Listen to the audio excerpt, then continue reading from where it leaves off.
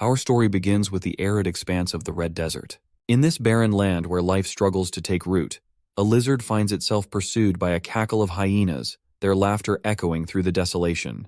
Before the little critter could meet its end, a whirling blade intervenes, slicing through the air with deadly precision. A young boy, the axe's owner, charges in, flipping the roles of predator and prey.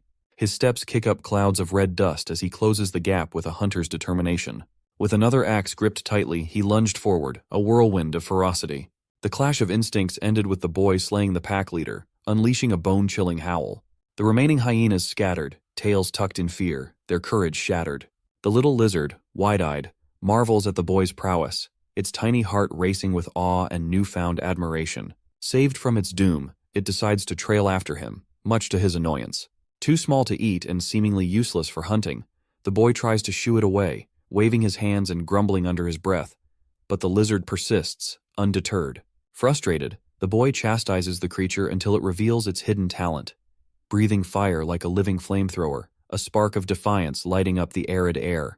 Their quarrel is abruptly silenced by a deep rumble from beneath. The stone they chose for a resting spot stir, revealing itself as a slumbering beast. Thus, the unlikely duo flees for their lives, pursued by an enraged earthen rhinoceros, its massive form barreling through the terrain. They scramble through the desert until they reach a cliff. With no time to spare, the boy leaps into the unknown, indifferent to the drop, the wind howling in his ears. Thanks to his unnaturally strong legs, he absorbs the fall with ease, landing with a thud that would have crippled an ordinary person. At the bottom, he encounters a hooded figure seated beneath a withered tree, an aura of mystery surrounding him. Curiosity flickers in his eyes, but the rhino is still on his trail, its enraged bellows growing louder. Gripping his axe, the boy resolves to stand his ground, ready to prove his lineage as a descendant of the Black Dragon. The hooded figure rises with patient grace and lowers his hood, revealing white hair and piercing blue eyes, commanding an air of strength. Bro is literally Griffith from Berserk but with straight hair. The beast locks eyes with the man, and in a breathless moment it turns tail, retreating without a fight. Such is the weight of true aura, an invisible force that needs no weapon. The boy is dumbfounded, his grip on the axe slackening in disbelief. The enigmatic man smiles, asking if the boy is unharmed, his voice calm and soothing, yet carrying an edge of authority. Little did the boy know that this chance meeting would alter his destiny and reshape the fate of the world. Ananta, the young hunter, leads his savior back to his village. The weight of the encounter is still heavy in his thoughts. The villagers, naturally curious, gather to learn about the foreigner, their whispers a mix of wonder and caution. Ananta's sister, however, is more concerned about her brother's disappearance. She scolds him for wandering into mystic territory again, warning of the dangers that lurk there. To make matters worse, he's brought home an odd critter and a mysterious stranger, complicating her worries further. Ananta eagerly introduces the man to his sister, Ashta, his voice brimming with enthusiasm. Suddenly, Ashta's illness strikes, forcing her into a fit of black bile coughing, her strength fading as quickly as it came. Worried, Ananta urges her to rest inside, his voice tinged with guilt and concern.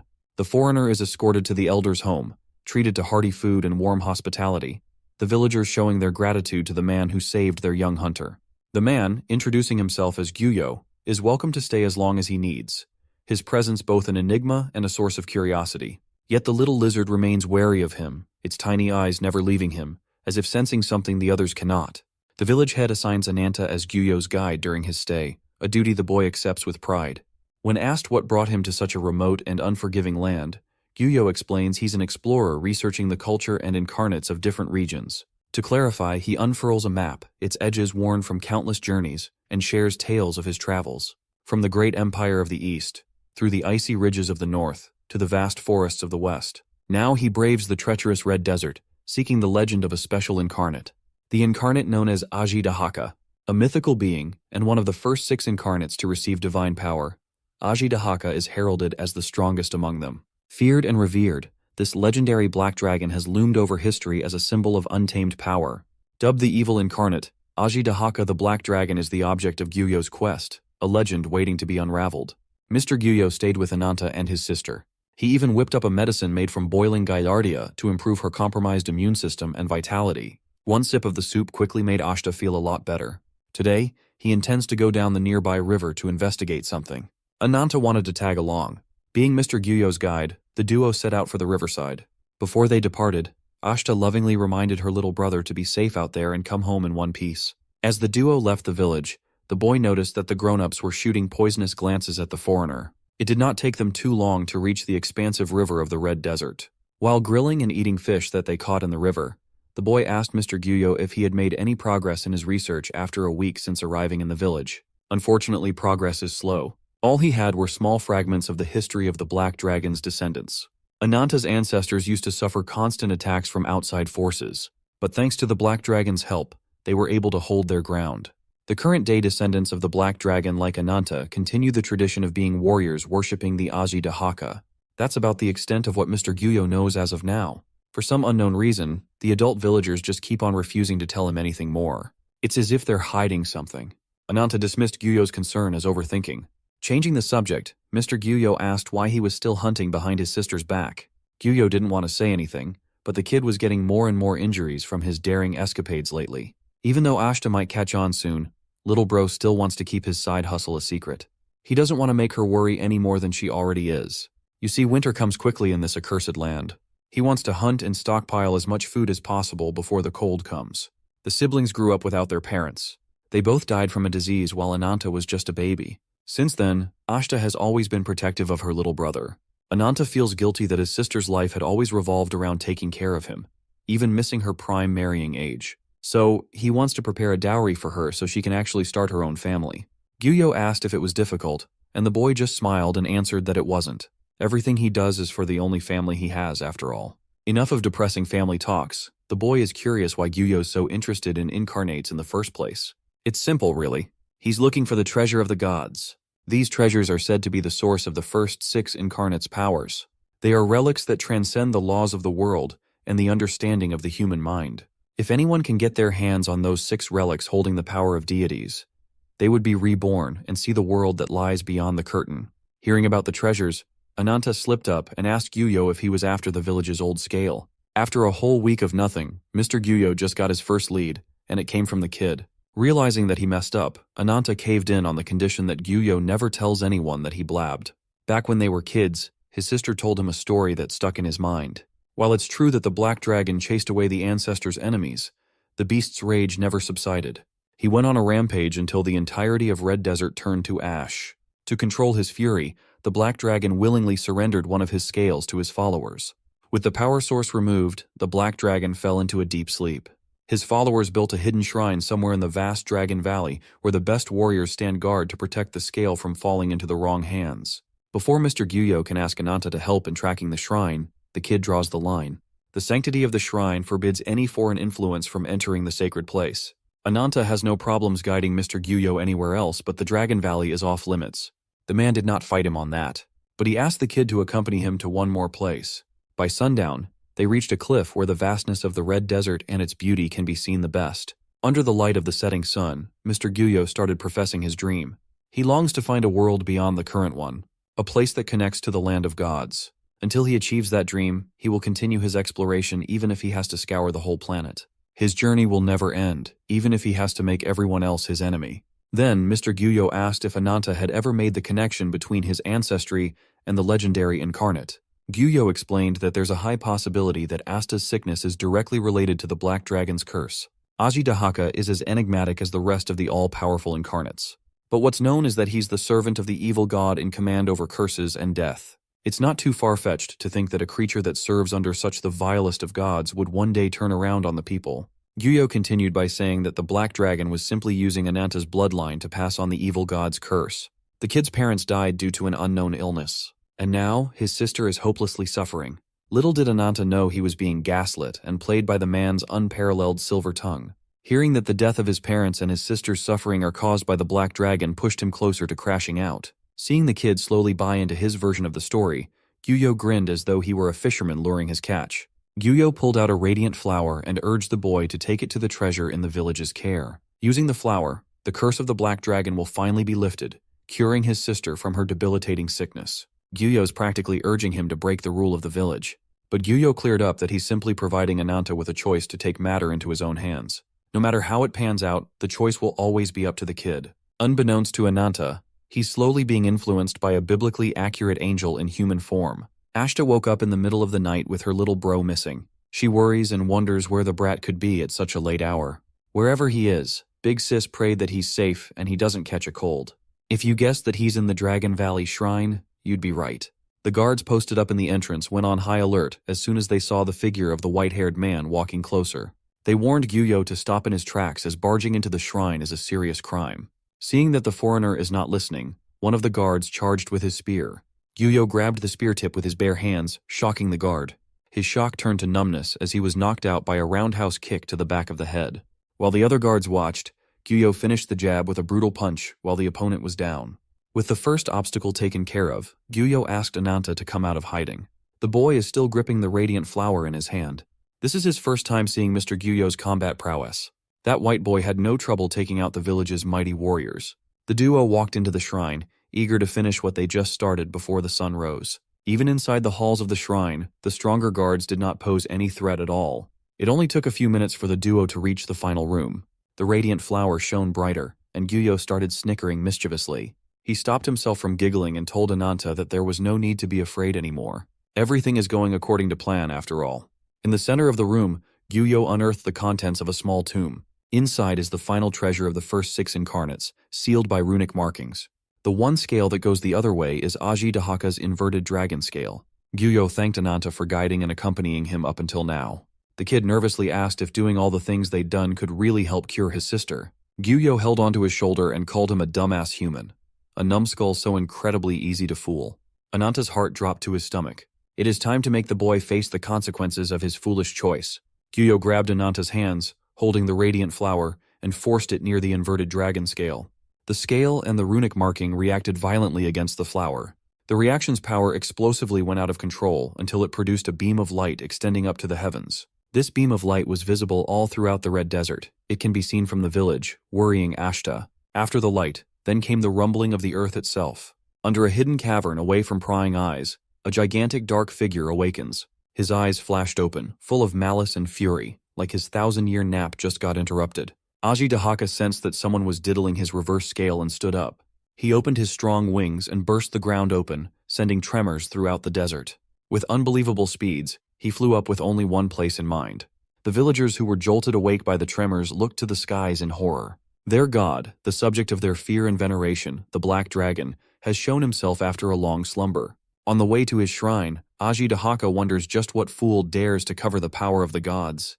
The entire shrine that stood tall for generations had been reduced to rubble. Our sweet summer child, Ananta, is lying face down on the debris, both of his arms cut off by the beam of light. When he woke up, he was so mesmerized by the sight of Mr. Gyuyo standing in front of the light that he didn't even feel the pain of his limbs being severed. The radiant flower has turned into something else, something more primal and powerful. Mr. Gyuyo clenched its long and hard stem, excited to finally have the missing piece of the puzzle. This is the miracle that will bridge the horizons. Upon taking the mutated flower out of the beam of light, Mr. Gyuyo's clothes randomly evaporated, exposing his chiseled body. He built different, for real.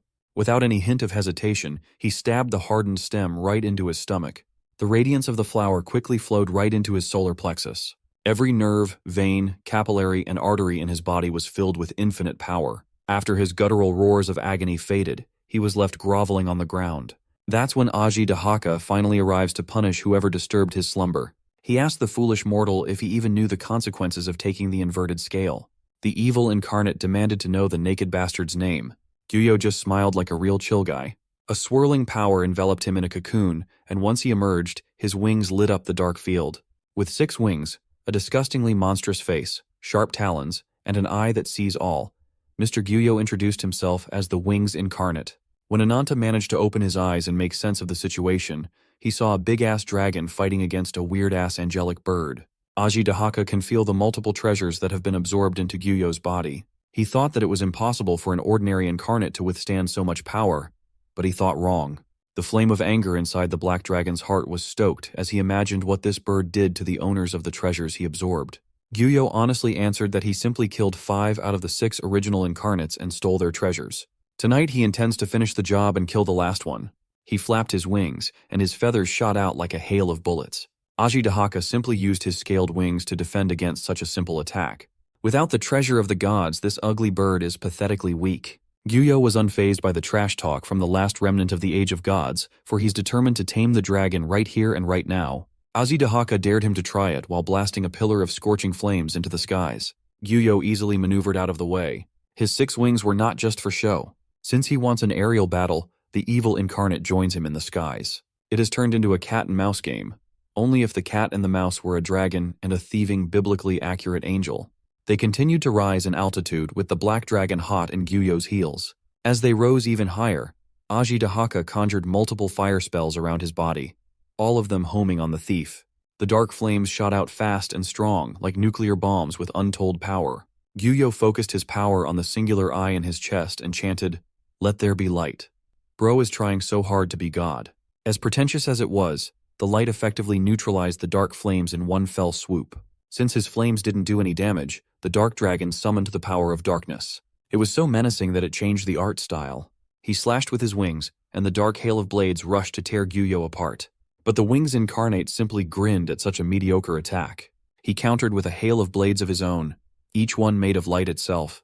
Gyuyo flexed his terrifying control and power by accurately pinpointing each dark blade and bursting it with his own. Each of the light blades continued their momentum, eager to pierce the dragon's body. Once they converged and skewered the evil incarnate, a massive and bright explosion lit up the night sky for as far as the eye could see. The villagers could only watch as their god got bodied by the random foreigner they took in a week ago. Meanwhile, armless Anata struggled to get back on his feet. He tried his best to catch his breath, but taking in air to his lungs felt unbearable. Even in such agony, all he worries about is his sister. Finally, the last of the first 6 incarnates had fallen. His once mighty figure has become disheveled and riddled with damage. Gyuyo, on the other hand, looks like he can go for another god-level battle and be fine. He smugly smiled after destroying the dragon's heart and defeating the final boss. He deserves to be a little smug. His infuriating snicker is pushing it, though. Finally, after all the hard work he had put in, he had all the tools to rise to the heavens. And so, Mr. Gyuyo, the wings incarnate rose to the clouds and never stopped. Ananta looked at the consequences of his foolish actions, fearful and devastated. He thought he was just trying to help his sister, but he ended up creating a peerless deity. With Azidahaka's dying breath, he called on the child and asked if he helped in bringing ruin to everything. Ananta trembled under the gaze of the dying dragon as he apologized for his foolishness. As an evil god writhing at death's door, Azidahaka has no mind to forgive the child's foolish actions at all, and so he bestowed a curse on poor Ananta. A curse that came at the cost of the evil incarnate's physical body, letting his flesh rot away in darkness just to spite a kid. The remaining power in his gigantic frame sizzled and bubbled up. Azidahaka's remaining spiritual force took the form of pure darkness and ferocity. The body that has been deemed too tough to pierce is ripped apart to make way for the Avatar's escape.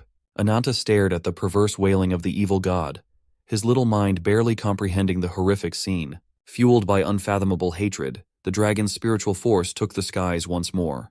He visibly burned through his dwindling spiritual force every second, but he had one last petty agenda to do. Once Ananta realized where the monster was heading, he felt dread crawling up his spine. This goddamn dragon is heading towards the village. Looking like a physical representation of hell itself, Azidahaka reached his destination in the blink of an eye. He saw the ancestors of the men and women that worshipped him for generations, and did not even hesitate to burn them all down to ashes. The screams of agony from being burned alive filled the air. Ashta, Ananta's caring and affectionate older sister, was one of the unfortunate victims. The whole village has been annihilated in just one flyby. Ananta cried and cried. He lost his arms, and now he has lost everything else too. But the evil incarnate is not done with him just yet. Before completely dissipating into nothingness, Azidahaka finished the curse on the boy. He slammed his spiritual body right into Ananta's fragile little armless frame. He entered every orifice, invading the boy's body and slowly reconstructing his severed limbs. His veins were strengthened and filled with the power of a dragon. His heart pumped and circulated pure darkness throughout his whole body, and his physical form transformed into that of an incomprehensible monster made of hatred. Ananta's figure shifted and mutated, his bones crunched and expanded, and his flesh bubbled and ballooned. With this integration, the foolish mortal shall forever wallow in a mire of death and calamity. The kid has turned into a full-blown vessel of the dark dragon's remaining power. Thus, the years roll forward, unveiling Ananta's warpath, a relentless march of vengeance forged in blood, darkness, and fury. A fierce beast once told a valiant warrior that without fangs in his mouth and claws in his hands, his greatest weapon would be something else. In this draconic beast case, his anger and tenacity are his weapons. He went through a pack of wolves like they were cannon fodder to be ground down to paste. From his blood and sweat, his flesh and bones, he swallows the corpses of his enemies. Targeting the alpha of the pack, the beast ruthlessly bit a chunk of neck meat. With superior force, he ripped it apart, making the blood and gore burst out. With the wail of a dragon's rage, he shall kill and kill. In this world, beasts possessing mysterious powers are dubbed as mystics. The few mystics that were made in the form of humans, molded by the gods, were called the incarnates. Most of them helped humanity in their own ways, but there were those who became drunk on their own power. They were thusly dubbed as evil deities. In some random creepy forest, a group of raiders hunts down their remaining prey. They laughed and joked around while slaughtering civilians. With the blood of the innocent still dripping from their blades, they took all the valuables worth selling before heading back to their hideout. They jested that the monster of the woods might be watching. When they saw all the dead wild beasts strewn around the area, they realized that their jokes might not be far from reality. At first glance, it seems like a territorial fight, but it looks more like a massacre. And among the corpses was a man leaning against the remains of a dead mystic. The raiders immediately dismissed the idea that a single man slaughtered all these beasts. Just when they were about to look for loot, a familiar lizard stepped in to bite on a raider's ankles. Before they can get rid of the little critter, the mysterious man awakens. He unleashed a vicious punch that knocked out one of the scumbags. He boldly declared that anyone who dares to lay a finger on his pet will meet their bloody end. Still clueless as to what they were in for, the raiders drew their weapons and turned them to our boy, Ananta.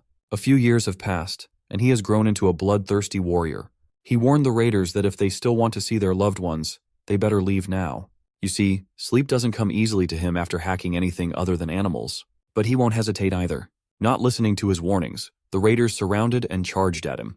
With his trusty axe, Ananta ripped through the battalion of hardened raiders, painting the ground with their blood and innards. Recognizing his threat level, the crossbowmen maintained their distance and locked their weapons on him. As soon as they fired, Ananta took his lizard pet into his arms and shielded the little critter using his body. If he was a normal human, the damage from the arrows would have been enough to kill him. But he is far from normal. Ananta's demon screeched with an unholy sound as the power of the black dragon was released. After all these years, the spirit of Ajidahaka had completely melded into his body. The evil deity took over, amplifying his power and ruthlessness to an insane level. But Ananta fought through it and stopped the transformation halfway through, dispelling the dark energy. He plopped to the ground and gritted his teeth through the pain. In the end, he was taken alive and was brought to the raider village. The village boss couldn't believe that a lone man could possibly take down such a powerful wolf mystic. While tied up in a post, he warned his captors that they should burn the mystic corpse as soon as possible. When asked why he fought and killed the beast, Ananta simply answered that he was hungry. The raiders who captured him are still wary of the transformation they saw with their own eyes earlier. Their fear is reinforced by the recent rumors of an evil deity that eats dead bodies around the area. But all the boss can see is a human. A human can't possibly leave such a massive and gnarly bite mark on the wolf mystic.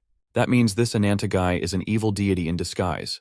Hearing their remarks, he scoffed and laughed at their cluelessness. He finds it ridiculous that these lowlives think they are safe inside their flimsy wooden walls. They were stupid enough to tie up an evil deity that eats mystics in mere chains. These dumbass raiders can't even restrain him properly. The unsettling atmosphere was worsened by the stench of dripping putrid blood. The corpse of the wolf mystic has broken free and chomped down on one of the raiders. Ananta had already tried to warn them that it was no ordinary corpse. It's a mystic who has become a servant to another evil deity. In other words, an abomination. The warning bells of the village sounded out, warning the raiders of the emergency. The wolves hiding in the woods have come to rally with the corpse of their leader for a coordinated evil deity attack. Behind them was the silhouette of the horned culprit orchestrating the assault. It's a rotten evil deity that emanates the aura of death. With its directive, the wolves worked together to climb over the walls one by one. Once inside, they took the raiders by surprise. These humans were no match against the relentless charge of the beasts. They had to resort to using fire as a means to stop the downpour of wolves inside the village, burning the walls that protect them in the process. While most of the wolves burn to a crisp, Ananta readies himself for the real fight. His bones crunched and expanded.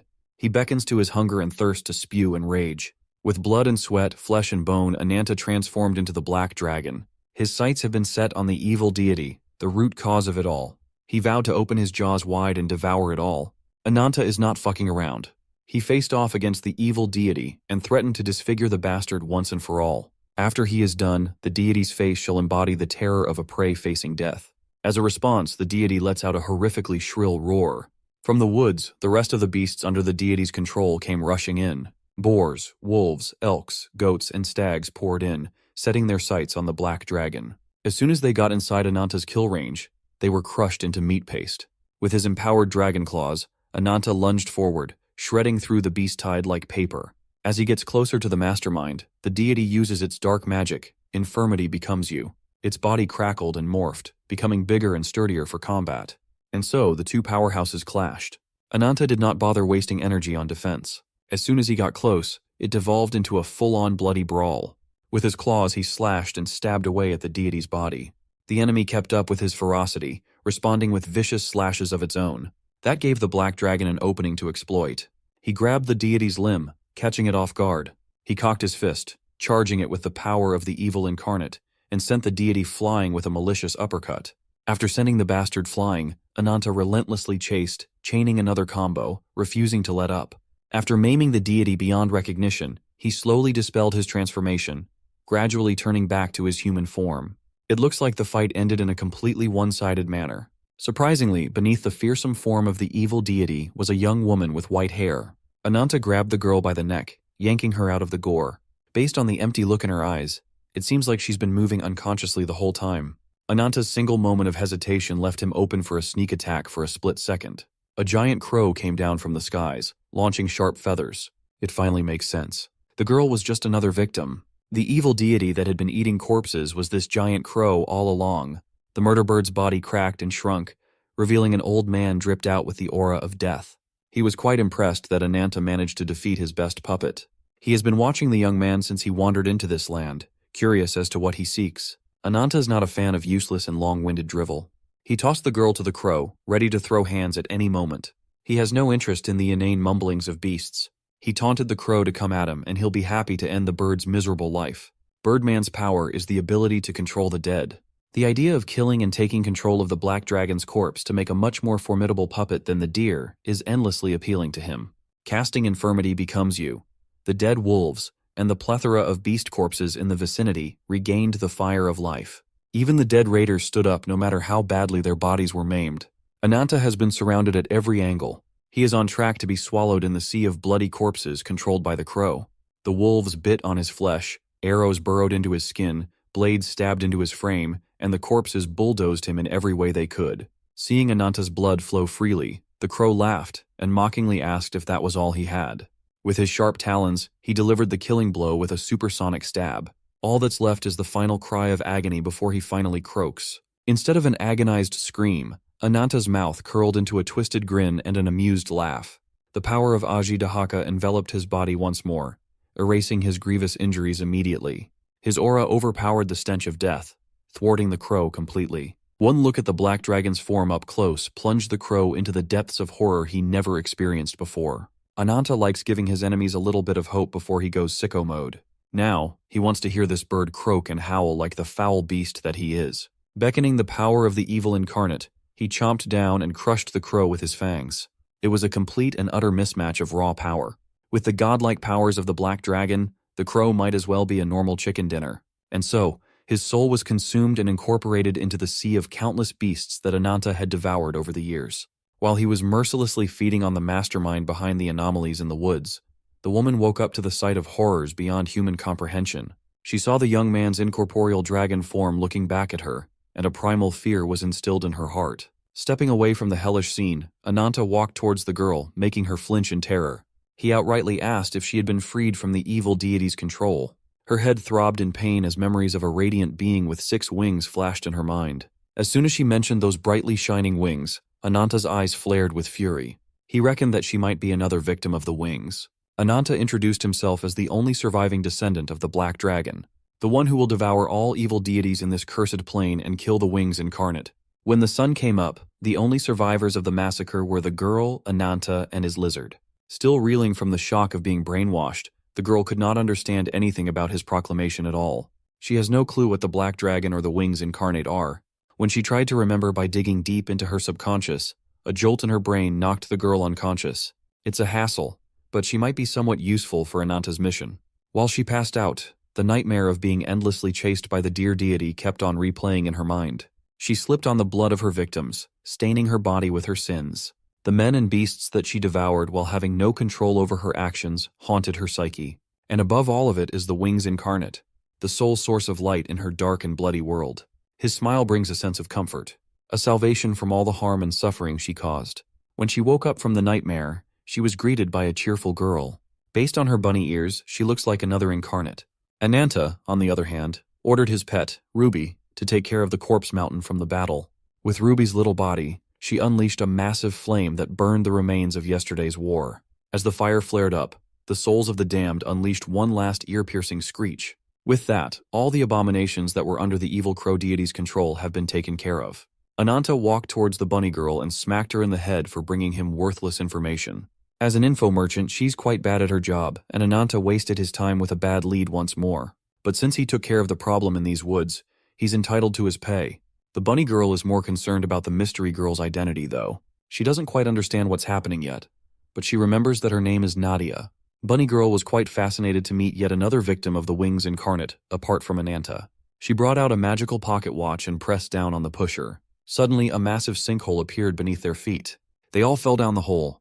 Ananta and the bunny girl are used to it by now. The same can't be said for poor Nadia. After a few seconds of free fall, the group arrived in the outskirts of a town surrounding a giant tree. Bunny girl finally introduced herself as a member of Rabbit's Foot, the largest information vendor on the continent. The ever-adorable info merchant Whitefoot. She and Ananta have been a longtime partner of sorts. Right now, they are in the largest trade city in the south, the city of Carpes, and the colossal tree before them is the White Lotus tree. Nadia interrupted her explanation.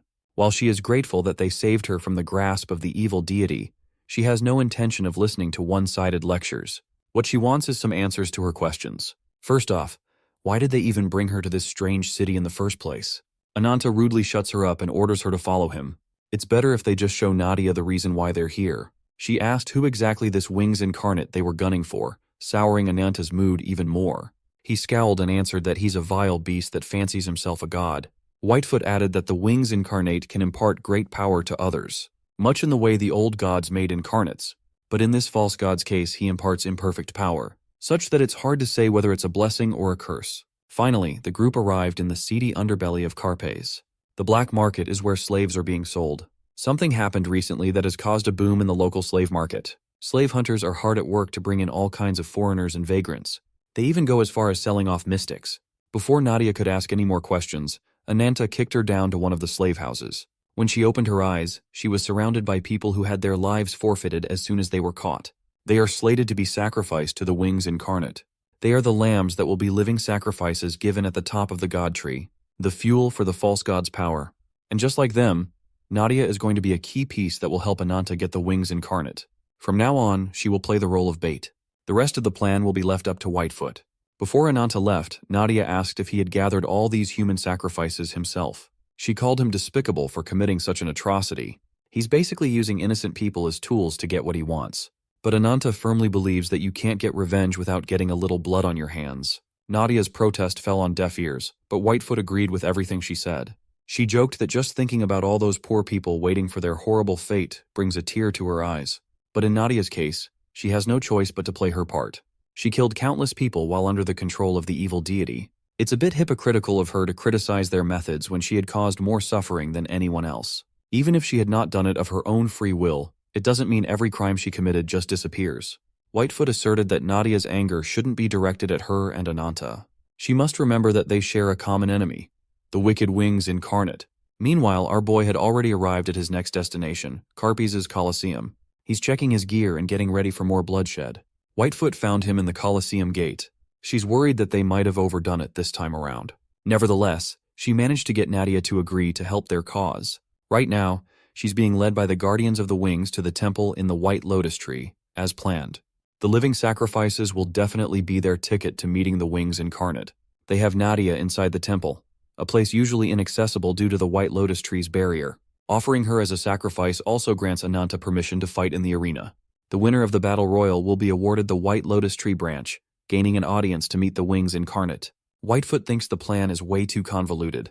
If Ananta wanted, he could have just demanded the attention of the false god by going on a wild and murderous rampage. As cruel as he is, there are certain lines he refuses to cross. He might be a monster, and yet he insists on distinguishing himself from beasts. He is trying to exact revenge while adhering to his ideals, as ironic as that might sound. Ananta just finished a feast after consuming an evil deity. Right now, he needs a bit of a workout. He told Whitefoot to stay put and watch him as he slaughters beast after beast. She's just worried that he'll attract too much attention that could derail their plans. In the arena, the fight is already raging on. A line of organized knights raised their shields and spears against a colossal cheetah. The beast snarled, but the captain was unfazed as he rallied his troops. Their formation was disrupted not by a beast attack but by Ananta's sudden entrance. He called them clowns and demanded that they stay out of his way. The cheetah dared to raise its claws against Ananta, and he easily countered with a vicious double axe chop to swiftly end the bout. Whitefoot had already warned him not to draw so much attention. Yet here he was, dicing up a mystic like it was nothing. The knight captain could not believe his eyes. He had never seen a single human overpower a mystic to this degree. With the cheetah weakened, Ananta jumped in and whacked the overgrown kitty in the head. The crowd was speechless as they all heard the crunch of the mystic's skull. Ananta unleashed a guttural war cry that echoed throughout the whole arena. He sets his sights unto the god tree, itching to come up and chew the wings incarnate up alive. Meanwhile, the human sacrifices, including Nadia, have been escorted past the tree's barrier. The man waiting for them at the end of the ruins assured them that they have nothing to fear, for they are wholeheartedly welcome to his temple. The temple is protected by a barrier so powerful that people call it holy ground. No one knows why, but the Wings Incarnate has established it as his nest and demands living sacrifices. Those who offer sacrifices are given the chance to fight in the Carpe's arena. If they prove their might against powerful mystics, the fighters are rewarded with a god tree's branch. They are then bestowed a great power by the false god and inducted into the Guardians of the Wings. In order to break through that airtight defense, Nadia will blend in as a sacrifice. She begrudgingly agreed with the plan, but she's still curious as to why Ananta is so hell-bent on killing the Wings Incarnate. Whitefoot can't tell her the exact reason at the moment, but if there was ever such a thing as revenge incarnate, she couldn't imagine a better fit than Ananta. Back to the present, the dubious-looking Wings Incarnate called on to his sacrifices to lift their eyes and behold his presence. He asserted that he is the Holy One, revered by all, the master of the sacred tree, and the one that resonates with the drum of enlightenment in the world of darkness. Behold his holy name, Balzac. Bro's name is literally Balzac. He promised that his living sacrifices would know compassion and would attain immeasurable joy. All they have to do is commit themselves to the wings of salvation. One of the sacrifices dropped to her knees and begged for her and her little sister to be spared. Balzac raised his hand, applauding their noble heart, before making the girl's head explode on the spot. Her little sister watched as blood, skull fragments, and brain matter blasted everywhere. None of the sacrifices dared to speak up after that. Balzac plopped down to his throne and insisted that all were equal before death. All he did was liberate the girl from fear and pity. Nevertheless, everyone shall soon be reunited with her in nirvana. One of the guardians motioned to draw his blade after noticing something peculiar about one of the captives. Nadia finally had enough and summoned her monstrous deer form. Her aura spread around the temple, choking the guardians one by one. She called out Balzac for being a false savior, just another vile murderer. He didn't expect that an incarnate was hiding among his sacrifices this time around. He found it amusing. Yggdrasil Cernunos. After chanting those two words, Nadia was cloaked by the dark energy of the incarnate inside her body. She still feels the guilt and burden of being responsible for countless atrocities. She almost succumbed to her own power, but she was brought back by a kid's plea to not lose. With renewed determination, Nadia beckoned Yggdrasil to raise a forest inside the temple. The vines and branches grab hold of the guardians, while the rest of the winding stems form a protective barrier around the sacrifices. Nadia assured everyone that she would protect them all. But Balzac quickly answered back with a lightning-fast attack against the impertinent foul doe. He feels insulted that a nameless incarnate from the borderlands would even dare to challenge someone as renowned as him. But now that Nadia's mind is clearer than ever, she finally remembers that she is the nature incarnate. Nadia was able to block the first attack and didn't feel any real threat. Beckoning the power of nature, she formed a hammer made of Yggdrasil vines. With this wooden construct, she intends to crush Balzac once and for all. With a cheeky grin, Balzac summoned an immense and ancient power as he chanted his spell, "Annihilation becomes you." The explosion can be heard all the way down the Carpe's arena. Ananta knew that he was running out of time. Nadia watched in horror as her attack shattered into a million little pieces. Yggdrasil Sucellus, her most powerful offensive spell, was neutralized in a single blow. Balzac asked if that was the last of her unsightly tricks. He snapped his fingers, and a massive creature burst out of the ground. By its decrepit appearance, the creature looks a lot like an abomination. Before Nadia could even process what was happening, 2 bone spikes had already lodged deep into her body. Balzac proudly introduced his grotesque faithful servant to the world. For someone who claims to be a god, he sure has demonic tastes. Carpe's favorite pastime continued despite the commotion above. Ananta sliced his way through every mystic beast that they brought out. He looked into a white tiger's eyes and understood the resentment it felt against him. As a sign of respect, he did not turn his eyes away from the beast's death. With one swing, he crushed the valiant mystic's skull. The knights who have been sidelined didn't expect that they would be pushed out of contention, with the mysterious young man claiming the win. Just as they expected, Ananta was declared the winner of the arena. After the trial, the guardians came out to bestow the branch of the white lotus tree upon the victor. The leader of the knights, Lord Bernhard, told his men that even if they lost, their plan would still proceed. They are determined to get the branch no matter what. Ananta took the twig into his hand. This is his ticket for the next part of the plan. Back in the temple, Nadia slowly bleeds out after being caught off guard by Balzac's speed.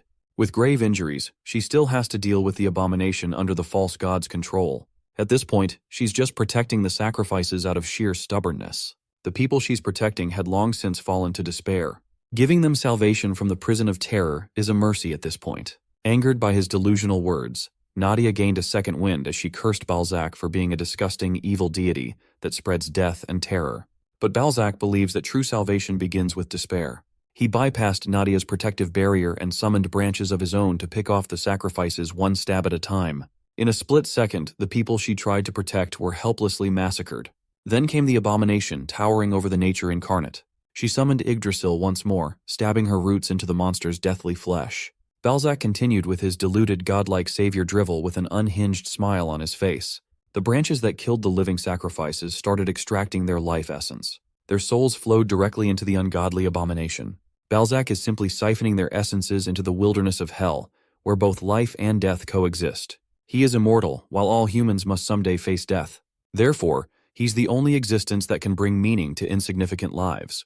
Even his guardians were not spared. Using them as vessels, Balzac juiced up his abominations, deeming everyone else as insignificant nourishment for the white lotus tree to create immortal warriors. He firmly believes that life shall be circulated as the light that protects his noble tree. When Nadia thought of just how many lives Balzac had claimed, her rage flared up. As much as she wanted to bash the false god's face in, she was completely outclassed. He confessed that he has taken so many lives that counting has become meaningless. Before he could finish her off, the temple gates slowly rumbled open. A dark presence barged into the holy ground, narrowly missing Balzac by a hair's breadth. It was, of course, our boy, Ananta. Equipped with the holy branch, he came in with the intent to kill. Balzac was caught off guard, giving Ananta the opening to stab the false god right in the face. After leaving his prize lodged deep in Balzac's face, he turned to Nadia and praised her luck for staying alive for so long. Unfortunately, the branch of the white lotus tree wasn't very effective as a weapon against the bastard. All it did was piss off Balzac, showing his true colors. He couldn't believe that someone could kill all the guards and reach the shrine all alone. When Ananta finally got a good look at the enemy's face, he asked who the hell the bastard he just stabbed was. He asked Nadia why she was wasting time with a nobody instead of fighting the wings incarnate. Hearing his blasphemous words angered Balzac even more than being stabbed. Ananta dared to step foot into his holy sanctuary, and now he dares to show contempt against the wings incarnate. The false god started transforming into his true form, vowing to pull out the young man's irreverent tongue with his own hands. Ananta just told the bitch-ass imposter to shut up and stop cosplaying as the wings incarnate. Lord Bernhard, the leader of the knights from the arena, is also slaughtering the guardians for his own agenda. With what remained of his troops, he rallied them forward to kill everyone who stood in their way. They tried to time it so that they could enter right when the barrier was lowered for the victor, but their target was nowhere to be seen. When he finally peeked through the gate, expecting a trap, he saw the remaining guardians slaughtered and scattered across the stairway. Maybe the mystery man who beat them in the arena is after the wings incarnate too. Inside the temple, Nadia asked what Ananta meant by saying that Balzac is not the wings incarnate. He reminded her why people call the bastard the wings incarnate in the first place. His most recognizable trait is his 3 sets of white wings. Yet this imposter delusionally claimed the name without even a proper set of wings. His impersonation lacks effort and accuracy. Ananta was pissed off for yet another wasted effort. He thought he'd get his revenge, but in front of him is just another fake scumbag who loves to run his mouth. Balzac is caught in his lie. He dropped all pretenses and shut his ears off. His remaining guardians charged Ananta with a kill order. They didn't even warrant a full transformation. He turned one of his arms into a dragon's claw and cut Nadia loose. It's up to her to salvage an unsalvageable situation. It looks like 2 of the sacrifices, the kids, managed to survive the massacre. Nadia's task is to retrieve the survivors and scramble to get out of the temple. Ananta, on the other hand, used his single claw to rip the face off these so-called immortal warriors. While he was busy painting the temple with the blood of its guardians, the deathly abomination opened its maw, exposing an unsettling amount of sharp teeth. Aiming at Ananta, it launched innumerable spikes with impressive force. Nadia dove forward, shielding the kids from the impact using her body. Ananta was forced to use his full black dragon form, increasing his speed and dodging the spikes. He countered by launching his whole body against the bird-like abomination at breakneck speeds. With his massive and compact body, he came barreling down like a meteor, overwhelming the abomination by force. The disgusting monster was tough. It can tank clean hits, and it can also dish out vicious attacks of its own. But as soon as Ananta injected a little bit of the evil incarnate's power in his fist, he caused some substantial damage with a single punch. He crushed the abomination's jaw, crushing most of its fangs. If it was a one-on-one, this would have been a cakewalk. But Ananta is up against another annoying bastard. Balzac's supersonic speed and immense power crushed the black dragon's chest under his talons. He praised the young man's strength. He found Ananta threatening enough to show his full power. Summoning his ancient power at point blank, he chanted, "Annihilation becomes you once more." Nadia recalled that this was the spell that shattered her best weapon. Fortunately, Ananta was not dumb enough to get hit by a move with such a long cast time. He grabbed the bird's hand and opened his maw to chomp on the chicken's head. Balzac was forced to cancel his attack and defend with his talons, calling Ananta a mindless barbarian. Our boy tried to land another swipe, but the chicken jumped backward and took to the skies to create space.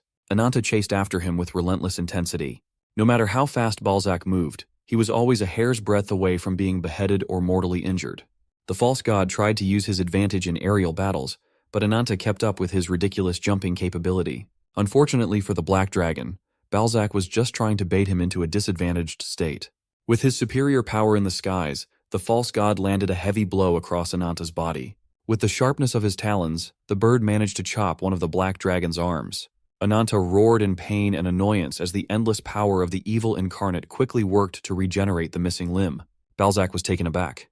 He thought he finally cornered his enemy. He wasn't expecting a cheat skill like complete regeneration. If losing a limb is solved in the blink of an eye, what else can an enemy do? To make matters worse for the chicken, Ananta wasn't just a close combat specialist. Using the scathing power of the Black Dragon, he can launch devastatingly sharp blows from afar. Balzac tried to defend against the projectile slash with his pathetic little twigs. The branches were quickly cut down, and the slash went on to slice his body in half. The imposter bird chirped with agony. He had never been pushed this hard. His transformation is slowly becoming undone. Even while crawling on the ground, he still views the Black Dragon as a lowly, insignificant worm. He still has the abomination under his control to keep Ananta busy. And before you know it, the upper half of Balzac's body grotesquely merged with the vile abomination. With this disgusting form, he intends to demonstrate the difference between him and Ananta. Above the largest trade city in the south, the peaceful sunny day was interrupted by a dimensional crack slowly spreading. A fist emerges from the ether, breaking the dimensional barrier like glass. An ominous silhouette appeared before the city, seemingly coming from a boundless space. A hooded figure stepped out of the dimensional crack, setting his sights on the colossal tree. Meanwhile, Balzac is arrogantly displaying what he claims to be his brilliant wings. He kept on spouting that he was the true wings incarnate. Tired of hearing his bullshit, Ananta seized an opening and stabbed the imposter with his claws. Even such a heinous injury wasn't enough to put the dirty chicken to rest.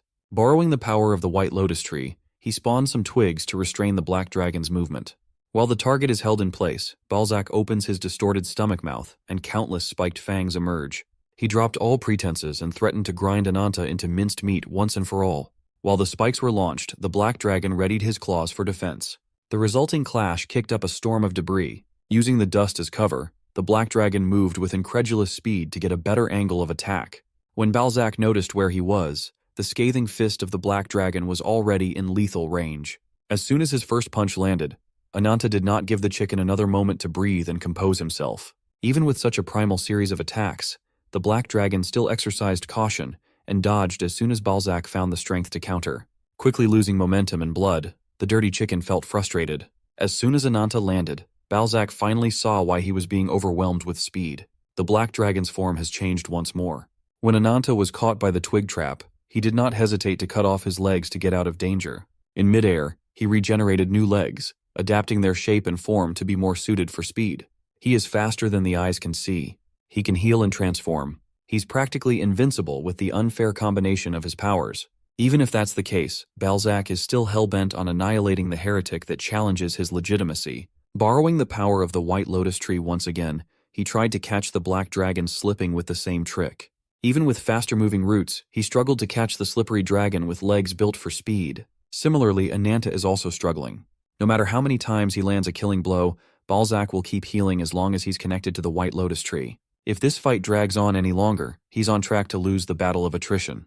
Ananta set his sights on the tree itself and braced his legs for the longest jump he could perform. He launched himself vertically and punched a massive hole in the temple's ceiling. He created an instability that made the structure slowly crumble. As a result, he was caught by the roots in midair. Balzac laughed at Ananta's attempt to crush him with debris. From afar, this looks a lot like a checkmate. The black dragon is restrained as the grotesque mouth of the abomination opens up. When asked how many lives Balzac has taken, he arrogantly reiterated that counting the number of his victims is tiresome and meaningless. Since that's the case, Ananta can just let the weight of those deaths be the false god's annihilation. Beckoning the power of the last evil deity he consumed, the black dragon cast infirmity becomes you. From the hole in the ceiling, the reanimated live sacrifices straight out of the White Lotus tree poured down.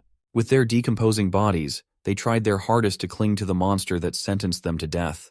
They bit, stabbed, and clawed the flesh of the false god that sacrificed them for his own gain. Balzac had killed so many people that they formed a mountain of death surrounding him. The physical evidence of his sins clung to every inch of the abomination. Bleeding out of every pore, the only thing he can think of is making more live sacrifices to recover. His deplorable desire to consume life was impeded by a light beam coming out of another dimensional crack. The radiant beam came down like the hammer of justice, pulverizing what remained of the abomination's body. The mysterious being from the boundless space intervened and finished the job. He looked at Nadia with a cold and emotionless glare. The otherworlder then dropped to his knees and lowered his head in complete submission, as he asked if his lord enjoyed this little trip. The white-haired kid that Nadia saved slowly got up. Much to everyone's surprise, the boy's body expanded, his white hair grew, and his voice got deeper. He reprimanded the otherworlder, Beharin, for making such a crude entrance. The man ripped the rags off of his body, exposing a chiseled frame. Under the brilliant light of the sun, Gyuyo, the wings incarnate, has finally shown himself. Whitefoot watched the bizarre development from afar and reported back to Rabbitfoot. The appearance of the ruptured space in the sky will surely cause a stir. She also identified that the wing's assistant had shown up. That pretty much confirms that the wings incarnate himself is in the city. Mr. Gyuyo walked out like a supermodel after the fight had concluded. His mere presence alone made Nadia's heart pound erratically. Meanwhile, Balzac is still holding on to the tiny sliver of life he has left.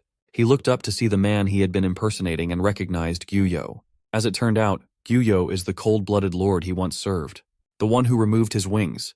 Well, his wings only got removed as a punishment for becoming drunk on power. Beharin grabbed Balzac by the neck as Gyuyo lectured his disgraced underling that his wings were only for those who were worthy of going into the heavens. Balzac still feels the pang of betrayal in his bones, for he was the one who revered his lord more than any other. He sacrificed tens of thousands of lives just to create the body of the abomination and regain his wings. But the foolish Balzac just never realized how truly insignificant he is in the grand scheme of things. Like the ball sack that he is, one touch from his former lord scattered the false god into dust. Under the mountain of decomposing corpses, Ananta opened his eyes. He remembered what Mr. Gyuyo said to him all those years ago, how he longed to find a world beyond the one they have, a world that connects to the land of gods. Until he achieves that dream, his journey will never end. He will do everything in his power, even if he has to make enemies of everyone else in the world. Even if his actions lead to pain and suffering for everyone else, even at the cost of countless innocent lives. Remembering Ashta pumped Ananta's veins full of rage. Beharin regrettably reported that the White Lotus tree appears to have nothing to do with Gyuyo's endgame. Balzac simply combined the power of the branch with a god tree. It would be shameful to compare it to the world tree itself. At this point, Gyuyo is more interested in meeting an interesting acquaintance in the form of Nadia. Beaten and bloodied, Ananta climbed up from the mountain of corpses and set his sights on his lifelong target. Pushing the black dragon's power to the limit, his claws become sharper than ever before. He sent 2 bloody air slashes forward, hoping to cut the wings incarnate from afar. Before the attack can even touch Gyuyo, the loyal Beharin jumps in to defend his boss.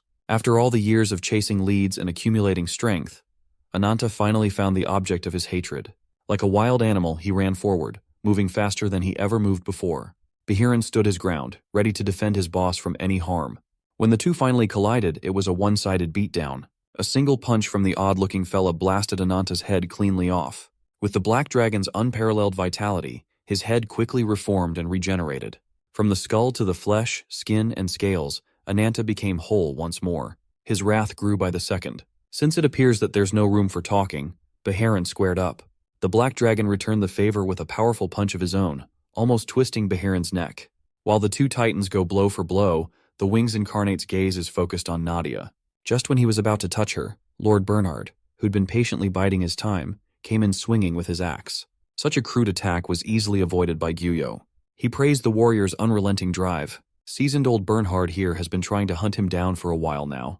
On the other side of the temple, the Black Dragon is still trying to brute force his way through Bahiran and failing. He can't focus on the enemy in front of him as he's tunnel-visioned on killing Gyuyo. Ananta just wants to rip Bahiran to shreds and end everyone's lives. Sensing a change in his aura, Gyuyo's lapdog jumped back in caution. The Black Dragon's body is stretching and growing at a visible rate. His scales are becoming larger to accommodate the expanding flesh and bones underneath. His back split open as the Black Dragon's wings grew into full bloom. With a frightening roar, Ananta surprised everyone in the vicinity. The true form of Ajidahaka has finally shown itself. Spurred by Ananta's frenzy, the evil incarnate has grazed the world once more. Gyuyo smirked, seeing this as an opportunity to have a pleasant reunion with an old foe. Ajidahaka, the Black Dragon, has descended for round 2. In his subconscious, Ananta has been eked out by the evil incarnate, losing all control. Our boy was trapped inside his mind. Ananta didn't know where he was or how he got there, but he knew he needed to get out quickly. The lingering spirit of the Black Dragon appeared before him. It encouraged him to remember the target of his burning desire for revenge, the vile man who took everything from him. Ajidahaka wants the cursed mortal to give his body over to rage and never stop his wailing. In the real world, the Black Dragon raised its claw and pounced at Bahiran. Gyuyo's lapdog very narrowly dodged out of the way. Seeing that he stopped speaking, it's obvious that Ananta has completely given up all self-control. Bahiran clenched his fist and locked in, calling the young man pathetic for losing his head. The Black Dragon responded to the insult by unleashing hellfire. Gyuyo's lapdog defended himself with a punch that released a powerful golden light. Their attacks collided, causing a massive sonic boom. Gyuyo quietly watched from afar, shielding himself from the residual impact using his white wings. He looked to his side and saw old Bernhard standing still strong. The unquenchable flames of hell threatened to swallow him, yet he remained composed.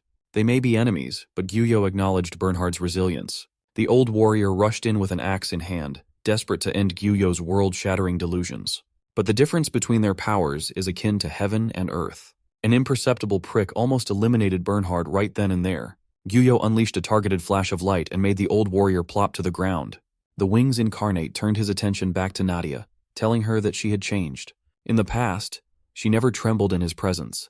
It's finally coming back to her now. He had met Gyuyo before.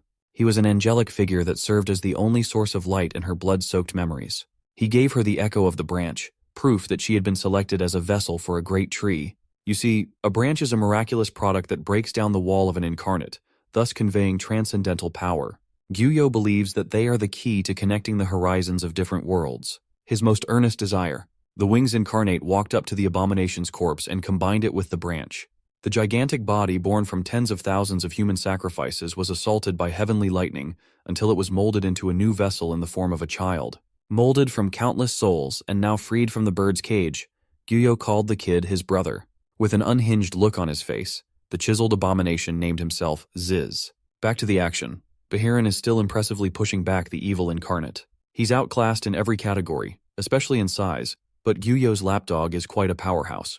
His golden punches can go toe-to-toe with one of the first 6 incarnates made by the old gods. Ajidahaka roared and shook the entire temple down to its foundations. It flapped its wings and slowly gained altitude. Blasting through the ceiling as if it didn't exist, the Black Dragon took to the skies. The crumbling temple was destroyed even further. Gyuyo assured Ziz that even if they're going against the evil incarnate, there's nothing to fear. From above, Ajidahaka charged up a massive ball of hellfire, an attack so massive that it threatened to destroy the whole city. When he fired the blazing baldachin, doom and destruction awaited everyone who would be caught in the blast. Gyuyo remained calm. In fact, he took this flimsy attack as an insult, like the Black Dragon is looking down upon him. He firmly believes that the firmaments hold no place for Ajidahaka. With a serene voice, he summoned his godlike powers and cast Let There Be Light. Not only did it neutralize the blazing baldachin, but the light also continued to flash through, eventually reaching the Black Dragon in the skies. By the time the light pierced through the stratosphere, Whitefoot had finished her live report back to Rabbitfoot HQ. The White Lotus Tree, revered by all, has been destroyed by the tremendous powers of the Wings Incarnate. Humanity's only ace in the hole, the Vengeance Incarnate, has officially lost. After the fall of Ananta, the White Lotus Tree lost its magnificent luster and was reduced to a ruinous amalgamation of dead branches. Gyuyo was dissatisfied with how long the operation took him to complete. Nevertheless, it's time for him, Baharin, and Ziz to return to their pantheon. His lapdog opened the portal, and a spatial crack appeared out of thin air. Before they left, Nadia asked Gyuyo why Ananta saw him as a vile beast with delusions of a god. She has no memories of meeting him before, but he felt infinitely familiar.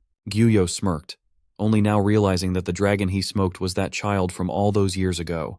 He answered that everything in this world is created through direct and indirect causes. When those two elements disperse, everything dissolves. Such is inevitability. After his Riddler-ass answer, he bade farewell to the nature incarnate. Meanwhile, in a faraway land, a scar-riddled muscle mommy's bath time was interrupted by her underling's urgent message. They've just received news of Lord Bernhard's return from the southern outpost. Muscle mommy was glad that her bath was interrupted by good news. She would have slapped Mir if it was bad news. The messenger added that the Lord is coming with an incarnate and 2 humans in tow.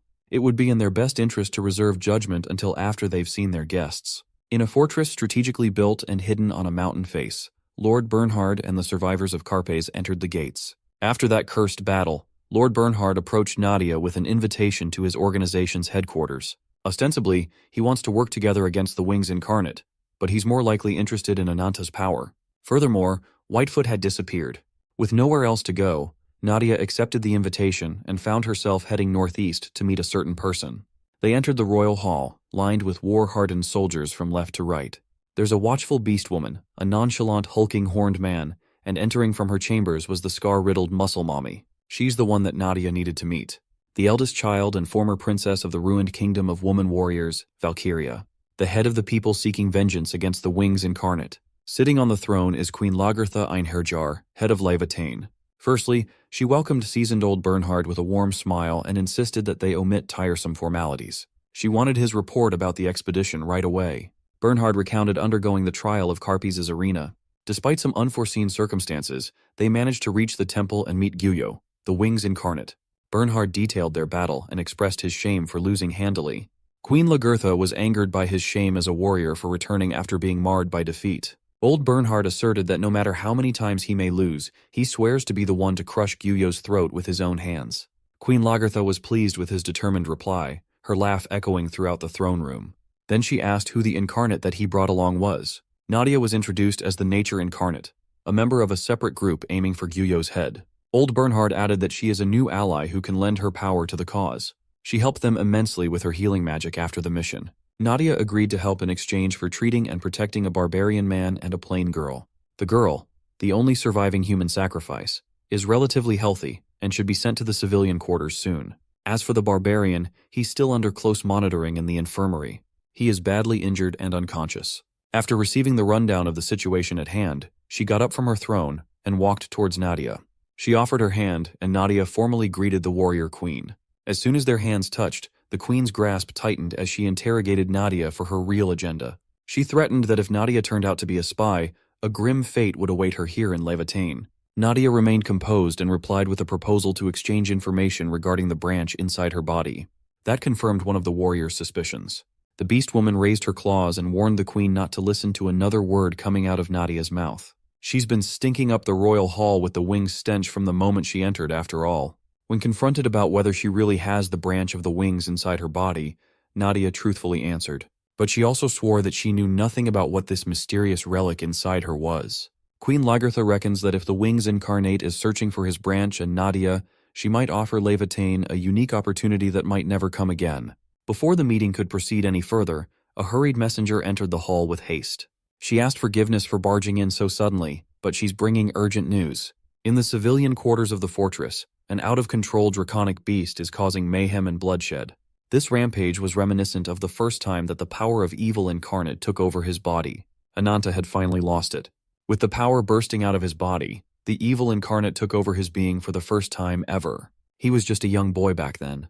Unable to rein in the overwhelming amount of magic, armless Ananta was consumed by the darkness. His perception of his body was erased bit by bit, his conscience slipping away. But even in his dragon form, his gaze automatically wandered in the burning village's direction. Slowly, he willed his monstrous body to crawl towards the fire. With pure instincts alone, he sped up, each step resulting in a booming quake. Halfway through, his speed had reached an unimaginable degree. As he arrived on the outskirts of the fiery village, he instinctively wailed in grief. Young Ananta scanned the surroundings and saw a burnt corpse in the direction of his home. The sight of that corpse and the smell of burning flesh knocked the kid back to his senses. He walked out of the dragon's body and ran to his burning hut. His arms had miraculously regenerated, albeit taking on the darkness of the black dragon. The face of Ananta's caring sister flashed in his mind. Her soft gaze and youthful beauty have been reduced into unrecognizably charred remains. He remembered that the last thing she said to him was to come back safely. Somehow he managed to do that, but at what cost? Ananta took Ashta's charred corpse into his hands, her usual warmth turning into unbearable heat. The kid trembled and screamed his angered heart out to the heavens, tears of blood pouring down his eyes. At that moment, the thought of killing Gyuyo with his own 2 hands had taken over his mind and heart. He had been dreaming of that tragedy for years now. When Ananta woke up after the battle, he opened his eyes to an unfamiliar infirmary. On his bedside was an adorable little rat girl, watching him sleep. Seeing her only confused him even more. Why is there a little incarnate watching him sleep? Even with all the injuries he accumulated from the battlefield, he forced himself to get up. His mind is still fixated on finding and ending Gyuyo once and for all. Before he could take one step out of the bed, blood splattered out of all his orifices. He gasps for air, struggling to breathe. His vision blurred, and black bile continuously flowed out of his body. This is the drawback of using too much curse power. Despite that, Ananta still tried to get up and miserably failed. The little rat girl cheerfully skedaddled out of the room to find an adult. After gritting his teeth through the pain and regaining a bit of strength in his legs, Ananta managed to get out of the infirmary. The civilians in the fortress froze in fear as soon as they saw the beaten and bloodied man walking in the streets. Ananta still can't figure out where he is. Looking up, he didn't see the sky. He reckoned that he might be in some kind of underground city. The patrolling guards stopped him from spreading any more unease to the citizens. Judging by his strange appearance, it's evident that he doesn't belong in Levitain. The guards urged him to cooperate with his arrest or die if he resisted. Ananta sighed and stood on business, ready to throw hands even when he's literally 1 HP. The tension was broken by one man's interruption, looking for his child. The guards referred to him as Lord Owl. Ananta saw in this man's hand a familiar burned-off symbol. When he was just a kid, Whitefoot warned him about this coat of arms.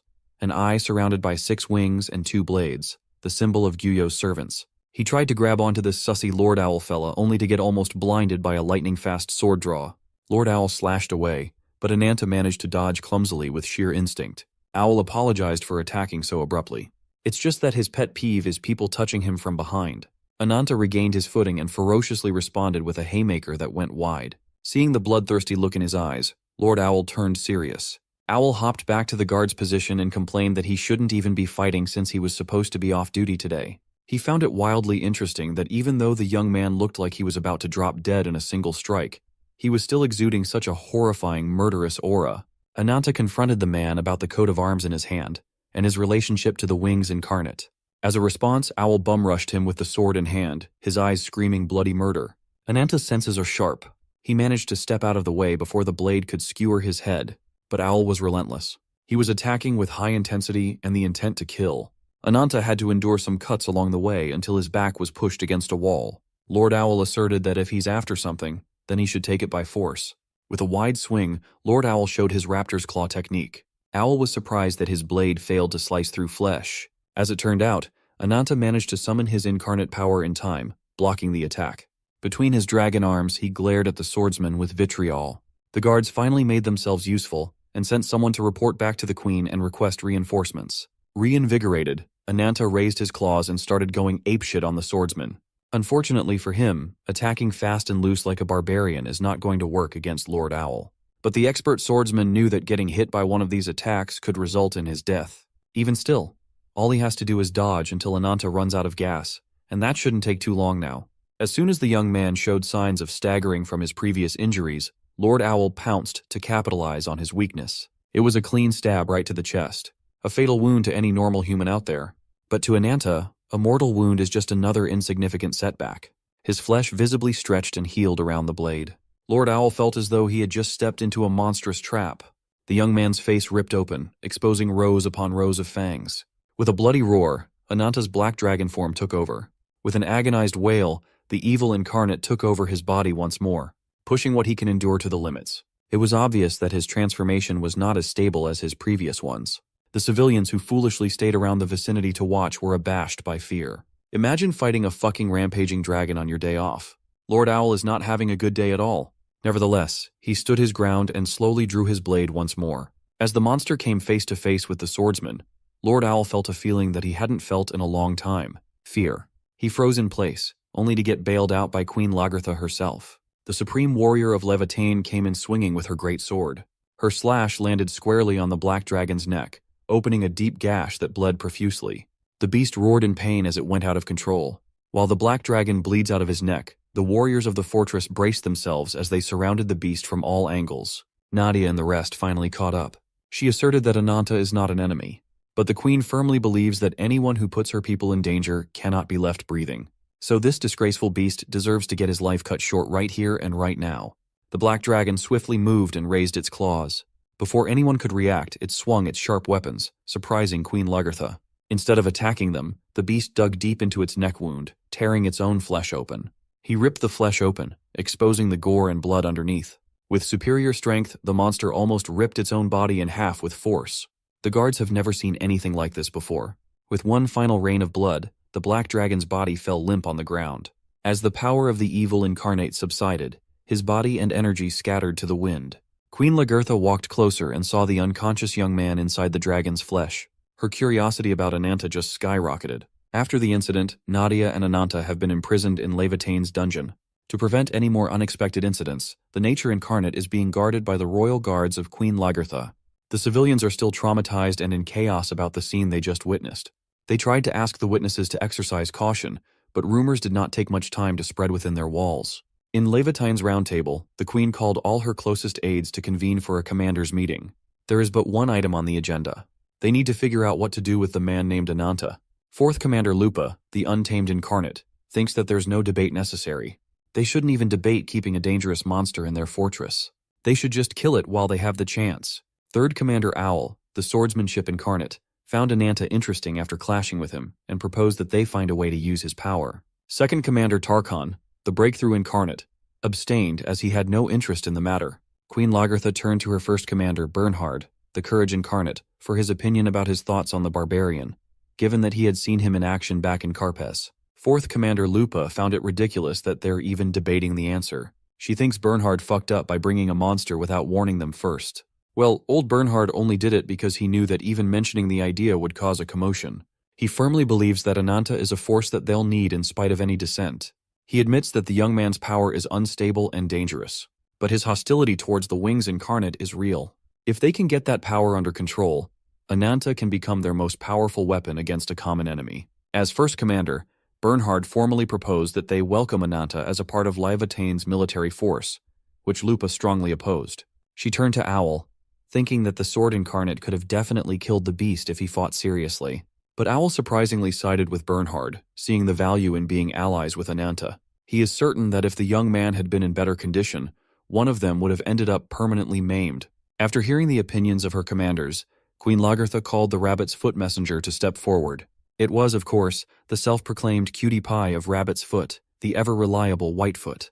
While the roundtable meeting was going on, Ananta was chained up in an underground dungeon. A lady with a sultry voice appeared inside his cell, greeting him like an old friend. She was worried that he'd be down like a dejected dog after losing against Gyuyo, but it seemed like she was worried for nothing. Ananta stared at her like a wild animal.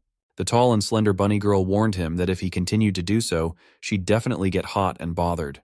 Back in the round table, Whitefoot is exchanging pleasantries with Levitane's big dogs, introducing herself as a humble info merchant.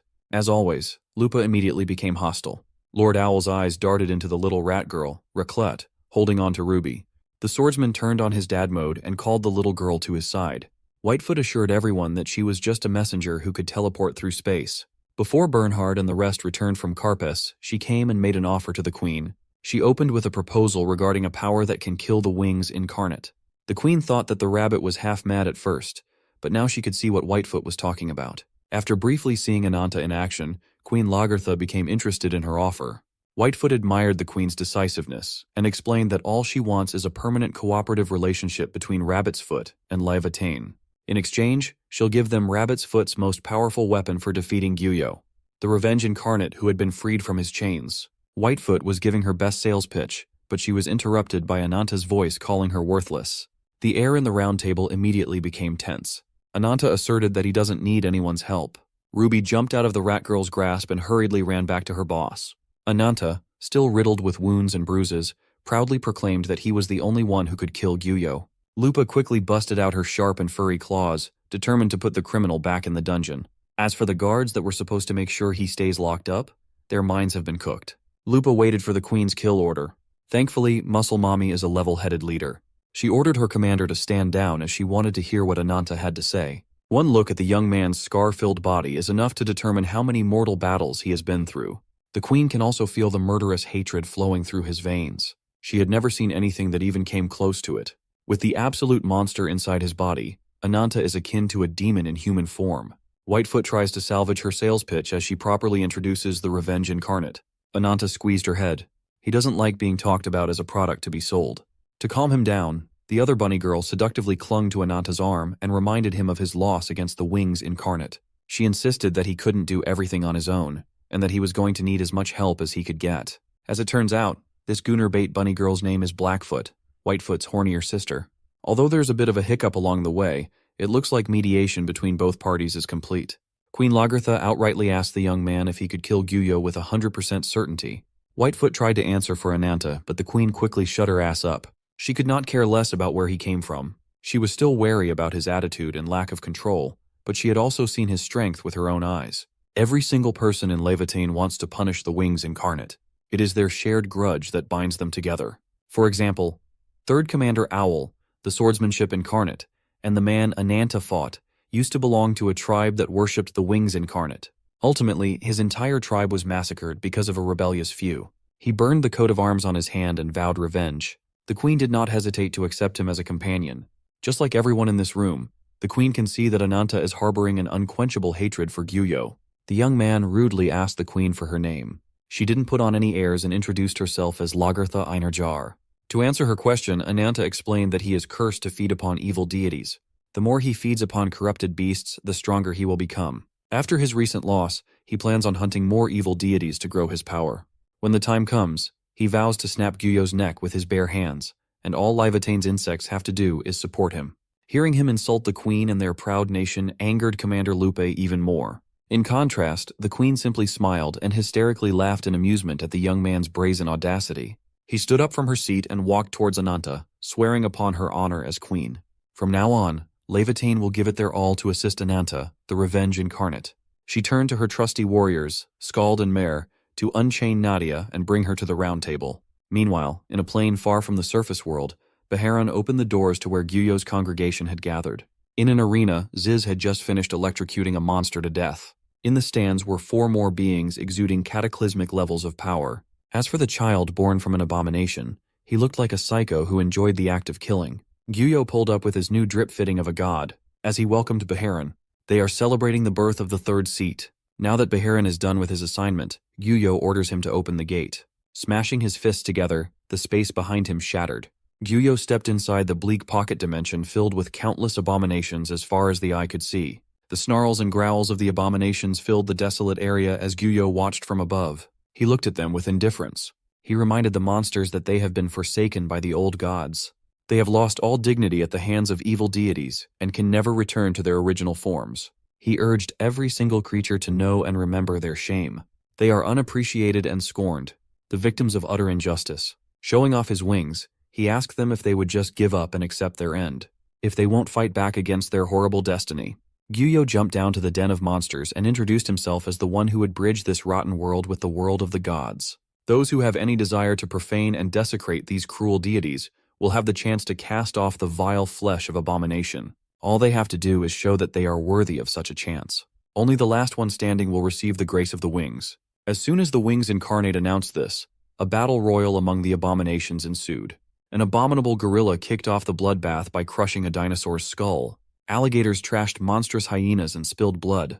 Watching the chaos and desperation to come out on top made Gyuyo chuckle. He rejoiced as the abominations tear each other for a chance to regain their flesh. Back in Levitain, Nadia has been freed and invited to the round table. She saw Ananta and shot him a worried look of concern. Whitefoot greeted her with a smile and saw the strange bunny girl clinging to his arm. Queen Lagertha assured Nadia that she could relax as everything's been taken care of. The last time she saw Ananta, he was an unstable mess teetering on losing control. But maybe she was worried over nothing. After talking with the Revenge Incarnate, the Queen has decided to accept both him and Nadia as official members of Leviathan. Of course, the fiery young man protested that he never agreed to work for this underground organization. Bernhard stepped in and proposed a compromise, making a temporary alliance. No matter how they spin it, they need the Black Dragon's strength to successfully hunt the Wings Incarnate. Ananta would also benefit from the organization's assistance. As for Nadia, she needs Leviathan's existing information to find the answers she seeks. Bernhard warned her that what he was about to tell her may be very difficult to bear, but she had already made her resolve to know what she really is clear. With solid determination, she urged Bernhard to tell her about the branch that had been implanted into her body. Queen Lagertha called the branch the Mistelton. It's a relic also known as the branch of the World Tree. Back in Carpes, they saw how the abomination turned into an incarnate with Gyuyo's bizarre methods. That boy with crazy eyes was born from the soul of countless human sacrifices. The branch is often called the Blessing of the Wings. It serves as a catalyst that can turn abominations into incarnates. That means Nadia herself is an incarnate reborn through Gyuyo's intervention, which makes her a creation of the Wings Incarnate. She has her human form because of the branch. She may have originally been just another abomination, but if that was true, Gyuyo must have the power equal to that of the gods. So why would he choose to power up an abomination instead of an incarnate? The queen answered that if used on incarnates, the branch would turn them into evil deities. She knows this vital information because she saw it the day when her homeland, Valkyria, fell. As a little girl, she was forced to sail away and abandon her empire due to Gyuyo's actions. She saw those 6 cursed wings hovering on top of the castle on that nightmarish night. Her home was destroyed by the emergence of the most powerful abomination, its dark horns destroying the castle she grew up on. Valkyria's guardian was turned into a monster before her eyes. Ananta interjected. According to what the queen is saying, Nadia should be Gyuyo's servant or an evil deity by now. Yet here she is, just a meek dolt who couldn't even hurt a fly. Bernhard asserted that this is why Nadia is a special case. She might be the closest thing Gyuyo has to the edge of the world. You see, there's a legend that has been passed down through Valkyria's royal family for generations. They say that a gap that forms along with the birth of the World Tree creates the so-called edge of the world. Gyuyo has been desperately making moves to find that dimensional gap to invade the world of the gods. That is why he keeps on trying to create creatures that can successfully serve as the sapling of a new world tree. But the branch, Mistelton, is too powerful for average beings to bear, let alone grow. Just look at the winner of Gyuyo's messed-up abomination battle royal. As soon as the abominable tiger accepted the branch into its body, an untold level of power immediately spread across its body.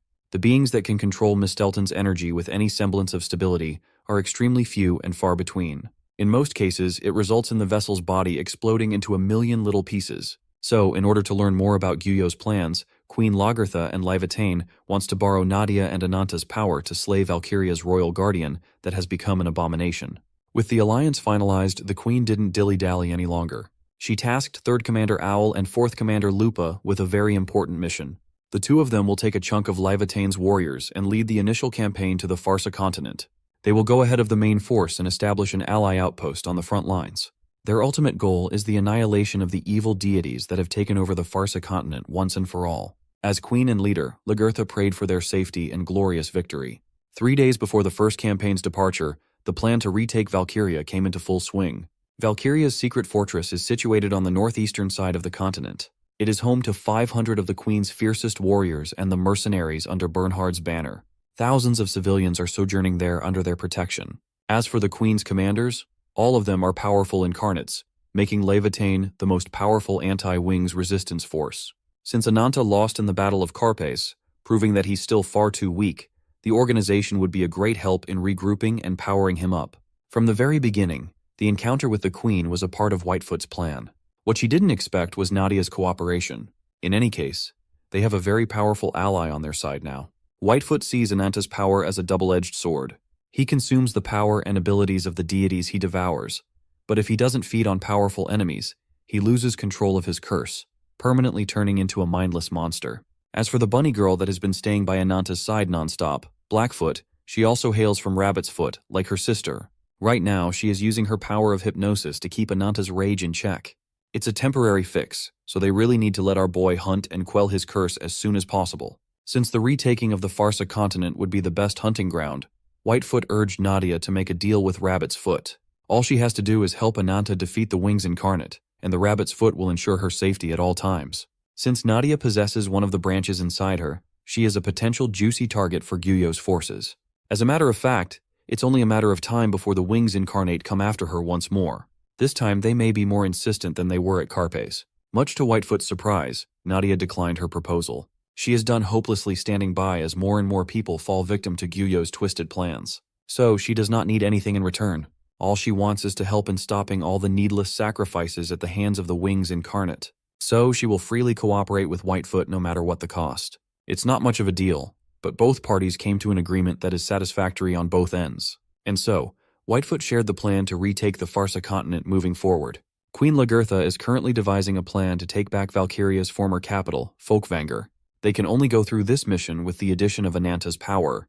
You see, Farsa has been turned into a cursed land that defeats even death. The one who sits on top of this land is the sacred incarnate, Alicorn, or whatever's left of him. This holy unicorn was one of the first incarnates, just like the black dragon, Aji Dahaka.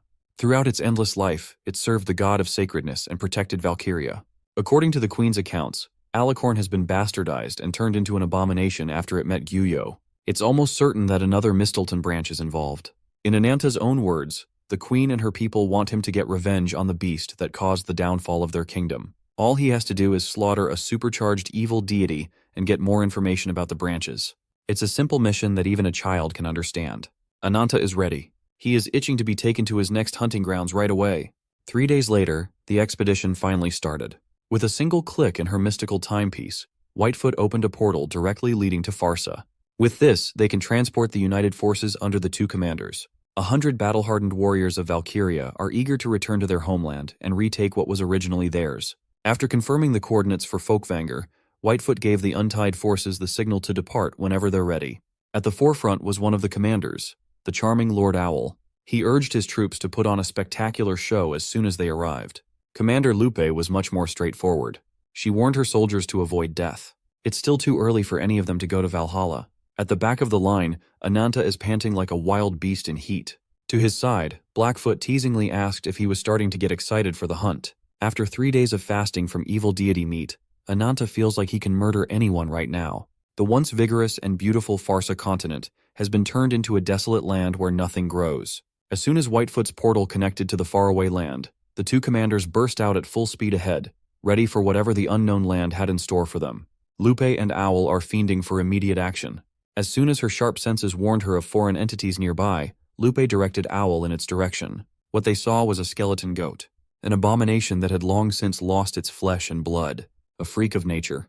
Following behind the commanders was Nadia. She activated Yggdrasil and spawned a flurry of roots crawling towards the goat's direction. Her roots quickly transformed into a wooden horse construct with Yggdrasil Epona. She was the first one to land an attack on the abominations that have taken over the continent.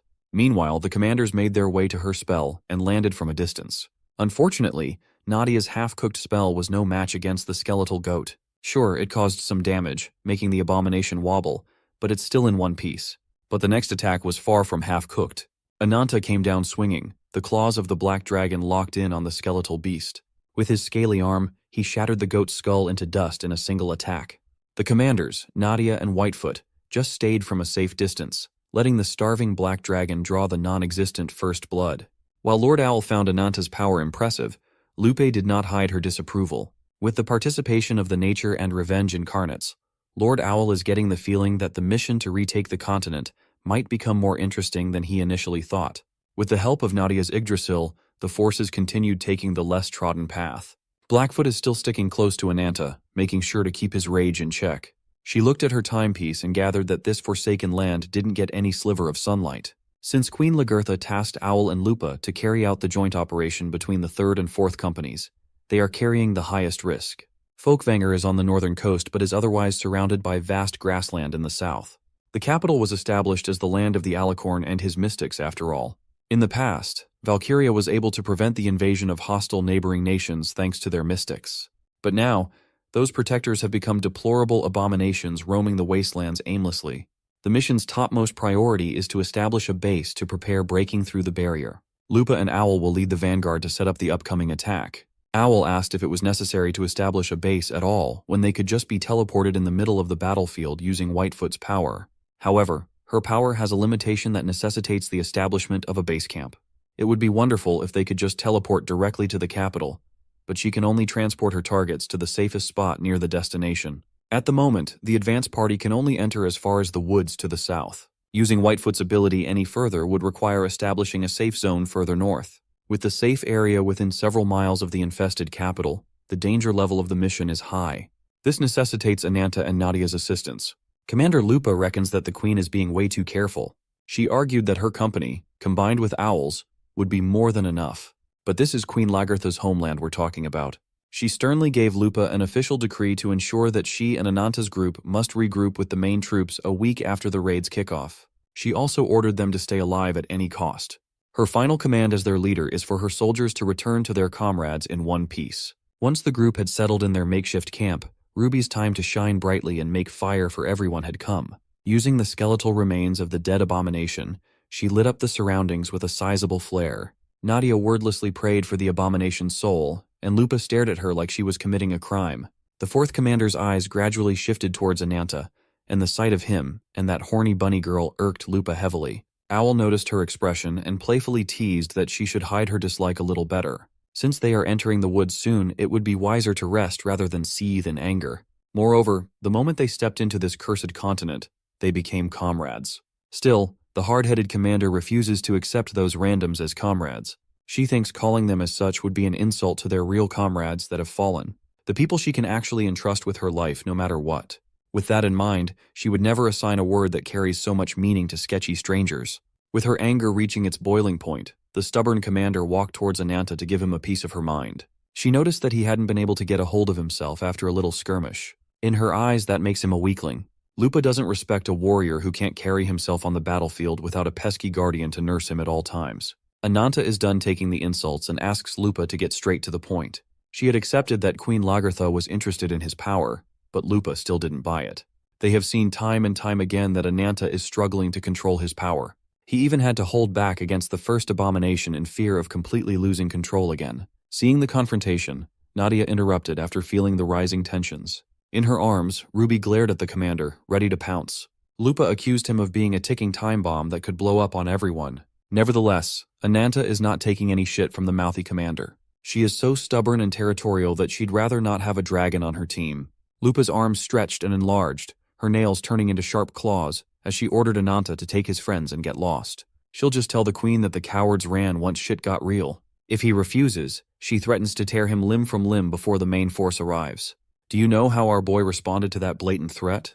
He let some of his murderous aura leak as she commanded the wolf to get out of his face before he added a death count to the operation. With a graceful sleight of hand and her power coming into play, Blackfoot dispelled the rising tensions with magic. Suddenly, Lupa found herself in a cavern filled with countless monster skeletons. A sea of remains. She tried to make sense of where she was and failed. Light is poured into the cavern as its roof gets blown up, reducing the solid structure into rubble. Lupa shielded her eyes from the dust and debris. When she finally got a good look above, her eyes dilated in surprise. The fourth commander saw the ever-reliable form of Queen Lagartha and her comrades. That was the effect of Blackfoot's potent hypnosis on Lupa. The bunny girl reprimanded Ananta for stoking the flames of trouble when the commander started the fight out of nowhere. Nevertheless, both of them are inches away from crossing a line. Thankfully, Blackfoot was there, putting the hot-blooded fools under her bewitching hypnosis trance. Ananta clicked his tongue in annoyance and turned his head away. Suddenly, his sharp senses kicked in as soon as he detected movement inside the eerie area. When he came to, the first thing Ananta did was shove Blackfoot away like she was nothing. A few moments later, Ananta's actions became apparent. The presence that he detected had come for them. It was a giant snack with a giant scaly body and voracious fangs. The uninvited serpent lunged and chomped down on its targets, not giving them any time to react properly. By the time Lord Owl noticed what was happening, his co-commander was nowhere to be seen anymore. After swallowing his dinner whole, the giant serpent rumbled and crawled back to whatever shithole he came from as fast as it could. Maintaining composure, Owl ordered his men to organize a 10-soldier search team to track down the snake as quickly as possible. He intended to go with the search team, but the rumbling of the ground they were standing on made everyone pause in their tracks. From the horizon, abominations in the shape of horses came running in like a wild beast stampede. Nadia saw the incoming collision and gripped her staff tightly. Chanting Yggdrasil Totates, she summoned 3 sharp roots darting out of the ground and pierced the abominable horses with laser-like precision. While the soldiers were running around like headless chickens, Nadia was the one who stepped up to salvage their situation. She warned them that the enemies were coming. It's do or die from this point on. Meanwhile, Commander Lupa managed to live through being snake dinner. but she's in quite an awkward position right now. Behind Lupa, the young man held her lithe body tightly while hiding behind the trees. Ananta covered her mouth to prevent any noises that would attract unwanted attention. Just a few meters away from the two survivors were a plethora of serpents, slowly and methodically looking for their next meal. Rolling the clock a few seconds back, we see Ananta and the unconscious Commander Lupa inside the stomach of the giant serpent who dined and dashed on them. Ananta could feel his flesh sizzling upon being exposed to the snake's digestive juices, which coated the stomach lining. Feeling the pressure to get out, he did what he did best, and went sicko mode on the serpent's insides. His arms turned to draconic claws, digging into the stomach lining, ripping it apart by the second. When the snake finally felt that something might be wrong with his insides, it was too late. Ananta burst out of the snake's body, gore and blood spewing all over the woods. The damage was bad enough to claim the monster's life. The young man emerged from the flesh hole he made. In his arms was Commander Lupa. When the commander woke up, she found herself facing Ananta. She jumped in fright, still trying to figure out what was going on. Looking closely, she saw the scars on Ananta's body, signs of burns from corrosive substances. Fortunately, or unfortunately, the snake's digestive juices dissolved the commander's clothes. Ananta explained that he managed to get them out of the snake somehow. That means he saved her from certain death. Lupa refused to believe that the man he criticized for being a shitty team player turned out to be a pretty good comrade. Thankfully, Ananta found a spot where they can stay put and rest while they figure out their next move. But Lupa woke up stressed out. She wanted to know how much time had passed and the status of their HQ. Before she could get answers to her questions, Ananta grabbed her arm and pulled her into a solid embrace. Caught by surprise and Ananta's surprising strength, Lupa couldn't even fight back. When he shoved his hand to cover her mouth, something clicked inside the wolf girl's mind. But Ananta was just doing his best to keep her and himself alive while more giant snakes frolicked within their vicinity. Ananta made a foolish mistake. The spot he thought was safe turned out to be the snake's territory. On all sides, they are completely surrounded by oversized serpents. Eventually, Ananta noticed that something was off. These snakes don't really look or behave like abominations. They might not even be mystics. Lupa asked if he was going to fight his way out of this predicament. Ananta surprisingly answered that fighting won't be practical. He admitted that Lupa was right. He can't fully control his power right now. He's afraid of the curse taking over if he accidentally uses too much power without Blackfoot nearby to keep him in check. But he won't just resign and become snake lunch for the second time. Right now, they have two plans of action to choose from. First, they can risk injury and fight the snakes. Second, they can try to run and regroup with the others. Being civil, Ananta gave Lupa the freedom to choose what they do. But instead of picking between two shitty plans, Commander Lupa proposed that they go for choice number 3. They break through, get out of the woods, and head towards the whole mission's ultimate goal. Using her animalistic senses, Lupa sniffed and smelled the surroundings. She discovered that the woods reeked of giant snakes searching for their next prey. If they tried to fight, they'd just be surrounded in a matter of seconds. And even if they managed to regroup with others, that scenario would inevitably end up causing needless sacrifice. It's a good plan on paper, but Ananta doesn't have a clue on how it can work. Lupa swallowed her pride and got on her knees. She presented her back for Ananta to ride. Don't worry, we're staying PG. While on her knees, 4th Commander Lupa, the untamed incarnate, lets her power take over. She warned Ananta to hold on tight if he didn't want to fall off. Lupa's form swapping immediately attracted the snake's attention. By the time they slithered to the disturbance's origin, the silhouette of a man riding a wolf flew past them. The snakes tried to catch up and take a bite, only to get ripped apart in the most brutal and bloody fashion. Lupa is not called the untamed incarnate for nothing. In her mouth was the hefty chunk of snake flesh. She tossed the meat off the side of the road, taunting the other serpents hot on her heels. At this rate, they are almost out of the woods. This might be bold and crazy, but it should draw some of the danger away from their comrades fighting for their lives in the base camp. Imagine her surprise when the shape of a man, seemingly waiting for them to emerge, came into view up ahead. Ananta's eyes immediately darted toward the man's cloak, and the familiar sigil was drawn over it. Old man got gray hair, gray beard, a monocle, and an aura-farming giant king cobra as a pet. His reptilian eye flared up. He apologized and asserted that no one gets past him. The old man's shadows morphed into snakes, gathering and getting bigger by the second. Once they reached the wolf and the man, the shadow snakes bared their fangs and attacked in unison. Even for Ananta, the attack felt way too fast. They might not be able to dodge. So, Wolf Lupa bit down on his arm and tossed him as hard as she could. She threw him into safety, acting as the bait to hold the shadow snakes in place. Ananta saw her howl in pain and immediately scrambled his way back into action. His arms morphed into draconic claws once more, swiping and dicing every shadow snake along the way. Lupa's transformation became undone, scattering her wolf body into the wind. She hopes that her save will make them even better. She paid the debt, but at what cost? The old man called her actions futile. She tried to sacrifice herself to save a comrade. How cliché. While he was yapping his gums, he felt a ferocious chill going up his spine. It was the bloodthirsty gaze of Ananta. Just as expected, the curse is starting to go out of control, but that only makes him hungrier for murder. Back in the base camp, the abomination horses neighed their death wails. Lord Owl unsheathed his dual blades, locking and loading his raptor strike.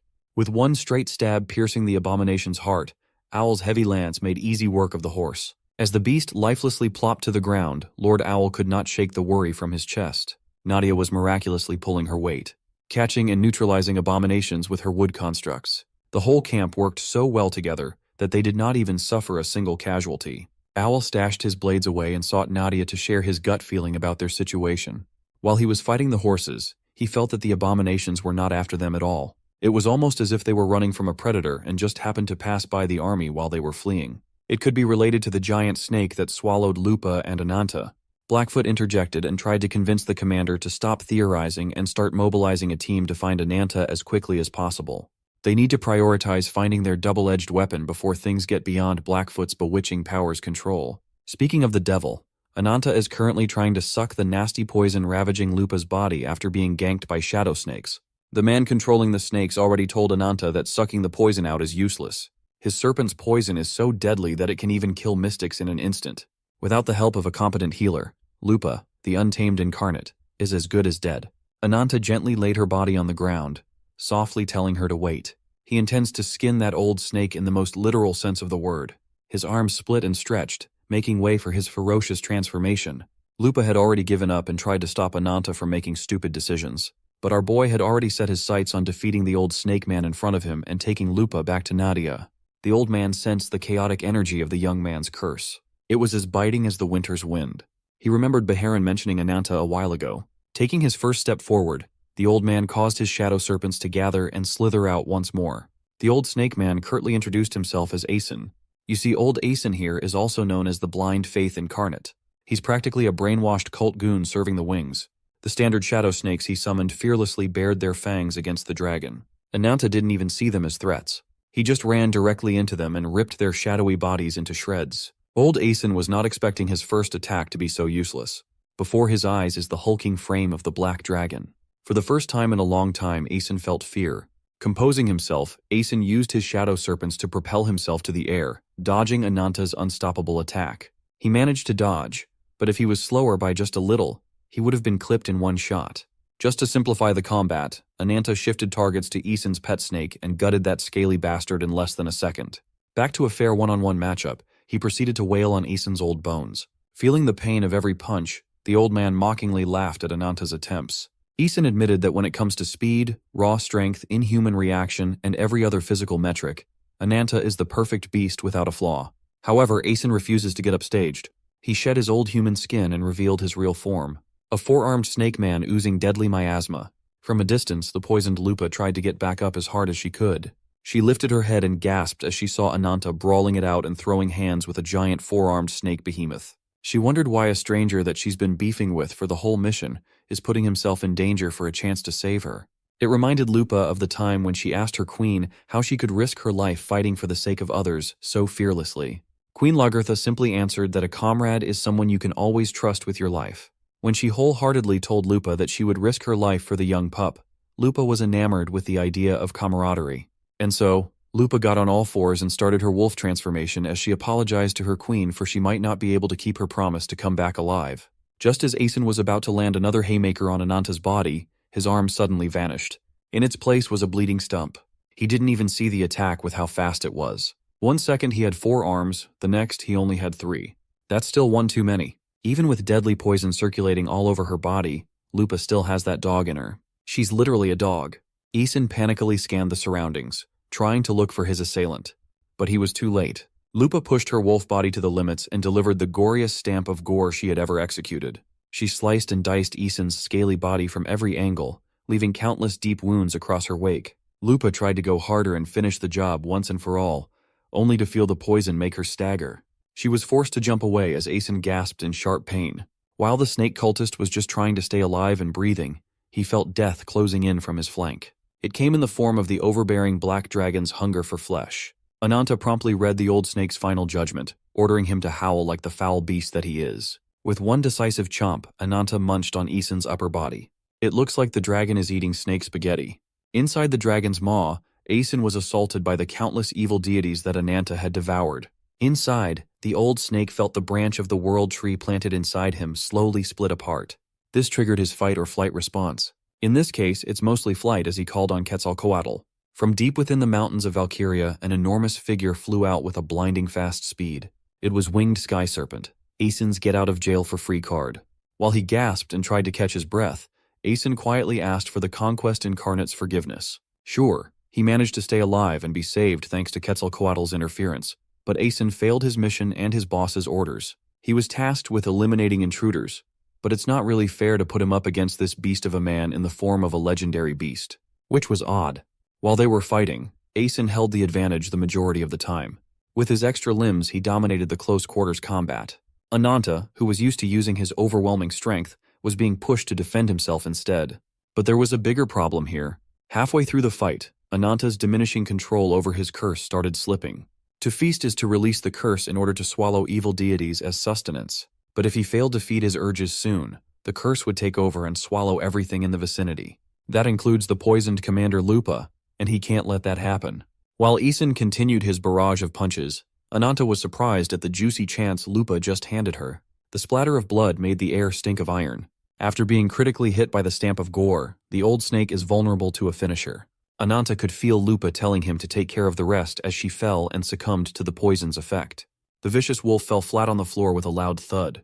After the fight and Isen was bailed out, Ananta stood in the middle of the battleground, his aura overflowing. He felt as though every part of his body was filled with a newfound power. It's almost as if he swallowed an unquenchable flame, making his heart thump with more vigor. It's a hefty upgrade, but it's still not enough for his curse's hungry ass. He looked up and saw the retreating frame of old Isen on the back of the Sky Serpent. Ananta could feel the presence of the World Tree's branch, and it made his mouth water more. His back split open, his scale and flesh cracked and stretched as he sprouted dragon wings. With perfect control of his anatomy, he made a kick-ass flying apparatus to chase and kill his enemies. His eyes were turned to the skies. His mind is racing at the thought of feasting on snake snacks. Miraculously, Ananta managed to keep his bloodthirst in check. He looked down on Lupa's quickly dying body and froze. At this point, he can either try to save her or chase after the injured enemies and finish the job. He recalled Lupa entrusting him with the final blow with respect and faith. From then on, the choice was simple. A few hours later, Lupa opened her eyes once more. This time, she woke up with a less hectic and confusing view. Nadia was by her side, curing her body and dispelling the poison. Relieved that Lupa woke up, Nadia asked her patient how she felt. Her whole body has been bandaged up, and her mind is still fuzzy on the details of what happened. She tried to get up, but that was a bad idea. Her injuries are severe, and the commander is still in critical condition at this point.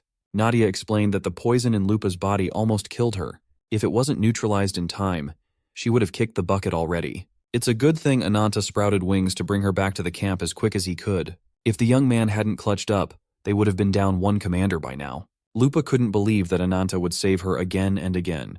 She called him an idiot, and he happened to overhear. Ananta asked if insults are how she repays people for saving her life.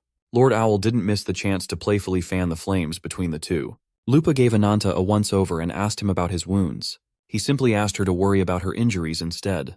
He also warned her to stop thinking about doing anything foolish and pushing herself instead of healing up. Ananta is getting tired of saving her ass over and over. Nadia still can't get used to the young man's crass words. Commander Lupa, on the other hand, felt something different after going through what she went through with Ananta. The squad posted up on the bonfire outside to discuss their next action. For now, Lupa will heal and rest. Lord Owl bowed and sincerely extended his gratitude to Ananta for going out of his way to save Lupa. After receiving the rough rundown of what happened in the woods, Nadia became curious about the enemy they fought, who seemed like Yuyo's subordinate. Ananta shared everything he knows. He fought an old man named Isen, who had the power to summon snakes from his shadow. As far as Ananta can tell, those snakes were mere fragments of the source without intelligence. They can only perform simple, predetermined actions. Judging by the lack of predation evidence nearby, he reckons that these snakes have been unleashed to simply ward off intruders pushing deeper into the Farsa continent. The first snake that attacked and swallowed them whole led Ananta to believe that these serpents were tasked with returning to their master after capturing intruders. The reason for such a sequence is still unknown. More importantly, Ananta discovers something about his power. After he tried consuming Aeson, he definitely felt a part of the World Tree's branch had been absorbed into him.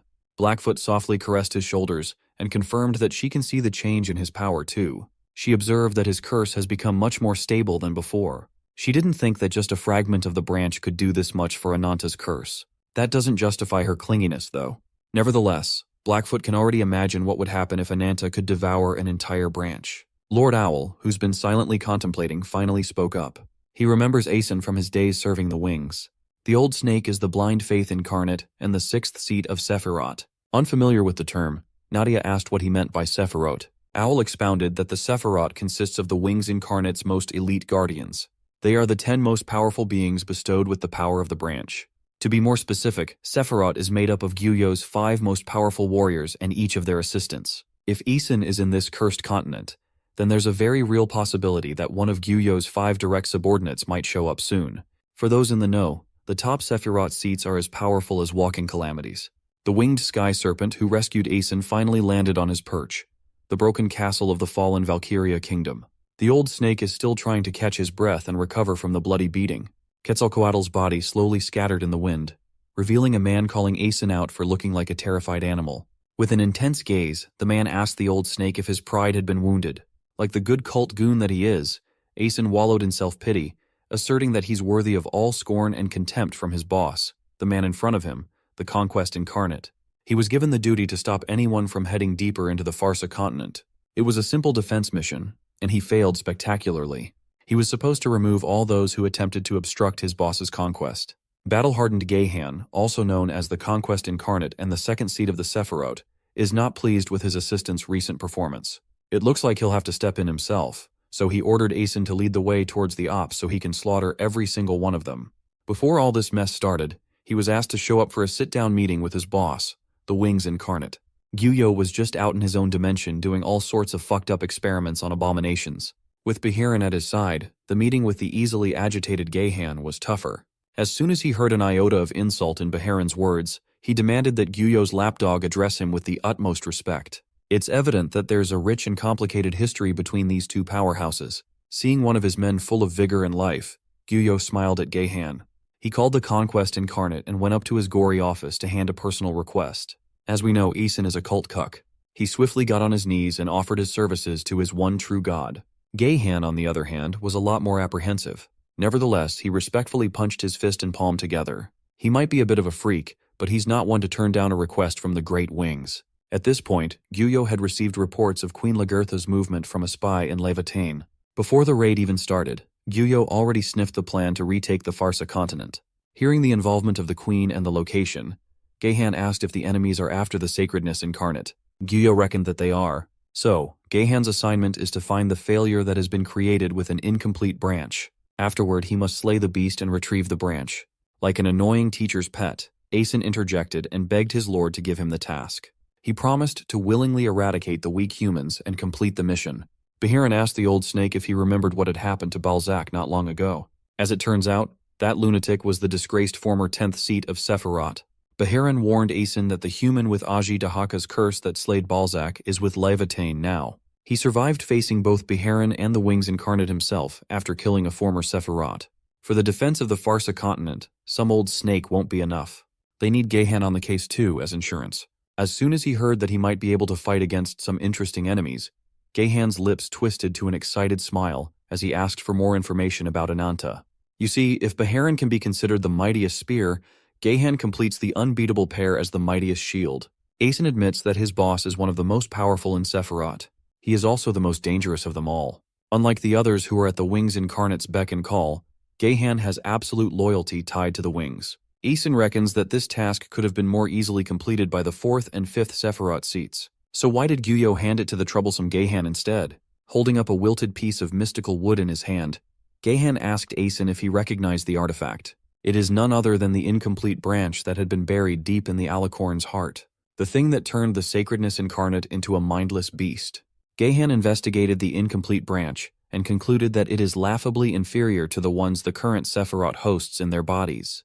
With this, they should be done with the mission that Gyuyo tasked them with, but Geihan nonchalantly threw the incomplete branch down instead. It plummeted from the rooftop of the ruined castle down to the lowest floor. Aeson could not understand the actions of his unruly boss. They were explicitly ordered to take the branch and return it to Gyuyo. Gahan grinned with greed. From the very beginning, he always worked for himself. Just like he declared before, his aim is to slaughter every enemy. He asked his assistant what happened to the Alicorn and his hordes of followers that used to rule Valkyria. You see, Gahan made quick work of the monsters roaming the kingdom and compiled them into an unidentifiable mass of flesh. In the conquest, Incarnate's hand is the Alicorn's horn. No big deal. His mind is already set on a bigger target. A man who survived against the mightiest spear, and the wings incarnate himself. If this alleged curse is indeed that powerful, he reckons that it is only right that he prepares a stage befitting the enemy's might. Gahan awaits Ananta's arrival with bated, murderous breath. 1 week of relatively quiet development later, the forces of Levitain have managed to build a decently safe base camp. All their preparations for the final fight are complete. Nadia's wooden construct opened wide, a sign of Whitefoot's teleportation ability. Footsteps can be heard heading out of the wooden hole. At the forefront was the battle-ready Supreme Warrior, the rightful heir of Valkyria, Queen Lagertha Einherjar. Her trusted commanders, Owl and Lupa, welcomed her with confident smiles. The queen is happy to see that her risky bet to send an advance party panned out safely. She turned to Ananta and Nadia to extend her thanks for all their help. Queen Lagertha turned to her aides, Skald and Mare, to confirm that the rest of the attack force had been accounted for. Skald confirms that all 50 of the Sisters of the Shield are assembled. The Queen's Royal Guard has also answered the call. Crass as always, Ananta rudely asked the Queen how she felt now that she had returned to her ruined homeland. Usually she would just laugh at the rude comments. But this time is different. She didn't come here for jokes. Ignoring Ananta, Queen Lagertha walked to the edge of the base camp and took the sights of her homeland after all these years of being away. Whitefoot approached the Queen and confirmed if she had been briefed about how things stand as of right now. You see, a giant pillar of light has appeared in the direction of the capital. If you ask those who are familiar with Gyuyo's antics, they will say without a doubt that the light appears when the power of the branch is being manifested.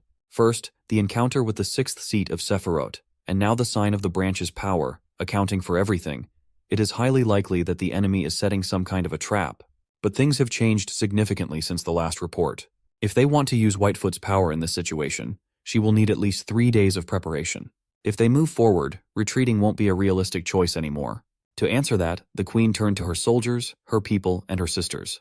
They have now stepped foot on the land in which they were raised. It has been years since they lost their homeland. It has been years since they were forced to wander the continent because of Gyuyo's meddling. Thus, Queen Lagertha swore to take her land back for the lamenting people of Levitain. In doing so, she will return Valkyria to its former glory. Make Valkyria great again. When that day comes, she shall cry out before the spirits of their allies that have fallen along the way. This expedition is the culmination of their extensive work. Success would mean that their sacrifices were not made in vain. Valkyria's return to glory is only made possible by the blood and sweat of its people. Queen Lagertha stoked the flames in the hearts of her righteous comrades, her brave warriors to accompany her in arms and fight. Moved to tears, every single Valkyrian warrior hyped up their queen, ready to take a bullet for her if necessary. I'm not sure this world has guns, though. Ananta and Ruby watched from the sidelines, letting the queen and her people have their moment. Without wasting another second, they set their sights on the capital, Folkvanger, and sounded the battle horns. The expedition party route has been assigned as such.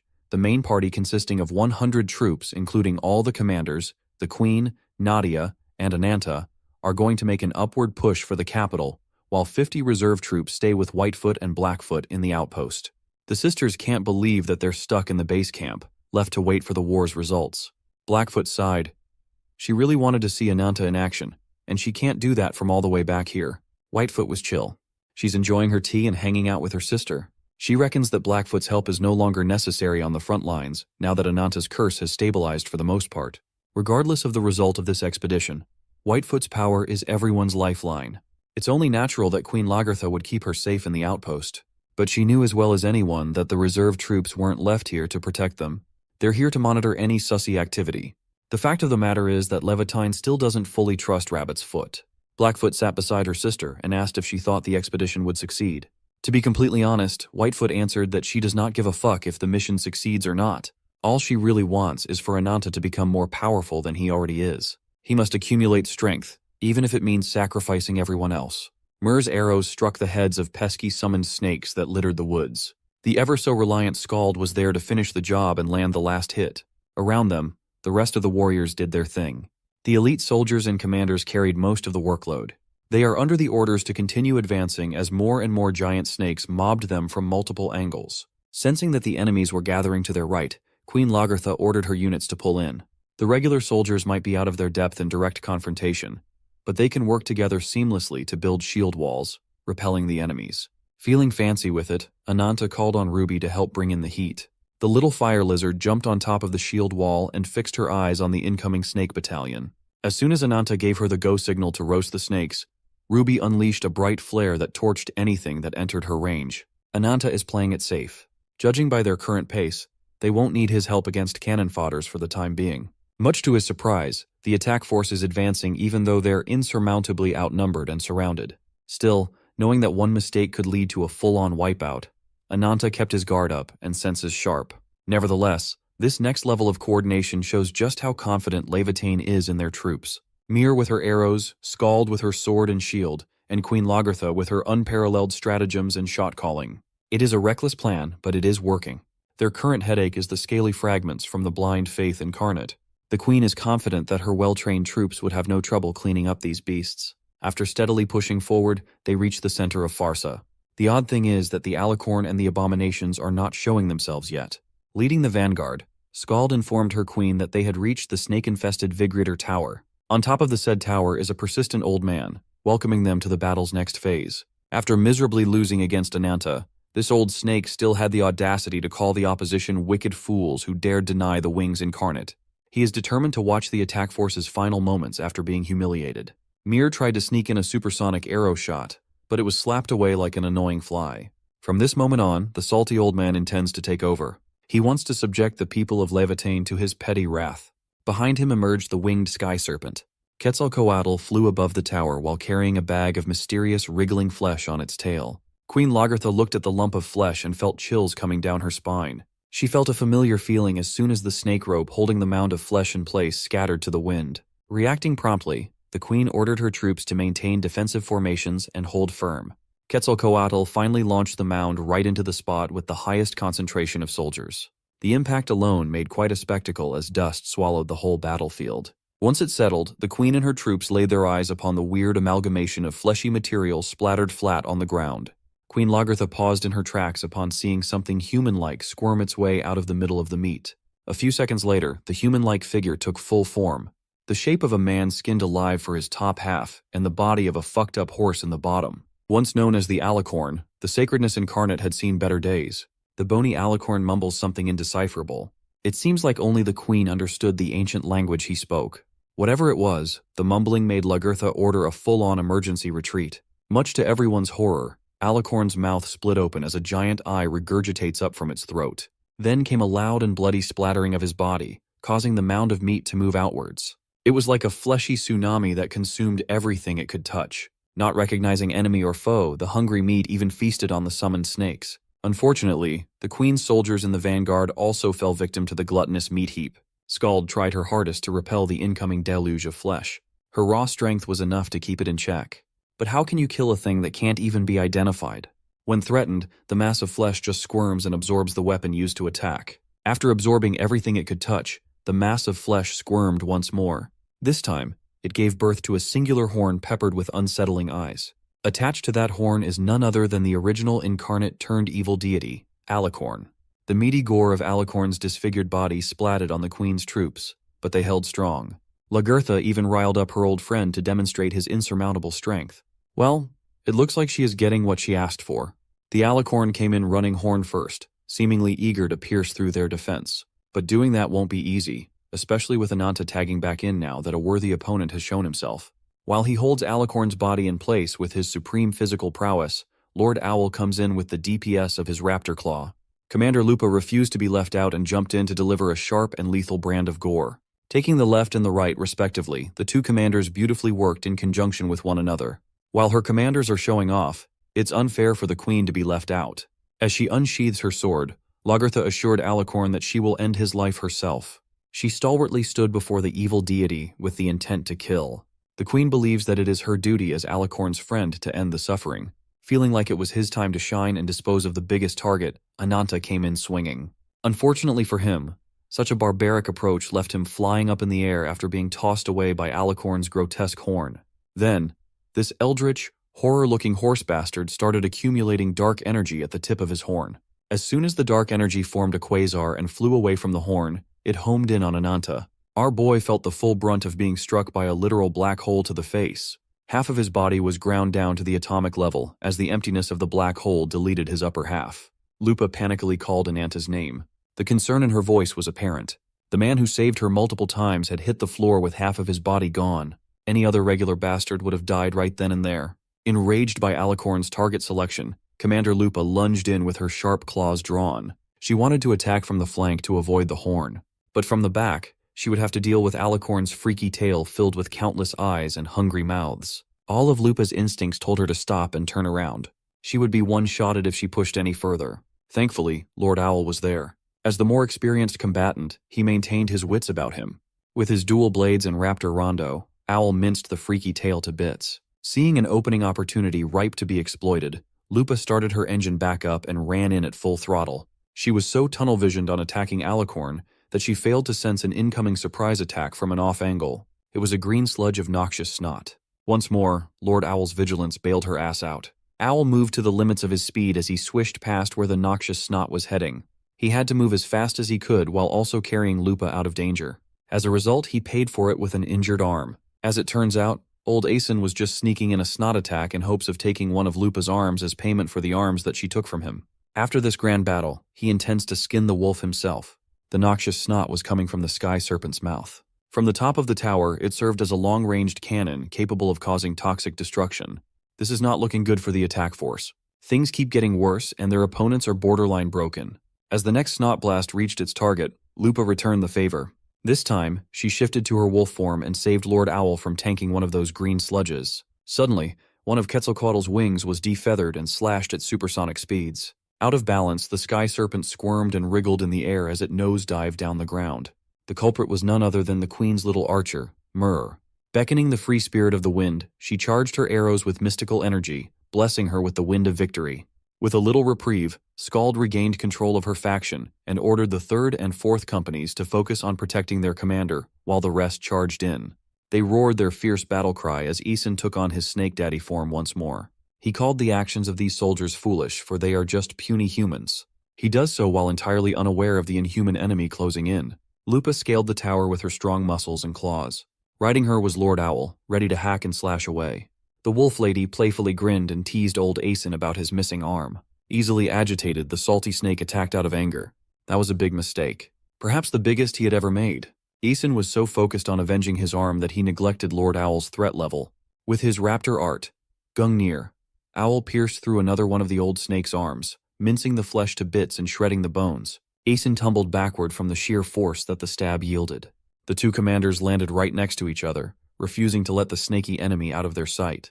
Looking down, Lord Owl realized that he had gone a little too hard and broken his sword. Everything is a mess. Lupa, on the other hand, scanned the surroundings to make sure that Ananta was all right. Her frantic scanning of the field was interrupted by a loud and deep rumbling. The Valkyrian warriors are currently ganging up on the fallen sky serpent, making use of their numbers to make up for the size and strength disadvantage. Nadia rushed to Ananta's side and ascertained the severity of his injuries. It's apparent that this boy needs some healing touch. Meanwhile, Queen Lagertha had already jumped on the deep end and was fighting with the evil deity one-on-one. She was being pushed back, but her solid determination kept her going in the game. The alicorn she once knew is gone, replaced by a grotesque flesh monster that looks like a nightmare horse with way too many feet. Calling her battalion, the queen's guards ran in to execute a defense formation to protect their beloved queen. Skald saw the incoming attack before anyone else. Even so, the whole defensive line was still swept away in a single attack, rendering their shield wall useless. The alicorn's speed and use of momentum to trample defenses with his horn is unrivaled. Jumping in to avenge her people, Queen Lagertha hacked the horse's neck from the side. The queen lost her badass cloak, but she managed to chunk the enemy's flesh in a bloody fashion. Seeing Nadia nursing Ananta's remaining body parts, the queen tasked her to heal their secret weapon and bring her back to full health as fast as possible. The queen finally ditched her eye patch, exposing a golden eye emanating with brilliant power. She reckons that if they hope to win this fight, they'll need Ananta. Lagertha raised her great sword in the air and raised the surroundings' temperature drastically with her aura. She slammed her blade down, sending the accumulation of fiery aura straight to her target. The alicorn just stood there, wholly surprised by the radiant attack. It didn't even have the time to react, let alone dodge. So the evil deity was swallowed by the fiery light. The resulting explosion was a mixture of incendiary booms and meaty delight. Once the destruction settled, a lone silhouette of a man remained in the burnt remains. Queen Lagertha slowly stepped towards her old friend. Seeing him in this state breaks her heart. The beauty and poise that Alicorn once possessed are long gone. He used to look like a K-pop star in an Amazonian empire. Now all that's left in his place is a revolting husk of putrid composition. She clenched her sword with both hands, steeling her resolve. Because today, she wants to deliver her old friend to eternal rest using her own hands. Before she could land the final killing blow, the empty husk of the sacredness incarnate weakly called her like he used to. Princess Lagertha. Suddenly, the memories of long ago came flooding back into the queen's mind. Mur and Skald used to follow her around to stop her from getting in trouble. But they could never stop her from doing dangerous stuff like climbing up the highest point of the castle. When Mur and Skald failed to talk some sense into her, Sir Alicorn would often step in. But the princess simply thinks that the people around him, including Alicorn, are worrying themselves unnecessarily. She is destined to rule over her people, so it won't do to fear heights. Besides, she's certain that no harm will fall upon her as long as she has the sacredness incarnate by her side at all times. Alicorn smiled at the young lady's naive musings. To ensure that little Lagertha becomes a great queen, Alicorn vowed to always stick by her side. He clearly failed to uphold that vow. Look at this dude and his musty skeleton. As it turns out, fragments of old Alicorn are still present in this hollow husk.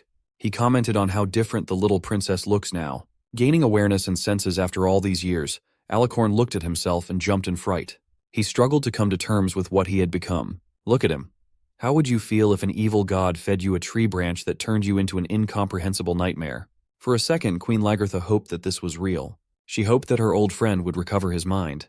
And for those few seconds he did, until the Wings Incarnate's influence over his mind took over again.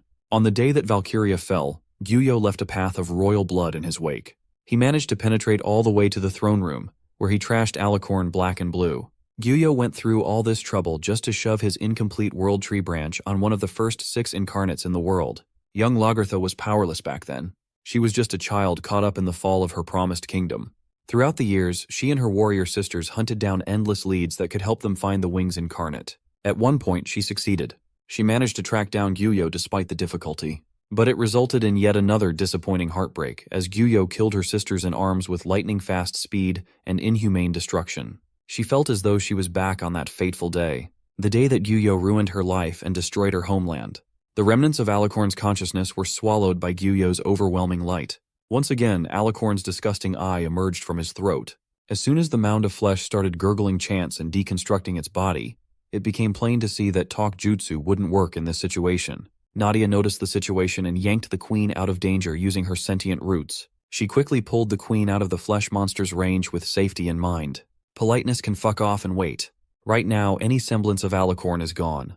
In its place is a tentacled blob monster. The creature screeched a guttural shriek. Blood came foaming out of its mouth as the eye emerged again. On the other side of the battlefield, Ruby is anxiously monitoring Ananta's status. He managed to regenerate most of his body parts, but he's not showing any signs of regaining consciousness anytime soon. So, Ruby closed her eyes and decided to expedite the process a little bit. Her body became engulfed with flames. The little critter unlocked an alternate form, and it looked sick. In the thick of it, Nadia warned the queen that at the rate they were going, the casualties would be too great. She suggested that it would be better to gather the wounded and make a tactical retreat. But the queen quickly and loudly turned down Nadia's suggestion. Little Lagertha understands Alicorn better than anybody else. She knows that her old friend lost control due to fear. Now that he's at his limit, he can't even maintain a coherent shape and form. Retreating is not an option. Lagertha wants to enlist Nadia's help to slay the creature with one final blow. That reckless plan was thwarted by the secret weapon's voice, rudely shooing the ladies to get out of his way. Ananta miraculously recovered and went back to a better state. The remains of his severe wounds have been covered by free-flowing fire all over his body. Queen Lagertha watched Ananta come closer with a fascinated look in her eyes. She had seen something like this before. The young man must somehow use the flame spirit. It's similar to Mur's spirit blessing, which enhances her arrows. The flaming dragon coolly walked towards the blob monster. Every step was oozing with aura. Like a mindless beast, the blob creature launched itself forward with its mouth wide open and hungry to chomp down. As a response, our boy decided to get fancy with it and formed a fireball between his hands. He unleashed about a dozen of these blazing projectiles, filling the air with unquenchable flames for an alternate version of blazing baldachin. To counter his flames, the blob monster opened its mouth and formed another quasar attack. The same technique was used to vaporize half of Ananta's body just a moment ago. The blazing baldachin and the dark quasar came into contact with one another midway through. With two powerful attacks colliding, the resulting explosion was naturally nuclear. It looks like the blob monster came out worse in the exchange as the sea of fire enveloped its surroundings. And in that sea of fire came surfing a blazing dragon, hunting for that juicy last hit. As a last-ditch effort to defend itself, the blob formed countless solid spikes with its amorphous body and hardened up. Keeping it simple, Ananta clawed his way through the enemy's seemingly impenetrable defense. He clenched his fist, annoyed to see yet another victim of the wings cowering in fear. Ananta ran in with his fist cocked for a haymaker. He asked the blob of the alicorn how long the will of the incarnate would continue to hold on to such an unsightly life. Our boy is really giving this blob guy the smoke and fire combo special. The flames got so unbearable at some point that the remaining flesh and blood melted off the creature. To make sure that they actually score this crucial kill right now, Nadia tapped in with her roots and grabbed Alicorn's remains in midair. Unlike the sacredness incarnate, someone on this battlefield follows through with her words. Queen Lagertha's energy climbed up to the heavens and pierced through the dark clouds. She's demonstrating that she did not get this far through luck. In her name, Lagertha Einherjar, Queen of Valkyria, she commanded her old friend to finally rest in peace. With tears petering down her cheeks, the queen brought down the blade that extends past heaven down to earth. When the queen's attack concluded, the sky was split open, letting the sunlight in after years of darkness. Her attack literally breathed new life into the dead continent, but it came at the cost of ending an old friend's life. The remnants of Alicorn's soul looked up to the sky, awoken by the sunlight he had become unfamiliar with. He remembered lazy days hanging out with the princess in the castle. Until the very end, he had hoped to protect her from this cruel world. But now he must scatter forever. She might not have seen it, but Queen Lagertha definitely felt her old friend's final smile. With the skies torn open and the blob monster defeated, its final farewell, the queen had tears streaming down her eyes. They were tears of grief and iron will. Seeing the light peer through the clouds, Ananta undid his crazy fire dragon transformation with Ruby suspiciously perched on top of his head. Now that they've gotten rid of the evil deity plaguing the lands, Ananta turned to question his little pet about that insane power he had just received. Queen Lagertha kneeled before the remains of Alicorn, the incomplete branch that Gyuyo used to tear a kingdom down. She stayed there, sending her silent prayer. Nadia approached the queen, giving her condolences. But to mourn is nothing new for a queen like Lagertha. She suffered loss more than most people. Be that as it may, she simply has no time to stop and weep for every life lost. She might have wrapped up her fight, but her soldiers are still out there, giving their best to slaughter the fallen sky serpent. Just as they always say, Levitine must keep marching forward so that the deaths of their comrades are not in vain. Up in the tower, the two commanders also did their job and captured the old slithering worm. Right now, Lupa is giving the old snake a beating and a scolding for all the needless casualties he directly caused. You know Lupa values her comrades above everything else. She urged Aeson to not even dare think of a peaceful death. As a response, the old cult goon just laughed at her aggression. Provoked by such a mocking reaction, she almost punched his head out of his body right then and there. Aeson asserted that it would have been better if Lupa had just died in the scenario he had prepared specifically for her. Before the feisty commander totally goes out of control, Lord Owl calls her to attention. His eyes scanned the land and saw something inconceivable. He knew for sure that the war was not over yet. Directly under the pillar of the sunlight was a man. It was as if the heavens itself are providing the spotlight for this dude. That's plus 1,000 aura right there. His steps were unhurried, solid and decisive. His body exudes stability and raw power. This is the Conquest Incarnate, Gehan. An enemy from the direction of the capital has joined the fray. Ananta and every soldier in the field could not help but unconsciously crane their necks and look at the uninvited visitor. From afar, he closed the distance in less than a blink of an eye. Owl, who's confident in his own speed, felt a deep-rooted fear for the man as soon as he saw the dude move. As it turns out, he wasn't only fast, he's pretty damn overpowered too. He ran like walls didn't exist and made a giant hole piercing through the tower's foundation. This man is like a bullet in human form, but only a lot more destructive. While Gehan was showing off his godlike physical prowess, an enormous fist came to greet his face on the way. Gehan didn't even flinch. It looked like he wasn't impressed when the punch landed on his face. Ananta timed Gehan's run perfectly and set up a powerful punch that would have evaporated any normal opponent in one tap. The young man recalled his conversation with Owl about Gyuyo's elite warriors, the Sephiroth. They essentially serve as guardians and executors of Gyuyo's will. They are the 10 most powerful beings bestowed with the power of a branch. On the top are the wing's most powerful weapons, and on the bottom of the totem pole are their assistants. Since they've already defeated the assistant, Asen, the boss must have come out to play now. If Gahan is at that level, it's safe to assume that he's as formidable as Beharin, the lapdog that dog-walked Ananta back in Carpies. Gahan ate the punch like G. He stood straight without even a wrinkle on his armor. Furthermore, Ananta just made things easier by coming for him directly. The one-eyed freak of nature only cares about fighting strong foes. His hobby is slaughtering strong enemies. The black dragon roaring in front of him is as prime as a candidate can get. While Ananta roars like a wild animal, Gahan remains stoic and composed. As a way to feel out each other's capabilities, the two monsters went in for an all-out brawl in the middle of the field. Each of their attacks was so fast that it appeared invisible to the naked eye. Halfway through the fistfight, both combatants realized something insane about their respective opponents. Ananta was shocked, and Gahan's interest was piqued. Each of Ananta's ferocious punches does not even leave a dent in Gahan's abnormally tough body. Now Gahan is landing his punches well. The problem was that the black dragon's regeneration was ridiculously fast and almost impossible to keep up with. So, finally, Gahan pulled the trigger, distributed his overflowing power into his fist, and performed a hard-hitting pangolin mountain annihilation that nearly made a hole through Ananta's stomach. Feeling like he might need another boost, Ananta called on Ruby to lend him strength again. For the second time, the battlefield witnessed Ananta's fire dragon transformation. He opened his scorching maw and concentrated his firepower to the utmost extent while tracking his target. Gahan must have felt a little threatened, his poker face cracking just a little bit. The Queen, Nadia, and everybody else can immediately tell that this fight is above their pay grade. They must rely and put their trust in their not-so-secret weapon. Ananta released the flamethrower, forcing Gahan to raise his arms in defense. This fight has broken the scale and has just gone beyond the level of incarnate. The fire dragon increased the power to add more thrust to the fire's onslaught. As a result, Gahan could feel his arm guards cracking under the heat, pressure, and force. It seemed like an endless smattering of flames against an enemy that does nothing but defend. Speaking of defense, Nadia was forced to erect an Yggdrasil shield to protect the Queen and herself from becoming collateral damage. Everyone held their breaths as they tried to make sense of the billowing black smoke that the flamethrower produced. Ananta stood still with annoyance. He felt it faster than anyone else. His enemy, that tenacious beast, is still alive and kicking. All the attack did was burn Gahan's clothes off, exposing his Giga Chad body and tattoos for everyone to see. Just what in the world is this guy's body made of? On his back was the sigil of the Wings Incarnate. Right now, the stoic poker face of Conquest Incarnate is gone. After deeming Ananta a worthy opponent, a twistedly demonic grin painted Gahan's face. He's itching to conquer yet another formidable foe. After blowing Ruby's whole load on the enemy and barely causing any damage, Ruby disengaged, drained of energy.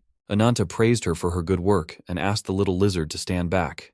Without Ruby's help, the fight is now an all-out 1-versus-1 duel with everything on the line. With a worthy warrior in front of him, Gahan's body stretched and expanded unnaturally. His skin cracked open and made way for brown scales. If you haven't gotten the hint yet, Gahan is an incarnate in the form of a pangolin beast, and he will not declare victory until his victim lies under his heel. Ananta, on the other hand, took on the cool-headed approach. He ceased overthinking his position and situation. He braces himself for impact and enforces his resolve to focus his all on the enemy in front of him. The young dragon believes that this state of mind will bring him the inevitable victory, but he immediately faced a reality check as soon as he got within punching range of the pangolin. With the transformation, the two beasts are roughly the same size. With sheer strength, Gahan managed to overpower and toss him back to where he came from. The damage was minimal, but the loss in the straight-up contest of strength must sting. While he was regaining his footing, Ananta watched as the Gahan's body contorted and bent unnaturally. With his scales turned up for maximum piercing damage, Gahan rushed in with the pangolin meteor smash. The monstrosities collided. It's time for Ananta's turn to be on the defensive end now. Unfortunately, his body wasn't built as sturdily as a pangolin's. Nevertheless, what he lacks for defense, he makes up for with immortal-level regeneration and the ability to relentlessly attack openings. Unluckily for him, Gahan is a defensive specialist. He saw that counter coming a mile away and responded appropriately. He swung at our boy, and his big-ass dragon chin almost got dislocated if his dodge was a few inches off. After that masterful dodge, he promptly answered back with a tail swipe to the face. Breaking the pangolin's stability for a second, Ananta immediately rained down punches and claw attacks. By his final attack, his punches felt wholly ineffective. He hasn't even made a mark on the ridiculously sturdy scales. Seemingly done giving him free hits, Gahan grabbed the black dragon's arm. Like trash, he tossed Ananta away, sending him flying. The black dragon eventually found himself in the remains of the tower, buried among the rubble. Watching from afar, Queen Lagertha thought of the defining characteristic that she had seen on Ananta. When it comes to combat, he makes full use of his immortality. His curse lends him transcendental power that shouldn't be possible for a human. He's also granted the mental fortitude to ignore wounds and even death. Nothing can scare him. It is this nature that gives him his insane fighting spirit and undying tenacity. But it also incentivizes his self-destructive combat style. Meanwhile, his opponent's defining characteristic is his indestructible defense, an armor that can't be penetrated by the raw power of Ananta's curse alone. While the queen was thinking of doing something herself, Nadia approached her with an idea. In Nadia's hand was the incomplete branch that brought about the fall of Valkyria. Ananta dug and climbed his way out of the rubble, causing the ruins to further crumble. Gahan is steadily closing in on his position, looking like a walking, impenetrable fortress. Nevertheless, Ananta refuses to give up. He believes that even the strongest iron walls have their weakness. Since he was ejected into the tower, Ananta also encountered commanders Lupa and Owl. The two were still in the process of holding the old snake down as prisoners. Lupa was particularly surprised to see Ananta still alive and kicking. Since they already have old Aeson miserably gasping for breath, maybe it's better if he's not taken prisoner. Maybe it's better if Ananta beckons his curse and gets some casual mid-fight snacks. Releasing the overwhelming presence of the dark dragon, the blind faith incarnate felt a level of fear he never thought possible. Aeson screamed his lungs out for help. He had hoped that Gahan would bail him out instead of just standing by to watch as he gets devoured. But alas, his boss could not give less of a shit if he lives or dies. So, death by predation it is. As soon as Ananta swallowed Aeson whole, he felt the fragmented branch inside his body reconnect and shine. The effects of absorbing a whole branch of the world tree quickly presented itself. Ananta's eyes flashed a bright green color. His jaw unhinged and rumbled as a long reptilian tongue spawned inside his mouth. His back protruded and wriggled as they took shape. Instead of wings, the protrusions took the shape of snakes. You do remember that he can absorb the abilities of devoured enemies, right? Lord Owl was quite impressed. This is his first time seeing the power of an apex predator. Even Gahan himself, who chose to stand by and watch him power up, was impressed, calling his jump in power remarkable. As we've established, this guy is your typical fight fiend, always looking for the next hit. Now that Ananta has taken Aeson's power, he is an even more compelling opponent. Gahan curled his body into a ball and rolled around at breakneck speeds. This is Pangolin's Titan Wheel. Ananta braced himself and buried most of his back snakes into the ground. The buried snakes emerged a few feet away from his position, launching a surprise attack. Sadly, a mere back snake is not enough to stop the rolling Pangolin's frightening momentum. While Gahan is being disrupted, Ananta wraps his snakes around Lord Owl and Commander Lupa. He then transported the two to the other side of the field so they can take the remaining survivors and get out. As for the spiky ball of death rolling into him, Ananta must find a way to deal with this thing, and fast. Without much time to brainstorm, he went with the reliable approach of using his raw strength to stop an outright killing blow. He even used his snout in an attempt to slow the Pangolin's spin down. Gahan had enough of his pointless amateur answers and uncurled his ball. He clenched his fist, attempting to bring this fight back to fisticuffs. No matter how much he wants to make the dragon kneel before him, Ananta is too tough of a cookie to break. Formulating techniques on the fly, he resurfaced his underground snakes, letting them in on the action. Using each one as a crowd control resource, Ananta used the stalwart serpents to bind Gahan's arms and legs in place. This is the cost of letting yourself get distracted in the middle of the fight. Feeling cocky, Ananta lectured the Conquest Incarnate to never commit the gravest blunder of all, letting your eyes stray from your foes in a battle to the death. Oddly enough, Ananta's floating figure reminded him of the one chosen by the heavens. Seeing a reminder of a foul memory, the pangolin crushed the smattering of snakes, trying to tie him down. Oblivious of the change in his opponent's emotion, Ananta charged in with claws ready. Gahan opened his eyes widely, making sure to track the range and trajectory of the attack. But it was too fast for him. Ananta landed a bloody blow on the Conquest Incarnate's scarred eye. The pain and severe damage made Gahan reminisce about the good old days. He remembered being an ordinary abomination with a simple hunger for a worthy opponent. Throughout his birthland, no one could stand against his power. He was starting to believe that he was at the apex, that he wouldn't ever find a foe good enough to be a challenge. That was until a hulking beast of a man came to find him. Cayman, the Ruin Incarnate and the former second seat of Sephiroth, comes to find him upon hearing rumors of an abomination causing a stir around the area. Before the big croc could explain the reason for his visit, the feisty pangolin charged at him with hostility. Looking at him like a fool, Cayman raised and clenched his fist, ready to meet the hostility with force. The attack landed squarely on the abomination's head. The force of mountain annihilation is the real deal. It sent the bloodthirsty pangolin crashing into a nearby rock formation. Cayman panicked and scratched his head. His orders were to bring the abomination back alive, and he thought he messed that up already. Upon hearing a guttural sound that made him freeze, the big croc knew that it was not over yet. Far from it. Gahan crawled out of the mess and debris unscathed. Instead of fear and pain, the sensation he felt was joy. He looked at Cayman with a playful laugh and grin, while the big croc gritted his teeth. Knowing damn well that this won't be an ordinary invitation mission, Cayman's flesh and bones cracked and expanded to show the real beast within. If the little rat wants a real fight he shall get. After 3 days of non-stop combat, the Wings Incarnate himself had to crack a dimensional door open to check things out. He thought Cayman was just shirking his duties as usual, but he was dead wrong. The second seed of his most powerful force lay bloodied, beaten in front of an unfamiliar face. Gyuyo could not have imagined such a turnout. It was extremely impressive. This little abomination had stolen the branch out of Cayman's body. Yet the process of absorption did not leave a single scratch on him. Gahan turned to the uninvited audience and asked if he was the notorious Great Wings. Referring to him as a brother, Gyuyo asked him what his name was. Gahan nonchalantly introduced himself. Gyuyo was not surprised to hear that the man who defeated his second seat had been named by the heavens. Suddenly, the assumed deceased Cayman opened his eyes. He opened his massive maw and pounced on Gahan's back. Without missing a beat, the renewed monster turned around and used Cayman's technique, Mountain Annihilation, to decimate the croc's throat. While blood and flesh rained from the impact, Gahan admitted that Cayman was the first worthy opponent he had ever faced in his life. It only fueled the purpose the heavens had given him. He is chosen to defeat the most powerful warriors with his own strength. He will pursue this path as the ultimate incarnate of conquest. His tenacity and power have made a deep impression on Gyuyo. But if that's his life's mission, then the ultimate challenge is already standing before him. Gyuyo, the Wings Incarnate, is the undisputed strongest of this era, and only one can be elected by the heavens. Seeing the indomitable wings and feeling the unfathomable power, Gahan grinned at the thought of finally facing the strongest being. His human form contorted, stretched, and cracked until the fearsome pangolin returned to face the final boss. The adversary he must defeat is in front of him, and he won't let the chance go by. Gyuyo pointed at the Conquest Incarnate and cast Let There Be Hope. Magic circles surrounded Gahan in a blink of an eye. From the circles came ropes made of the purest light, completely restricting his movement. Gahan trembled and resisted the restriction with all his might. Gyuyo descended from his high ground, faced the monster, and urged him to admit defeat and serve under the wings. He promised to show Gahan the new horizon of the world that will unfold with the calling of the heavens.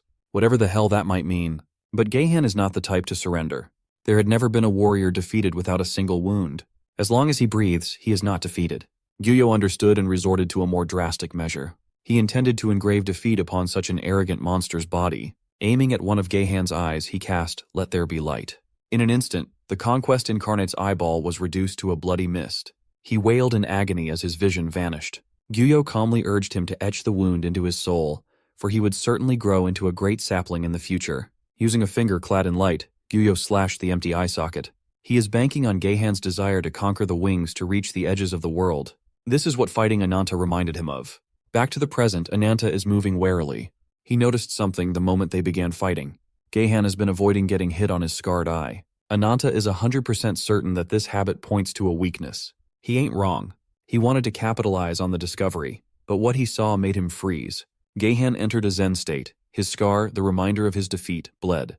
The queen and all the people around the battlefield could not take their eyes off the Conquest Incarnate. Gahan's body grew as he transformed. Even the air surrounding him exuded sharpness as he threatened to slaughter the man before him. To this day, his soul cries out from the wound that has been permanently etched to his soul. For his pride was his supreme defense, his invincibility. Finally, the Conquest Incarnate shows the true power of his branch. This power that Ananta had dishonored shall be used to end him. After this side quest, Gahan intends to challenge the wings once more. It's incredibly rare, but Gahan had finally found another worthy opponent with the same goal as him. They both wish to take on the Great Wings. In his final form, he's going all in for the slaughter. There can only be one challenger standing at the World Summit. Ananta does not give a flying fuck about Gahan's lofty ideals. Gahan is being a bitch about his eye scar. In his mind, only a coward walks into a fight without the resolve to be torn into pieces. That cowardice makes him nothing but a stepping stone to the wings. Moreover, Ananta has the strongest resolve to kill Gyuyo. With that in mind, he attacked with his protruding snakes. Unfortunately, those snakes were akin to flimsy worms against Gahan's sharpness. In his final form, his absolute defense is paired with supreme offense. Seeing a window to charge in, Ananta charged. He managed to close the gap and enter his kill range easily. But just when he was about to chomp on Gahan, Ananta's face was sliced in half. His whole upper body was dissected as blood and gore rained down. In case you forgot, our boy is immortal. As his fatal wound heals in the blink of an eye, poison stingers spawn on his back. From mid-range, he sent the poison stingers raining down. Unfortunately, they did not do nearly enough damage. As a matter of fact, they just scraped Gahan's impenetrable armor. Even though his sneak attack attempt was futile and his face was still split in half, Ananta ferociously gave it another go. He tried piercing the armor with his claws, but it was wholly ineffective. Ananta is beginning to think if doing any semblance of damage is hopeless in his current form. If that's the case, he just has to squeeze out every bit of power inside him. Seeing him do an unknown maneuver, Gahan charged forward to go on the offensive. He attacked with both of his sharp arm blades. But Ananta's shifting form rumbled and effectively tanked the hit. Gahan was taken by surprise. Surprisingly, Ananta's body took to the skies with impressive speed. He ditched his first snake form and assumed the shape and body of the sky serpent, Quetzalcoatl. Down on the ground, Gahan was forced to endure a toxic explosion. This is a battle between the conqueror and the predator. As the physical incarnation of conquest, Gahan had defeated countless opponents. He did so by overcoming each of their techniques. He can see that Ananta had also thrown himself into countless battles before. Instead of conquest, he aims to consume the flesh and blood of his enemies. Two such entities cannot coexist in this world, for they are one and the same. Both fighters were thinking the same thing. Whoever survives this fight will deserve to take on the heavens. While the big dogs squabble, the Levantine soldiers evacuated to safety. Commander Lupa and Owl led the efforts to drag the injured away from the fight. The Queen oversaw the rescue of all the survivors. Their only enemy left is the trickiest one of them all. Nadia, on the other hand, is doing her own thing. Focusing on nature's voice, she felt the answer to their problem. The branch within her is resonating with Alicorn's branch. While it's true that the branch is a source of great power capable of forcing unprecedented evolution, failing to handle all that power leads to catastrophic consequences. Although Alicorn had long since lost his form to instability, the branch he left still had plenty of power left. If Nadia can draw that power out, they can change the tides of war one last time. She came upon the idea of making a powerful spear that could pierce an impenetrable shield. Alicorn's branch swirled as it slowly merged with Nadia's staff. Guided by the remnants of the sacred incarnate, the ultimate weapon took shape. The flash of light surprised the queen. Nadia succeeded. With the help of the sacred incarnate's will, the branch took on the form of Alicorn's horn as a spearhead. With that, Yggdrasil Andrasta was born. The flash of energy from a distance distracted Gahan for a split second. That was enough for Ananta to capitalize and put the Conquest Incarnate on a death trap using his tail. Gahan laughed at his efforts to perish together. But Ananta's the last person to fear death. Even if his body is torn to shreds, he'll just come back stronger. Nadia loaded up the spear, aiming at the constricted Gahan. With all her strength, Nadia launched an absolute heater of a throw. Gahan saw the light emanating from the spearhead and felt threatened for the first time in a long time. Even with his massive frame, the Conquest Incarnate was fast and strong enough to wriggle and duck out of the spear's way. As a result, Ananta was hit, and his upper body disintegrated as soon as the spear landed. It was at this moment Nadia knew she fucked up. Gahan mocked her for messing up the only hope they had of defeating him. It was a shame. He thought he had finally found an opponent that would force him to use all his strength, only for that opponent to fall from some dumbass friendly fire. It was a pathetic end, unfit for a warrior like Ananta. After everything, Gahan still can't get through his head that our boy is immortal. Ananta's body slowly took shape once more. With Alicorn's branch at the center, he started constructing a new form. He paid tribute to the sacred incarnate by keeping the horn. His new draconic body emanated a formidable aura of newfound power. Without waiting for Gahan to regain his bearings, Ananta tried out his new horn in the most straightforward attack possible. This time, he managed to pierce the Conquest Incarnate where it hurts. After shoving the horn into the scarred eye socket, the surroundings rumbled. Ananta still remembers getting hit by an absolutely broken ability earlier, so he wanted to give it a try too. Like a heavenly body at the end of its lifespan, he summoned a black hole in the middle of the battlefield with Quasar. As one might expect, the aftermath of the fight was ridiculously massive. As it turns out, Gahan's absolute defense was not so absolute after all. Tanking a black hole at point-blank range completely incapacitated him. He laid down broken as he pondered the fate of the defeated. He believes that he shall vanish along with his wounds. Gahan conceded. Victory is solely for Ananta. Even with an L to his name, Gahan still had the energy to laugh at his situation. The young man asked him what was so funny, given that he was about to die without realizing his dreams. But in these last moments, he has been on land, and he is pleased. He got to meet an undying spark of an unfathomable curse that would certainly grow into a raging flame. Geihan believes that one day, that flame will be strong enough to consume even the great wings. All he has to do is accept and become a part of the curse. Then he too shall have a hand in Gyuyo's demise. So he urged the young man to devour him with a glad heart. Seeing as this crazy bastard wants to be eaten, Ananta summoned his curse to grant his wish. In his final words, Geihan gave his farewell and left a threat that they would see each other in hell. Finally, the battle between the Vengeance and Conquest incarnates had concluded. The Predator trumped the Conqueror. After the fight, Ananta found himself deep inside his subconscious mind. Today was wildly exhausting. Bro just took down 2 Sephiroth members in one mission. He does not have the energy to deal with Aji Dahaka's bullshit, but he might not have a choice. The evil incarnate called him a foolish mortal, but praised him for finally gaining a morsel of true power after years of pitiful struggle. Aji Dahaka just came by to remind him of their promise. Ananta intends to honor their agreement. The curse of the Black Dragon is simply a tool for exacting his revenge. As long as he can end Gyuyo's life, he would gladly offer his life as collateral. All the dragon inside him has to do is wait patiently and keep sending all that futile resentment as fuel. Satisfied with his conviction, Aji Dahaka vanished and reminded the young man that he was living on borrowed time. Ananta finally opened his eyes. He stood up and felt a presence watching him from behind. When he turned around, the presence had walked out of the tent. Oddly enough, he felt an unusual warmth in his chest. Outside, he saw glints of fire as the remnants of the Levitane army gathered those who perished from the war. With everyone solemnly gathered, Queen Lagertha authorized the lighting of the pyre. Large flames roared out as the fallen was reduced to ashes. The gaze of those who lived never wavered. Commander Lupa cried in frustration, and Commander Owl felt angry at himself. Nadia looked to the side and saw Ananta emerging from the tent. He immediately asked her how long he had been out. Surprisingly, he was only knocked out for half a day. After treating the wounded, they're now holding a joint funeral for the fallen. Unfortunately, less than half of the soldiers survived the mission. After such a hard-fought battle, even that was miraculous enough. Victory would not have been possible without their sacrifice and Ananta's Herculean efforts. Speaking of which, Nadia can now see just how much Ananta's power and curse had grown. In his present state, she reckoned that not even the strongest incarnates can be a match. Seeing Ruby trudge on the ground, Ananta dismissed Nadia as he had more urgent business to attend to. He looked at the eyes of the fire lizard that had accompanied him from the start, a slight smile forming on his lips. After the events earlier, it seems like they have some talking to do. Meanwhile, at Sephiroth's pantheon, a tall and domineering woman made her entrance. Her steps were poised and carried immense power. With blue hair, a bewitching figure, and a terrifying aura, she is the first seed of Sephiroth. The Abyss incarnate Levian. Inside the galactic headquarters, Baharan and Ziz were already waiting. Levian demanded that Gyuyo's lapdog call everyone to convene an emergency meeting. She wants to know what the hell is happening. A few moments later, the 5th seed of Sephiroth, a huge fucking bear, came in carrying a giant block of eyes and some tragic news.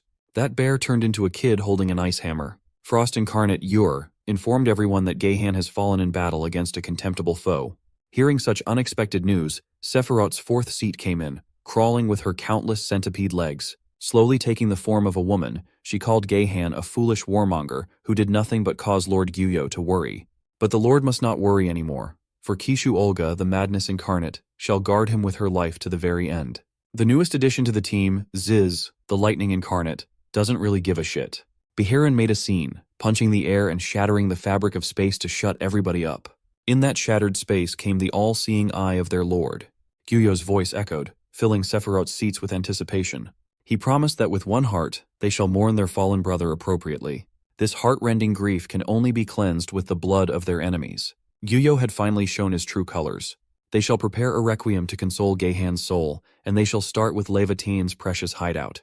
Back in the Farsa continent, Lupa approached Nadia to inquire about where Ananta was. She told her where he went, and Lupa asked if he said anything else after waking up. Hearing that Ananta didn't even mention her made Lupa bummed out a little. Now that our boy and his loyal companion are alone, he started reminiscing about the painful past. In his lowest moments, the red lizard stayed by his side and mourned his sister with him. Ruby was there as he trembled and vowed to rip Gyuyo's heart with his 2 hands and present that cursed thing before Ashta's grave. When they walked far enough from the camp, Ananta opened up to Ruby about that agonizing day. The day that everyone in his village died, he wanted so badly to believe that it wasn't his fault, because if he had not, he would have lost his mind right there and then. Since he was just a boy, his heart has been filled with rage for the Wings incarnate. Aside from rage, he tried his hardest to kill all other emotions. His desire for revenge was the only thing keeping him going. If he felt everything that came from that fateful day, he would not have been able to go on living. Hearing him bare his soul, Ruby's body stretched and morphed. It's pretty much common knowledge that Ananta hates Gyuyo more than anyone. That hate expands to all incarnates in this world. For years, he's been fighting to understand why it had to be her kind-hearted sister who died instead of him. From Gyuyo to Aji Dahaka, he firmly believed that every incarnate out there is the same. His whole life revolved around exacting revenge on those disgusting monsters who bring destruction to everything around them with their selfish desires. In the fight earlier, Ananta suspected that Ruby was one of them. She's also an incarnate. The little red-haired girl knew him better than anyone. She knew how deep his hatred goes. Ruby cried her eyes out as she repeatedly apologized for hiding such a secret. She only hid her real identity in fear of being hated by the person she had grown closest with. Upon hearing the truth, Ananta seemed oddly calm and at peace. Earlier, when Alicorn's branch was absorbed into his body, something else entered his mind. Aside from the near-infinite power that remodeled his form, he also relived Alicorn's memories, at least what was left of them. They were fond memories that the sacred incarnate held onto even after losing his mind. Ananta slowly stepped closer to Ruby as he admitted that he had been chained to the past for far too long. He met her eyes and wiped her tears away. Ruby had always been by his side, through hell and back. For that, he is truly grateful and remorseful. He was so deep into his own shit that he forgot he was with family the whole time. Hearing Ananta call her family made Ruby bawl her eyes out even harder. In her human form, she can finally give him the embrace of family that he had long since forgotten. Ananta's gaze softened, and they hugged her back. The stronger the incarnate, the clearer the emotions held in its branch. In Alicorn's branch lingered sorrow, remorse, and fond memories of the young queen. In Gayhan's, there was nothing but an endless lust for war and conquest. A real sicko. Ananta could not help but think of how similar they are. They are two apples from the same angry tree. They are both wailing beasts, consumed by vengeance and slaughter. Monsters that only long to fill the gaping hole in their hearts. Sensing his thoughts, Ruby innocently caressed his face with her little hand. She doesn't want Ananta to be sad anymore.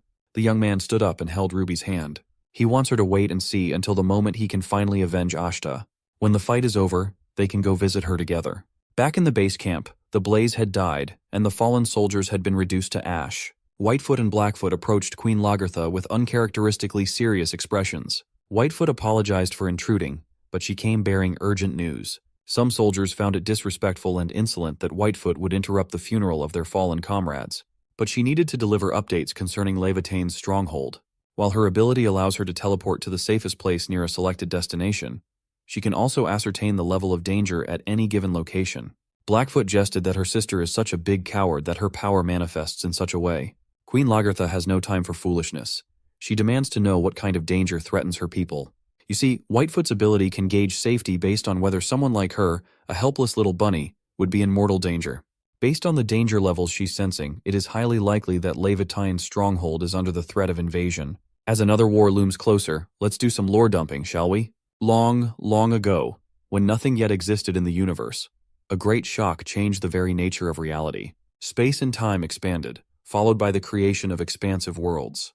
This cosmic event eventually gave birth to 6 beings: the Master of Blessings and Life, the Divine God; the Master of Curses and Death, the Demonic God; the Master of Miracles and Laws, the Goddess of Magic; the Master of Cyclicality and Harmony, the God of Incantation; the Master of War and Struggle, the Warrior God; and finally the Master of Creation and Destruction, the Machine God.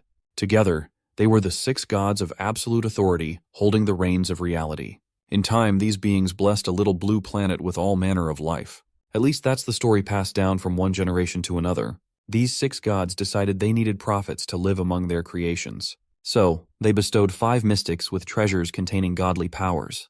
They eventually became known as the First Incarnate. One of the kids, intently listening to the grandma, asked why there were only 5 incarnates in the story. When they were taught, there were 6 first incarnates. Grandma explained that, unlike the other gods that bestowed treasure to powerful mystics, the Machine God went with an unconventional route. He created his own proxy by hand to live amongst mortals. The Machine God constructed a perfect being that resembled humans and came to be known as the Machine Incarnate. As everyone was aware, the First Incarnate found lands to dwell in and settled down. They lived for eons as companions to people. But this long-lasting peace was shattered when the Wings Incarnate came into the picture. He stole the treasure of the gods and slaughtered the First Incarnate one by one. He killed everyone that dared to stand in his way. Which brings them to the present. Under Queen Lagertha's leadership, Levitine is preparing to defeat the evil Wings Incarnate once and for all. A little girl worriedly asked Grandma what if something happened to the queen while she was away fighting. A big burly man entered the room and assured the kids that they had nothing to worry about. Seeing Lord Bernhard enter made the kids go crazy with excitement. The gentle giant assured the children that the queen incarnate and soldiers were mighty warriors that could defeat 100 foes each. He promised that their leader would return safely from the expedition, no matter how dangerous. Polite as always, the big guy apologized for intruding in the middle of story time. A little boy pointed at Raclette. Everyone knows that the little girl is an incarnate too. He was curious if she'd be a powerful warrior too. Amused, Lord Bernhard confirmed that she may very well become greater incarnate than him once she discovered her power. Validated by his words, Raclette stood proud, her big-ass ears flaring up. Some of the children were also curious as to how a child can become an incarnate. Grandma took this one. She explained that incarnates also marry and have children. Their powers are usually passed on to their young. It is likely that Raclette inherited powers from her parents. Upon hearing a kid wish that he had been born as Lord Bernhard's son to become an incarnate himself, the big man was taken aback. The rest of the kids wished they had been born as children of different high-ranking Levitane incarnates. Lord Bernhard left the room with complicated feelings. In the stronghold's watchtower, the guard leaned close to the window as he saw something moving outside in the middle of a downpour. As soon as it became clear what was coming, he frantically rang the bell to warn everyone. The warning can only mean one thing: a foreign invasion is afoot. Lord Bernhard felt a chill crawl down his spine, worry painted on his face. Speaking of chill, the area around the stronghold has been turned into a sea of ice. After surrounding the area with cold and thick spikes, the culprit mockingly laughed.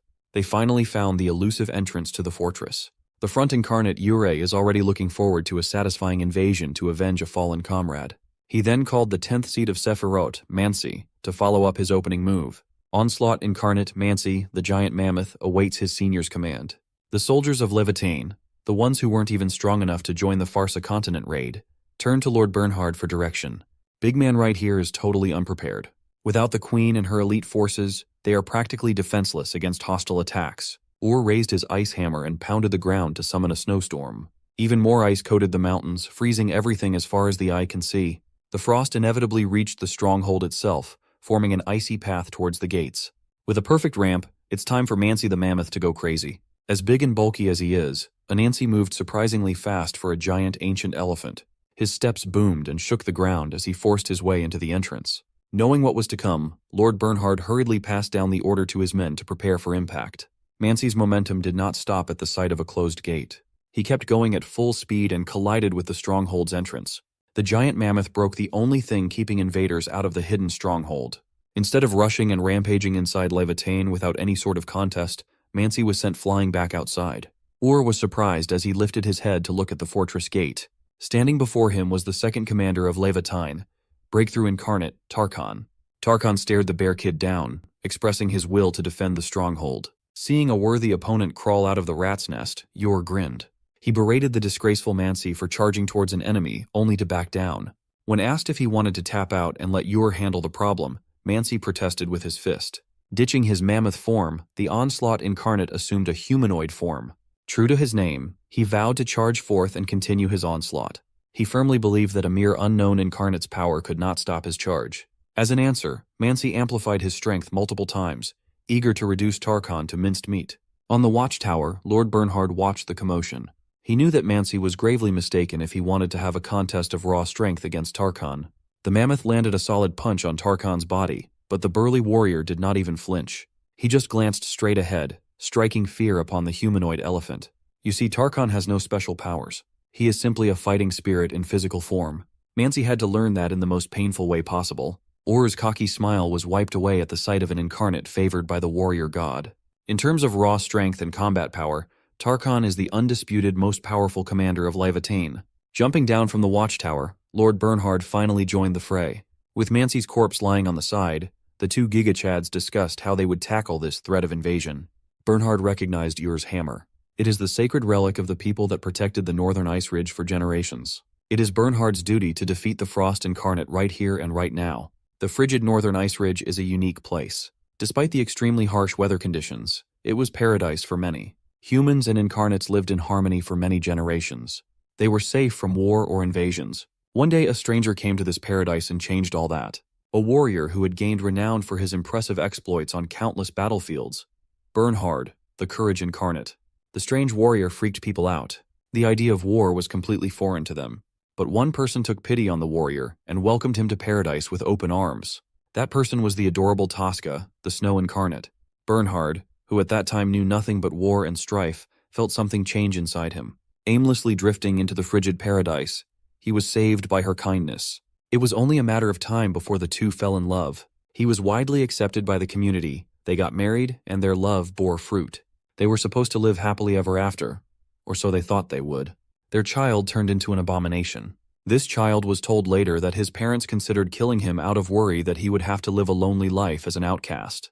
But a savior appeared to rescue him from such a grim fate. Of course, it's this guy, the Great Wings incarnate Gyuyo. Lord Bernhard had long since come to terms with his foolishness back then. At that time, he was deceived by Gyuyo's claim that he could save the boy with the help of a branch. Bernhard had no idea what tragedy it would bring about. It has been a few years since that event. Finally, father and son had been reunited as soldiers and invaders. As for the bearskin that Yor loved wearing as a hat, it would be more fitting to call her mother. Hearing and seeing the boy flaunt the remains of his dead wife, Bernhard charged forth with anger. With a halberd in hand, he moved with killing intent. Or easily read his movements and dodged to the side. If there's one thing that could break Lord Bernhard's kind demeanor, it is insults hurled at his late wife.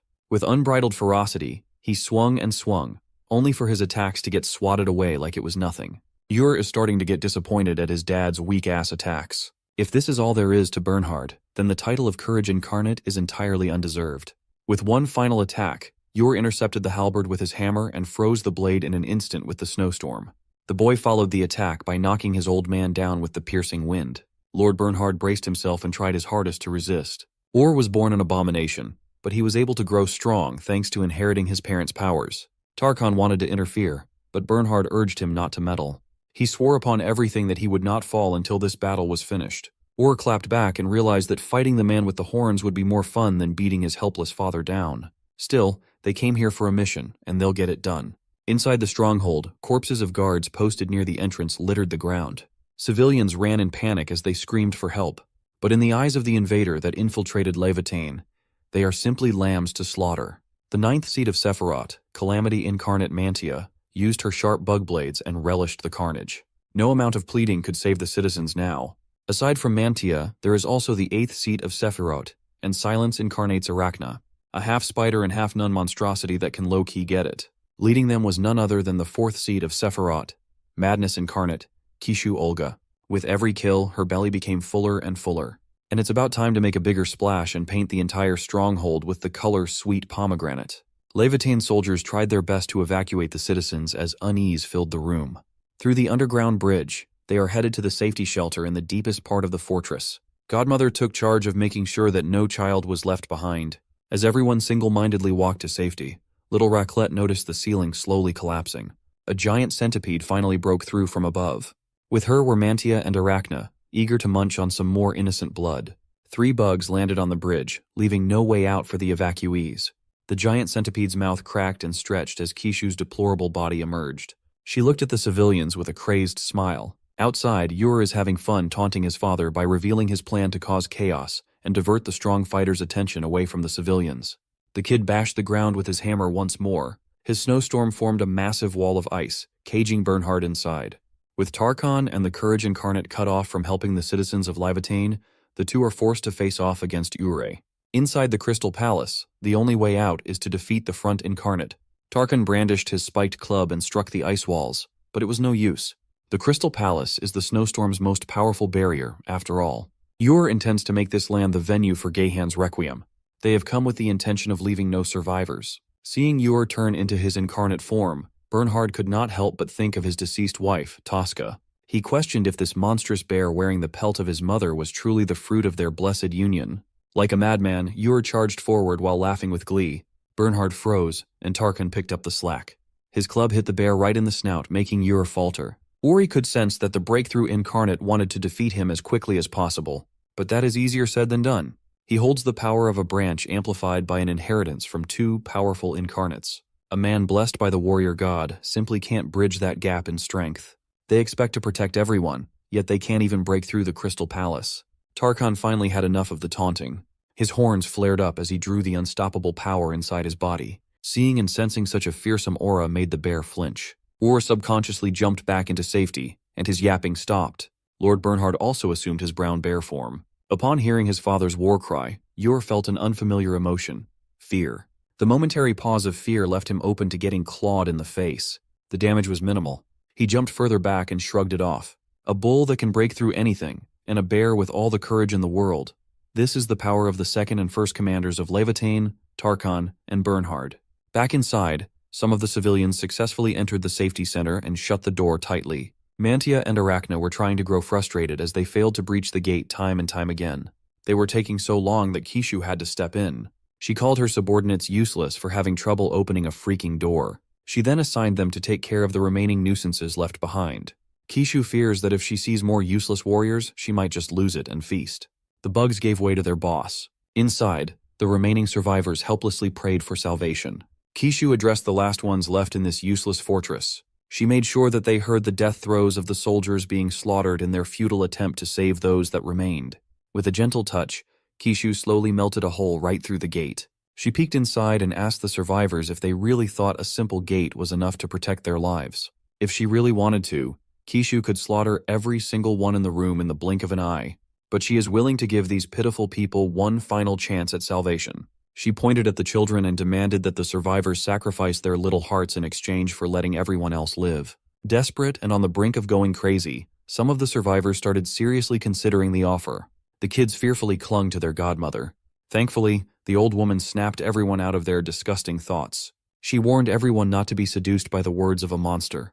Godmother refused to let the vile centipede beast harm a single hair of Levitain's children. Annoyed, Kishu clicked her tongue. She sighed and corroded the gate even further. Seeing as her brutal games were not working, the madness incarnate has grown tired of playing. Through the hole she made in the gate, she pumped the safety center full of corrosive goo, with the intent of wiping everyone out in an instant. Godmother did not hesitate to use her body to shield the kids from certain death. But before the corrosive substance could reach the survivors, a yellow goo stopped it in its tracks. The kids couldn't believe it. The little rat, Raclette, broke away from the group and stopped the corrosion with cheese. Kishu looked at the little incarnate and smiled. This makes things a little more interesting for her. The madness incarnate pondered if the kid's power awakened under the threat of dying. Or maybe she evolved in order to save the people she cares for. Either way, the setup was way too delicious for Kishu's fucked up palate. Such desperation from a little fledgling was making her tingle. Kishu's face split open as she took on a more fitting form. With a knife in hand, it took every bit of Raclette's willpower not to pass out in fear. As much as she cares for Godmother and the rest, Kishu insists that she also cares for someone. That someone is the most precious person in all of existence. Even at this moment, her mind is full of thoughts of his beautiful face. Kishu's ultimate goal is to ensure that nothing but thoughts of her also occupy that person's mind. This disgusting bug bitch has deluded herself that everything she's doing is in service of her love for the wings incarnate. Seeing her grotesque centipede form, little Raclette stumbled and trembled in terror. The little girl started sobbing, unable to even look at the enemy up front. Kishu was deeply disappointed. Here she thought she might have found an interesting young fledgling. Extending her disgusting blue tongue, her whip-like appendage went straight for the kill. With a stab, blood painted the floors. But the blood did not belong to the little incarnate. Once again, the godmother used her body to protect the little girl. She gladly offered up her life just to make sure that the next generation was safe. Irritated, Kishu threw the old lady's body like garbage. She doesn't like it when hags ruin her fun. She grabbed Godmother's head, crushed it, and corroded the skin, flesh, and bones with her corrosive goo as revenge for making things so melodramatic. Everybody watched as their elder was reduced to a pile of unrecognizable slime. Kishu redirected her attention to the rest of the helpless citizens. But much to her surprise, the little incarnate retrieved her little knife and stood back up. It looks like Kishu's viciousness has awakened an evil deity in the form of little Raclette. Filled with hate for the bug, Raclette judged her to become molten. In the blink of an eye, 6 limbs had been cut clean out of Kishu's body. She did not even get the chance to react. When her limbs fell on the floor, Kishu finally felt the pain of her stumps burning. Mantia and Arachna heard their boss wailing in agony and worried. Raclette continued moving like an absolute badass, her knife turning into stretchy, molten cheese that could cut through anything. This time, Kishu was a little more wary of the accursed little rat. She sprayed more of that corrosive goop, intent on decomposing the rampaging little rat. But using the same tricks is not going to cut it. Seeing her attack being neutralized, Kishu started yapping about grinding the little girl up alive and drinking her remains. Worried, Kishu's bug subordinates joined up. Like the worst boss ever, she called them worthless scum and ordered them around to help her. It would have been a deeply unfair 3 versus 1 against a little kid, if not for a familiar wooden hammer construct arriving just in time to bludgeon the giant centipede. Taken by surprise, Kishu was sent flying back to the bridge. Before Mantia and Arikana could figure out what was going on, Queen Lagartha and Commander Owl came in swinging their blades. The commander took on the Calamity Incarnate while the Queen targeted the Silence Incarnate. Thankfully, Whitefoot moved fast enough to make a teleportation hub back to Levitane's safety center. After knocking Kishu Olga away, Nadia held Raclette tightly into a sympathetic embrace. She could feel how terrified the child must have been. Nadia assured the little incarnate that she would not let anyone hurt her again. All she asks is for Raclette to return to her true self before she succumbs to being an evil deity. Thankfully, the sincerity of nature's incarnate was enough to pull Raclette out of a dark place. Back to being just a scared little girl, she sobbed nonstop. Her friends cried along with her. She might have awakened a terrifying power strong enough to wound the 4th seed of Sephiroth, but she's just an innocent child. After making sure that the survivors were safe, Nadia stepped onto the bridge, where the action was heating up. Her wooden constructs stretched and formed into shape. Kishu Olga regained consciousness and angrily protested like a child who could not get her way. Reports said that the fortress was supposed to be vulnerable, so she's confused as to where the main force of Levitane came from. Nothing matters anymore. Throwing caution to the wind, Kishu threatened to skin everybody alive and scatter their innards everywhere. Nadia calmly stepped forward, her unwavering gaze fixed on the deplorable bug running her mouth. She looked around and saw corpses corroded to death and mercilessly cut up in half. The monster behind all these atrocious acts is in front of her. Standing by her brutality, Kishu sinisterly asked what Nadia was going to do about it. Nadia actually thanked her for being so absolutely wicked, because now she has no reason whatsoever to hold back. For the first time in a while, Nadia beckoned the evil god's power inside her. Yggdrasil Cernunos. Kishu could not help but feel a familiar aura emanating from Nadia. It was the same sensation that she felt with that rat child, a deep malice that only evil deities are capable of exuding. Maybe it was hatred. Maybe it was something else. Either way, the centipede is not fond of it. Regenerating her severed limbs, she readied herself to erase that look from Nadia's eyes. After melting her eyeballs from their sockets, Kishu won't have to endure the gaze anymore. Before she could get closer to attack, the malice of an evil deity froze the bug in place. Since Nadia had lost the memories of her past, she cannot remember all the lives she had taken. Kishu finally figured out another instance when she felt what she was feeling right now.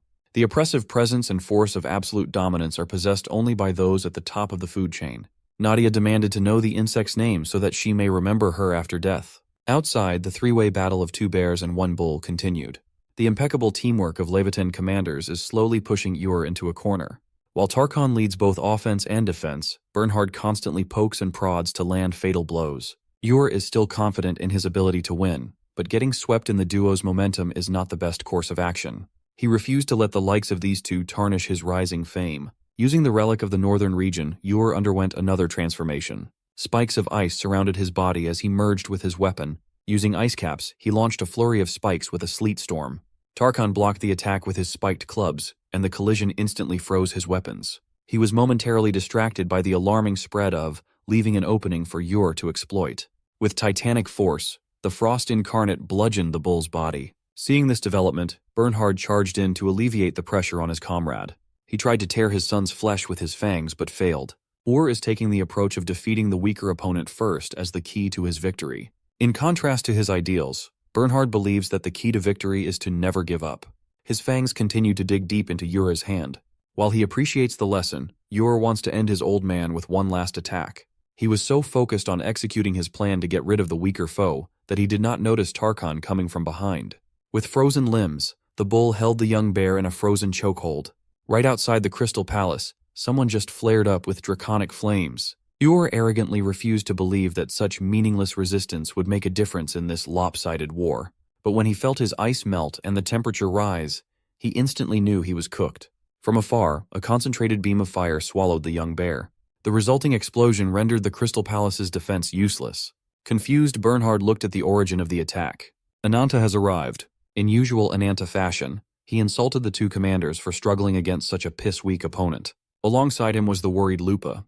The commanders congregated on the icy ground, but this was not the time for questions and reunion. It looks like Ur managed to survive the attack by encasing himself with ice caps. The young cub was insulted that his enemies would dare stand around and engage in idle chatter in his presence. Finally showing his true strength, he fully merged with his hammer, cladding himself with a menacing frost armor. Ananta calmly walked towards the frost-armored bear, and Bernhard warned him that going up against the fifth seat of Sephiroth would not be as easy as he thought. Ananta did not bother to respond. Lupa assured old Bernhard that there was nothing to worry about. That dragon is much more powerful than anyone could possibly fathom. Still yapping with supreme arrogance, Yuri was not impressed with Ananta's appearance. If there's one thing our boy hates, it is enemies that do nothing but battle with their tongues. Or moved with unprecedented speed, his ice claws aiming to rip the black dragon's flesh. His attack did not even make contact. After defeating Sephiroth's second seat, he becomes more powerful than ever. Feeling a familiarly oppressive power, Yur finally recognized what he was up against. Using Gehan's power as a catalyst for a new spiky form, the Vengeance Incarnate is hungry for another kill. Consumed by rage, Yur attacked with his fist once more. The kid hasn't learned his lesson yet, so what better way to demonstrate the gap between them than meeting a fist with a fist? Ananta unleashed Mountain Annihilation with a stronger intensity than Gehan could ever produce. One exchange sent Yur flying and crashing into the walls of his very own Crystal Palace. His front armor and bear transformation are undone. On the brink of defeat, the Front Incarnate remembered Bahiran's reminder to call when he's in danger. Gyuyo's lapdog vowed to appear before him in times of crisis. That time of crisis is near, and it looks like Bahiran is staying true to his word. The fabric of space shattered, exposing the cosmic domain.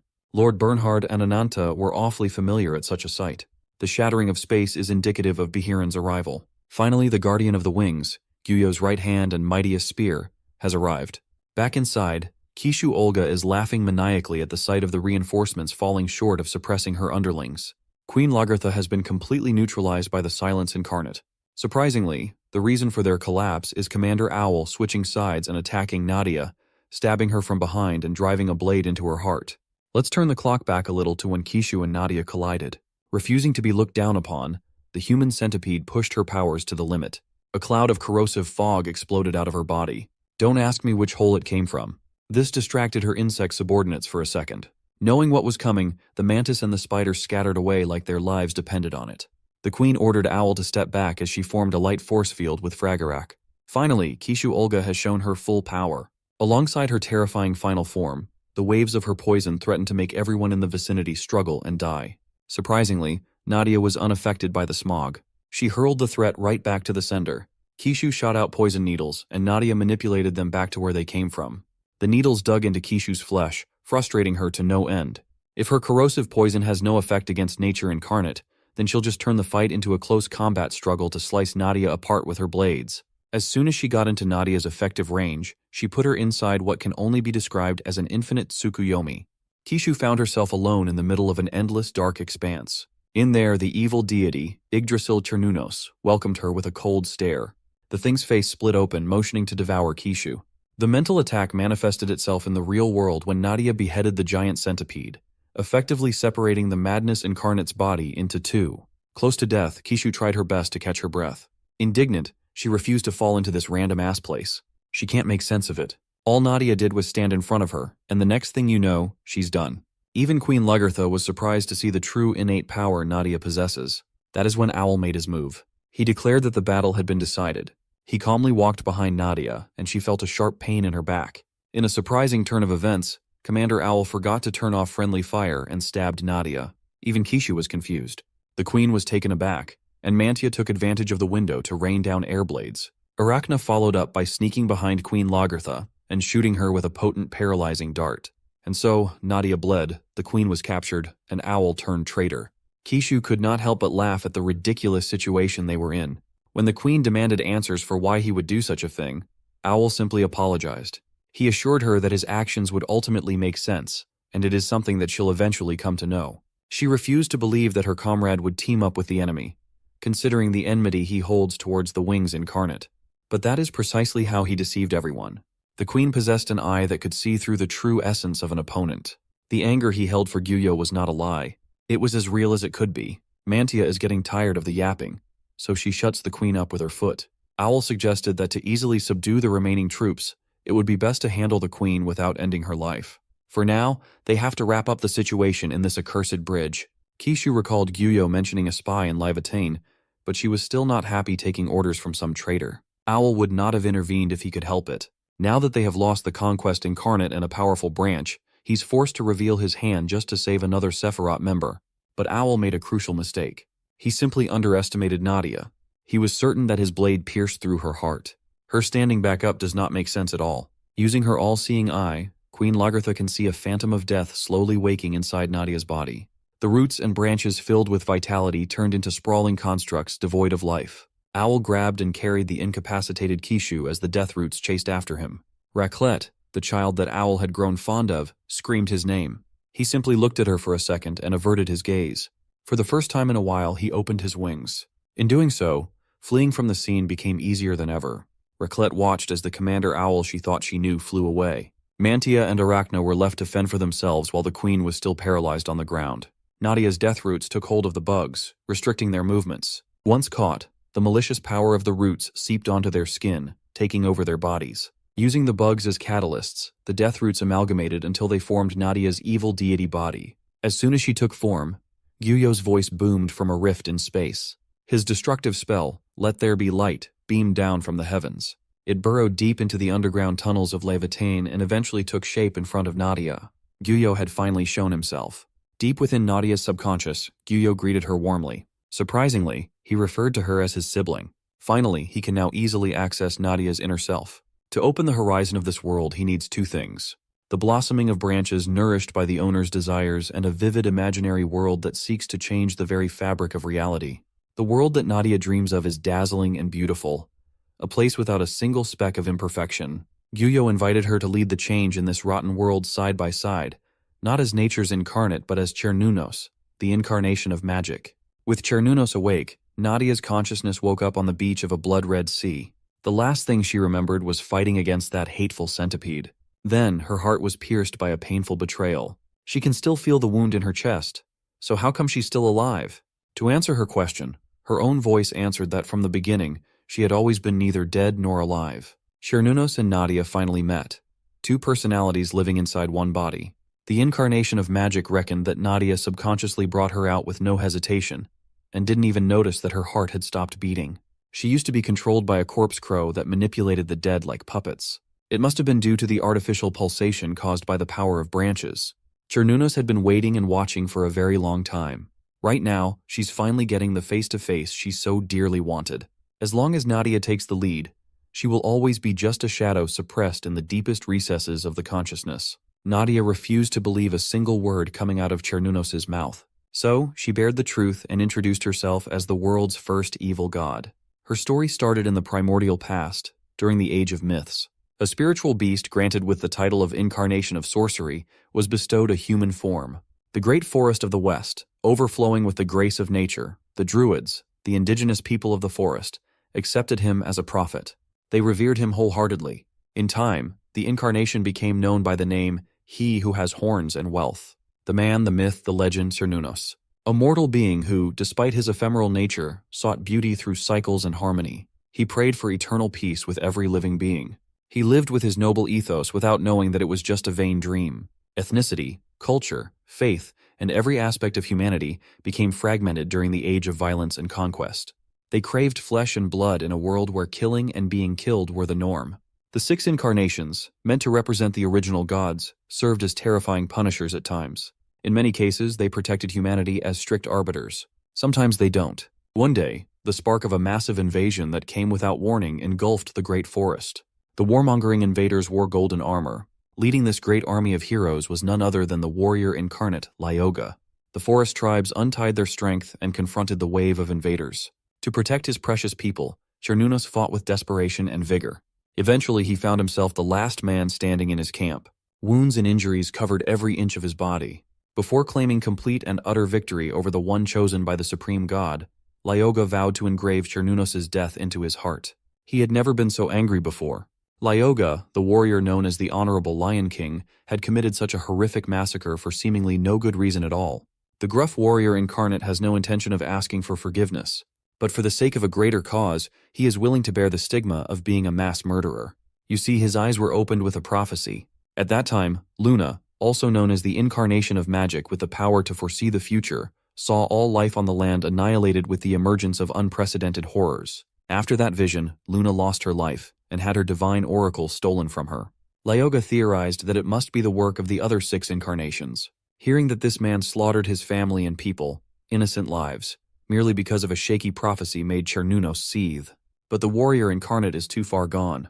He feared that his people would become the next victims of the prophecy. Being the brute that he is, he finds it better to take the lives of his enemies before they can take him. The honorable Lion King doesn't look so honorable anymore as he demands the return of the stolen divine oracle. He used to be a great incarnation who respected the weight of every life with dignity. It's a mystery how he developed a malicious desire to kill. At the sight of the hateful lion, consumed by burning anger and howling, the figure of Cernunnos, incarnation of sorcery, had vanished. After a hard-fought battle against an entire army led by Lyoga, Cernunnos survived as the last man standing. Spirit beasts granted with human forms became incarnations. If so, what would you call incarnations who have been taken over by malice akin to humans? Befitting of their power and insanity, the term evil gods seemed appropriate. Gyuyo was there when the term was coined. He even held Lyoga's golden tooth in his hand. With little to no power to resist, Cernunnos asked if Gyuyo was the one mentioned in the prophecy. After 2 incarnations have fought a battle to the death, the incarnation of Wings swooped in to finish the job and kill the victor. At that time, Cernunnos could already sense that having abandoned the meaning of cycles and harmony, it's only a matter of time before he's consumed by malice, losing all reason. With a regretful sigh, he snapped his sprawling horn and freely handed it to Gyuyo. Cernunnos is willing to surrender his divine treasure on one condition. That was the fateful day when he made a contract with the Wings incarnate. The terms were simple. If Gyuyo succeeded in collecting all the divine treasures, Cernunnos wanted to be granted a branch of his own. He wanted to open the horizon of the world, to overlay the accursed land with a surreal realm. In doing so, they will return to the beautiful primordial world devoid of suffering that they once loved. If there's one thing he did not expect, it was Nadia's existence. A fragment of consciousness emerged to quell his unreasonable malice. Right now, they are 2 sides of the same coin, sharing the same mind and realm. Nadia is another version of Cernunnos. That explains why she's been having the same bizarre dream over and over. A dream of running away from an unknown monster dwelling in her subconscious. She had been deathly afraid of Cernunnos until now, but she also sensed that the monster in her dreams held a deeply excruciating sadness. Cernunnos wanted to change the world so badly that he even borrowed the power of the branches.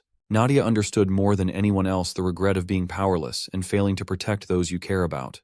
If she really came from him, then she also bears the responsibility of carrying that heavy burden. Therefore, she vowed to stand against his malice and protect what must be protected. Cernunnos looked at her like a clueless little puppy but encouraged Nadia to enforce her will freely. But she has to keep in mind that the roadblock in front of her is one of the most powerful incarnations in history. Back in the real world, the sturdy walls of the Crystal Palace had started collapsing upon the defeat of the Front Incarnate, prompting everyone inside to evacuate. Beharin watched as the palace shattered and lost its structure before landing on its ruins. Ananta faced the man who once trashed him with renewed focus and strength. The lapdog bragged that there had never been a thing that his fist could not crush. Opening another spatial rift, he sent Yor back to their base camp. The 2 fighters are ready for their rematch. Ananta is starting to feel unpleasant about facing Beharin. He felt as though this man was looking down on him as if he was above even the heavens. Seeing a person who wasn't even a real threat just a few weeks ago become so powerful, rivaling a true dragon in such a short span of time, was quite jarring. As if required procedure, Beharin demanded to know his opponent's name.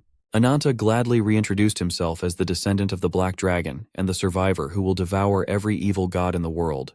The man who will ultimately bring the end upon the Wings incarnate. Long ago, Beharin used to ask so many questions. Why was he born into this world?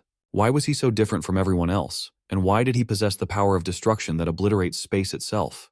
Gyuyo was the one who pointed him to look at his fists for the answer to everything. He explained that divine power is simply the manifestation of one's subconscious desires. Birds break eggs to be born. And for Gyuyo, the world is nothing but an egg to break. So, if Beharin wants to find out the reason for his existence, he must first destroy the world obstructing his will. Gyuyo promised to guide him to a satisfying answer. And from that moment, Beharin became the strongest spear to protect the Great Wings, and he shall be known henceforth as the incarnation of destruction. Beharin punched the space in front of him, summoning the evil sword of calamity through the true fist of justice. Ananta braced himself for impact. The force behind Beharin's attack moved through his body like a raging freight train.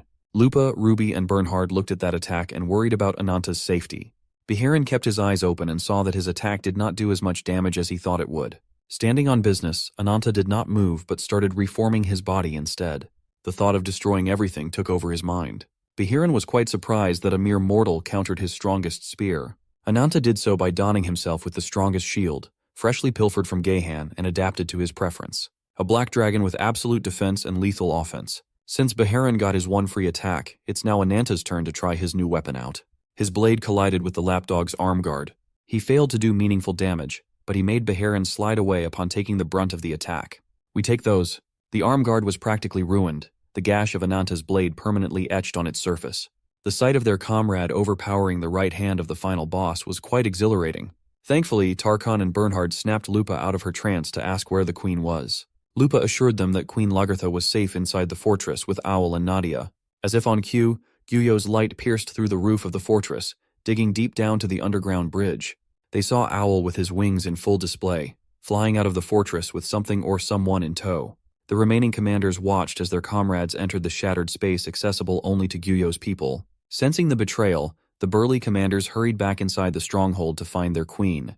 Ever so useless, Lupa just stood there, continuing to watch the fight like she paid for ringside tickets. Snapping out of her uselessness, she urged Ruby to lend her enough power to help Ananta.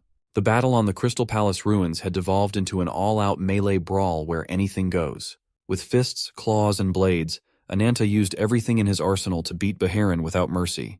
After devouring the Conquest Incarnate, even the Destruction Incarnate had to admit that the jump in physical strength was massive. Answering with an attack of his own, he sent the Black Dragon sliding back a few feet. That earned him a few seconds to catch his breath.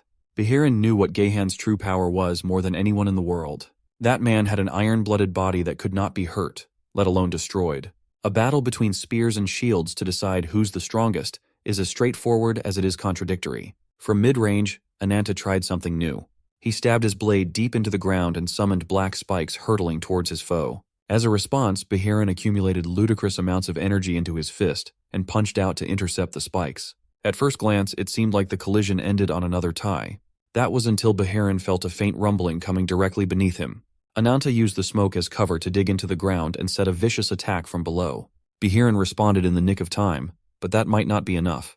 Ananta urged this cocky alien bastard to remember his name well, the name of the man who will end the lapdog's miserable life. He performed a cross-chop that completely shattered Beharin's defensive equipment to 1,000 pieces. With the enemy's defenses reduced to nothing, Ananta felt another branch of Mistletoe calling out to him. It seems like getting one-upped is not Beharin's favorite thing. With a sinister look, the fool exploded with a power akin to a nuclear bomb. Back in the Farsa continent, Whitefoot decided to stay after opening the portal that everyone went through using her ability, down the rabbit hole. This technique was supposed to be a last resort in case she and her sister found themselves in a pinch. At the cost of permanently losing power, she can teleport to up to 2 locations without a distance limit for an emergency escape. Each rabbit hole can only accommodate 3 people at most. Opening 2, she only managed to send 6 people back to defend Levatine. The Farsa raid team had no choice but to choose 6 elites to save their home. Queen Lagertha chose the 2 entry points in the entrance and the deepest shelter. In addition to protecting the people, they must also secure an escape route out of the fortress. As we know, the Queen, Owl, and Nadia were assigned as the inner attack group. They were supposed to repel enemies that had infiltrated the fortress and treat the wounded. The external team consisted of Ananta and Lupa for maximum firepower. Much to everyone's surprise, Queen Lagertha also elected Ruby to be their third. She explained that the enemies had invested major force to break through the entrance. With that in mind, Ruby's power will be needed in the ultimate battle. The rest will stay in Farsa to rest and nurse the injured. It's going to be a tough fight, and they must go in with a united goal in mind. Upon sending them back to the fortress, Whitefoot could not help but worry. Blackfoot noticed that her sister's magic pocket watch had shattered, making recovery impossible. But it doesn't matter. On the contrary, Whitefoot is very satisfied with the results that exceeded her expectations. In a series of unbelievably fierce battles, she watched Ananta gain powers beyond her wildest dreams. It's about time for Whitefoot and Blackfoot to go back to their big sister. Wait, there's a third one? With a twisted look on her face, Whitefoot delighted at the day when they could reach the moon. The Queen's arrow saw the rabbit sisters speaking and confronted them about their ulterior motives. Whitefoot was not expecting an elementalist to listen in on their conversation through the wind. The rest of the army looked upset, given that they couldn't be by their queen's side, and they didn't know what was happening in their home. But they respected the queen's decision, trusting her sound judgment. Any elementalist worth their salt could see that Ruby was definitely a divine beast, a being that is both a spirit and a mystical creature melded in one physical form. The power of the gods that make up the world does not have a specific form, but over long periods of time they establish their own identity, becoming a spirit. A spirit that creates its own body becomes a spirit beast, and beings reborn from a divine beast to an incarnation are said to have potential comparable to the first 6 incarnations. With the help of Ruby, Lupa just reached that level. Ananta was surprised to see that Ruby could fuse with other people too. The resulting form was different than his. Stripped down to his blazer and pants, Beharin emanated blazing power from his skin. Lupa positioned herself ahead of Ananta, telling him to provide support. Pushing Ruby's power to the limit and burning bright as a result, Lupa wanted nothing more than to turn Beharin into ashes. With enhanced speed, she charged at the strongest spear like a horizontal meteor. Her blazing claws swiped and made contact with Beharin's skin. It left an unextinguishable burning gash on his arm. Going back for seconds, Lupa doubled down with another attack aimed at the same spot. Seeing as Beharin had no answer for her speed and power, Lupa went crazy. She sliced, diced, burned, and cooked 100 times in a span of a single second. It's her first time fusing with Ruby, and she's already naming new moves like Crimson Flame Imprint. You see, among absolute gods, divine beasts born from demonic gods are called by a separate title. And as far as every recorded history is concerned, there is only one such monster existing in this world. Beharin's blue flame blazed, grew, and spun to the heavens. He reminded himself that he was the final wall protecting the wings incarnate.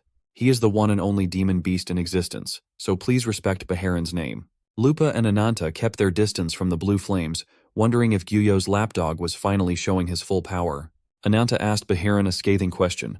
He inquired about why a warrior of Beharin's caliber would willingly follow a deplorable man like Gyuyo. Well, even Beharin had forgotten his reason since it had been a long-ass time.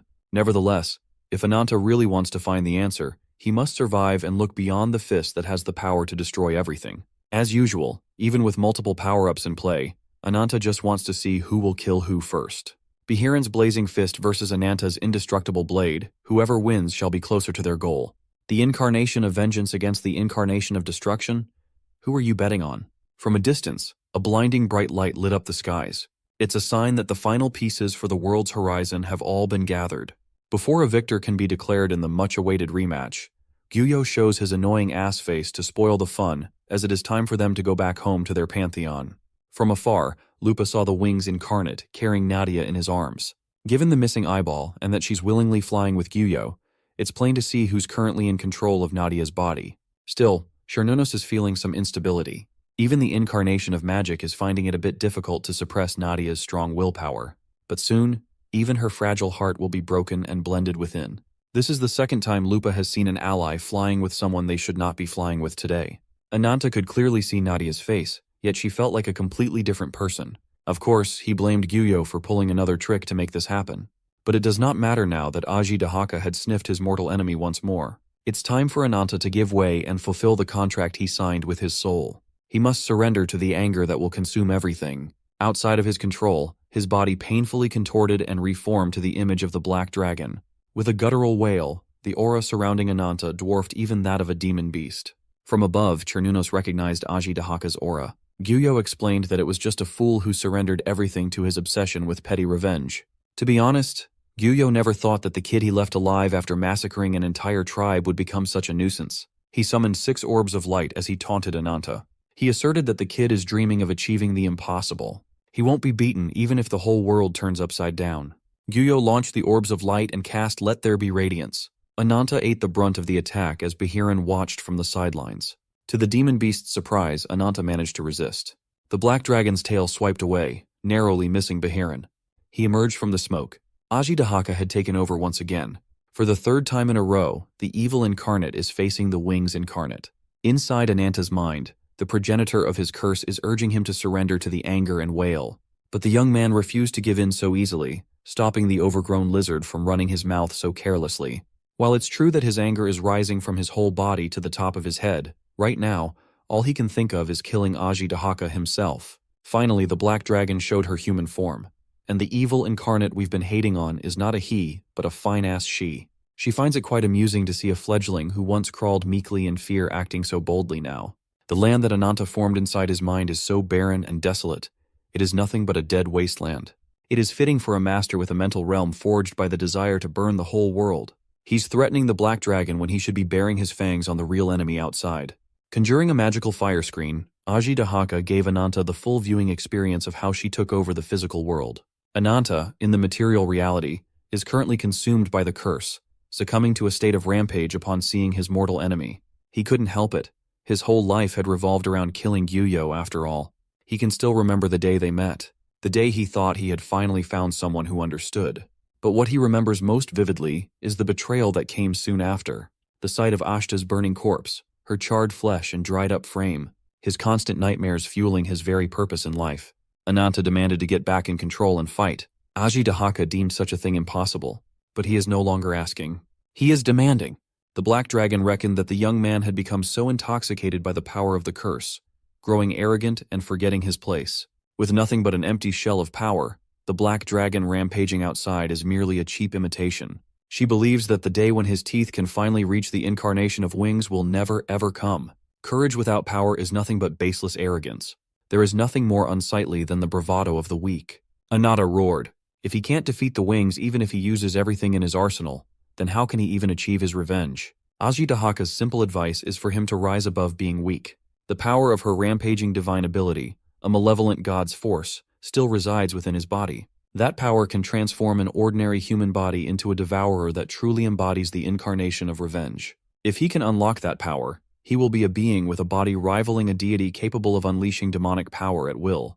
He will be no different than an abomination, just like the creatures that are empowered by the branches made from divine treasures. With the catalyst of evolution, capable of turning abominations into divine incarnations, Ajidahaka is willing to renegotiate their contract if he's willing to fully accept the branch and be reborn as a true incarnation. When that day comes, she will take on a new body and escape this conceptual world. With the help of the branch and the curse of the evil spirit, she will regain her original power and take revenge on Ananta's behalf. Her deal sounded sweet on paper, and her bewitching charm was irresistible. Ananta willingly accepts the terms, but he's resolved to kill Gyuyo with his own hands. He won't hand the satisfaction over to anyone. He yelled at the Black Dragon to execute the contract right then and there. As long as he can achieve his life's goal, he'll gladly sacrifice his body. While Ananta's hand gripped her throat, the Black Dragon accepted the revisions, eager to see the young man struggle as much as he could. From now on, the clouds of death and disaster will lead him. Regaining control of the Black Dragon's body, Ananta opened his maw, coalescing a destructive attack aimed at the great wings. Like a one-trick pony, Gyuyo preemptively responded with, "Let there be light." Draconic flames versus angelic beam. Who will win? It looks like a Dragon Ball fight in this bitch. Chernunos felt a little awkward being a burden, so she decided to join and help Gyuyo out. She jumped away from his grasp, free-falling into the dragon's den. Ananta tried to attack with his claws but was quickly stifled by death roots when she cast Yggdrasil Nematona. With the Black Dragon held in place, Gyuyo launched another one of his favorite attacks. Seeing how seamlessly Chernunos moved, it looks like the physical assimilation is going on smoothly. She returned the compliment by praising his ever-so-formidable destructive power that can rend a dragon's face open. While a mere wave of a hand would have been sufficient, he prefers standing out of range at times. Upon regenerating his head, the Black Dragon spoke up and vowed to curse Gyuyo in turn. A massive beam of purple light shot from God knows where. Inside the grotesque and oddly empty husk of flesh, Lupa roamed while looking and screaming for Ananta. Beside her was Ruby, who was worried about her only family. Eventually they reached a fleshy core. Inside, a silhouette of a man can be seen. There's no mistaking it. Ananta's physical body is currently trapped in the dragon's core. After a second round of exchanging blows, the top half of the Black Dragon's head was erased once more. Gyuyo, on the other hand, suffered burns on half of his wings. He insulted the foolish and vile specter of the ancient race for invoking a powerful curse, only to scorch his pure white wings to a small extent. The Wings Incarnate is getting tired of dealing with the immortal Black Dragon, so he calls in his lapdog to finish the job. With a meteoric punch, the demon beast made the headless dragon buckle on its feet, nearly breaking its back. The impact shook the dragon's body, knocking Lupa and Ruby out of balance. Surprisingly, it also caused Ananta's body to fly out of the core. Seeing his bloodied, cursed form, Ruby shrieked with worry. Assuming her human form, Ruby promised to protect him again and again. She will be there every time he collapses from exhaustion. Her desire to protect him manifested in a warm and gentle flame, and she embraced the unconscious Ananta. Steadily, he started regaining strength and control of his muscles. Chernonos took a good look at the Black Dragon's body. She is quite curious about Ananta, the incarnation of vengeance, a human whom she had been watching from Nadia's inner world. Just like many, the young man is just a victim of the sorrow of losing someone precious. Even though he's an enemy, Chernunos would appreciate it if Gyuyo ended the kid without any more unnecessary pain. Gyuyo remained silent. He looked at his hand and found dark discoloration quickly spreading on his flesh. Based on the color alone, it's plain to see that Ananta's curse had taken effect. Just as he was fearing the curse of Ajidahaka, the body of the black dragon started its regeneration cycle again. From its core shot out a ferocious beam of concentrated energy. The split second of distraction left Gyuyo open to get sniped with a headshot. With Ruby's healing flames, the real Ananta had regained consciousness, achieving the realm of true immortality. Beharin contemplated going at it with Ananta, but he was intercepted by Commander Lupa's claws. Gyuyo covered up his blown-up eye. He quickly regenerated the supposedly fatal wound and looked at Ananta with renewed hatred. He shot him a glance that no one had seen before. From a safe distance, Whitefoot and Blackfoot arrived to give their office a play-by-play of the situation at the Levantine fortress. Whitefoot diligently and succinctly relayed any relevant details until she reached the current developing situation of Ananta versus Gyuyo. To prepare himself for the potential final battle, Ananta sprouted giant wings on his back. He took to the skies, setting the ground and everything around with cursed fire. If there's one thing Gyuyo hates, it is lesser beings looking down at him. Just when he was about to lose his temper, Cernunnos warned him to restrain himself. They must address the demonic curse that is starting to spread in Gyuyo's body. If they wait too long, he will be turned into a mindless monster, swallowed by his instincts with no turning back. He will be no different from that boy, Ananta. One must know when it's time to step aside and retreat. Meanwhile, Beharin is busy trying to land at the slippery wolf. Finally deciding to deal with the issue at hand, Gyuyo decisively chopped his hand off. With the fulfillment of their goal getting closer and closer, there is no time to waste in petty squabbles. Down one arm, Gyuyo decided to go back home in a tactical retreat. He ordered Beharin to hurry up and open a gate to the Pantheon, and the loyal lapdog obliged. Seeing the wings incarnate retreat when victory had never been so close, Ananta roared and motioned to make chase. Unfortunately, Cernunnos was there to interfere. Knowing Aji Dahaka as a peer, she could not believe that the Black Dragon would go so far as to take over someone else's body. If the evil incarnate has such a strong desire to survive, then the dragon and the deer's confrontation is inevitable. Flying in the air, surrounded by meteoric hellfire, Ananta confronted Cernunnos' Yggdrasil. The meteors quickly ate and broke through the dead roots upon contact. A few hours later the sun rose, and the sound of battle subsided. Whitefoot walked around the battlefield while assessing gains and losses. Their greatest gain is the synthesis of Aji Dahaka's curse, a curse powerful enough to contaminate the wings incarnate. The degree of damage caused by the curse is unknown, but judging by his reaction, it is presumed to be substantial enough to weaken Gyuyo to a great extent. The enemy's quick retreat is indicative of the curse's efficacy. As for the damage and aftermath, Levantine sustained an estimated death toll of 3,000 non-combatants. The stronghold mortality rate is estimated at about 97%, with a paltry 90 survivors. For the fighters, 400 soldiers have perished, an estimated mortality rate of about 99%, with only 4 survivors left and 1 traitorous owl in the mix. As for Ananta, he is safe, but he feels as though he is back at square one. Blackfoot tried to cheer him up by saying that defeating an enemy and making them retreat was satisfying enough. She grabbed Ruby and was surprised to see her transformation while protesting against being grabbed without permission. Blackfoot urged him to take the long-awaited victory, even if they did not succeed all the way through. But given the damage done and the lives that were lost, can you really call it a victory? What remains of Levantine is nothing but the lamentation of the few who lived. They've lost everything. Ananta refused to back down and celebrate a trivial win when he hadn't taken anything valuable from that horrible bastard yet. The next time they meet in the near future, he vowed to put a definitive end to this fight. Clinging dangerously close to Ananta's body, Blackfoot continued urging him to let out all his inside emotions on her. Lupa blushed, and Ruby was about ready to fry the bunny. Seductively whispering, Blackfoot playfully thanked him for his hard work. That earned her an elbow to the side. Coming out of nowhere, Whitefoot doubled down on her sister's words. She reiterated that Ananta's achievements are not something to be underestimated. He defeated the second seed of Sephiroth, absorbing the ridiculous power of the Conquest Incarnate. Not only did he fight a close battle with the Guardian of the Wings, but he also even inflicted a fatal wound on Gyuyo himself. However, with Nadia's unexpected personality change, they were not able to capitalize on the situation. Ananta achieved multiple feats that would have been impossible for any other incarnate. Right now, the young man is not interested in hearing flattery. He knows that if Whitefoot is here, she probably has another matter she wants to say. While most of the main forces of Levantine are still alive and well, they have to organize and prepare for a possible second attack. They must do so by establishing a new base. Lupa argued that going down that route would only lead to more repeated sacrifices. So, Whitefoot countered with the proposal to find an optimal location to house the survivors. That optimal location is none other than the Rabbitfoot headquarters. Additionally, as the organization's token of gratitude for Ananta's dedication, Rabbitfoot decided to share the truth about the Wings Incarnate that very few people know about. Ananta stood up and threatened to make Whitefoot regret speaking out of turn if he found out that she was speaking nonsense. When asked to elaborate, Whitefoot simply retrieved the cursed hand that Gyuyo ditched after cutting off. Back in the Pantheon, the incarnation of Wings had been plugged into a bizarre machine for his recovery. You see, Gyuyo's true identity is that of the last of the first 6 incarnations. Made in the image of the master of creation and destruction, he is the incarnation of machinery. Bro, is ChatGPT confirmed? If you're curious as to why Owl would betray Leviathan in the most egregious way possible, let's dive into his story. It all started when the love of his life chose a different man. But even if he couldn't stand by her side, Owl wasn't sad. He was content with just watching from afar, but he had just one regret.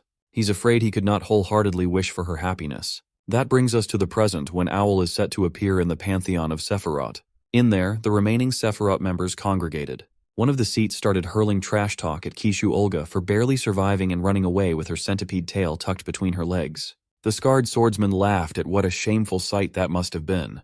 Kishu Olga wanted to retaliate, but she could not think of the words to do so. Owl recognized the trash-talking swordsman as one of the former candidates for the 5 loyal followers. He was the main culprit for brutally killing the former 4th and 5th seats, simply because he found them too bothersome. He is the 7th seat of Sephiroth, a man who had been constantly demoted due to the wrath of the Wings, Carcass, the incarnation of slaughter. Kishu annoyedly asked why he was in the main pantheon instead of guard duty, but the reason was obvious. With the defeat of multiple Sephiroth members, it's about time for Carcass to sort things out. Finally, the shattered space revealed their lord and 2 other people alongside him. The first thing Kishu noticed was the glaring wound on her beloved's left eye. She broke down to tears seeing her lord in such a state.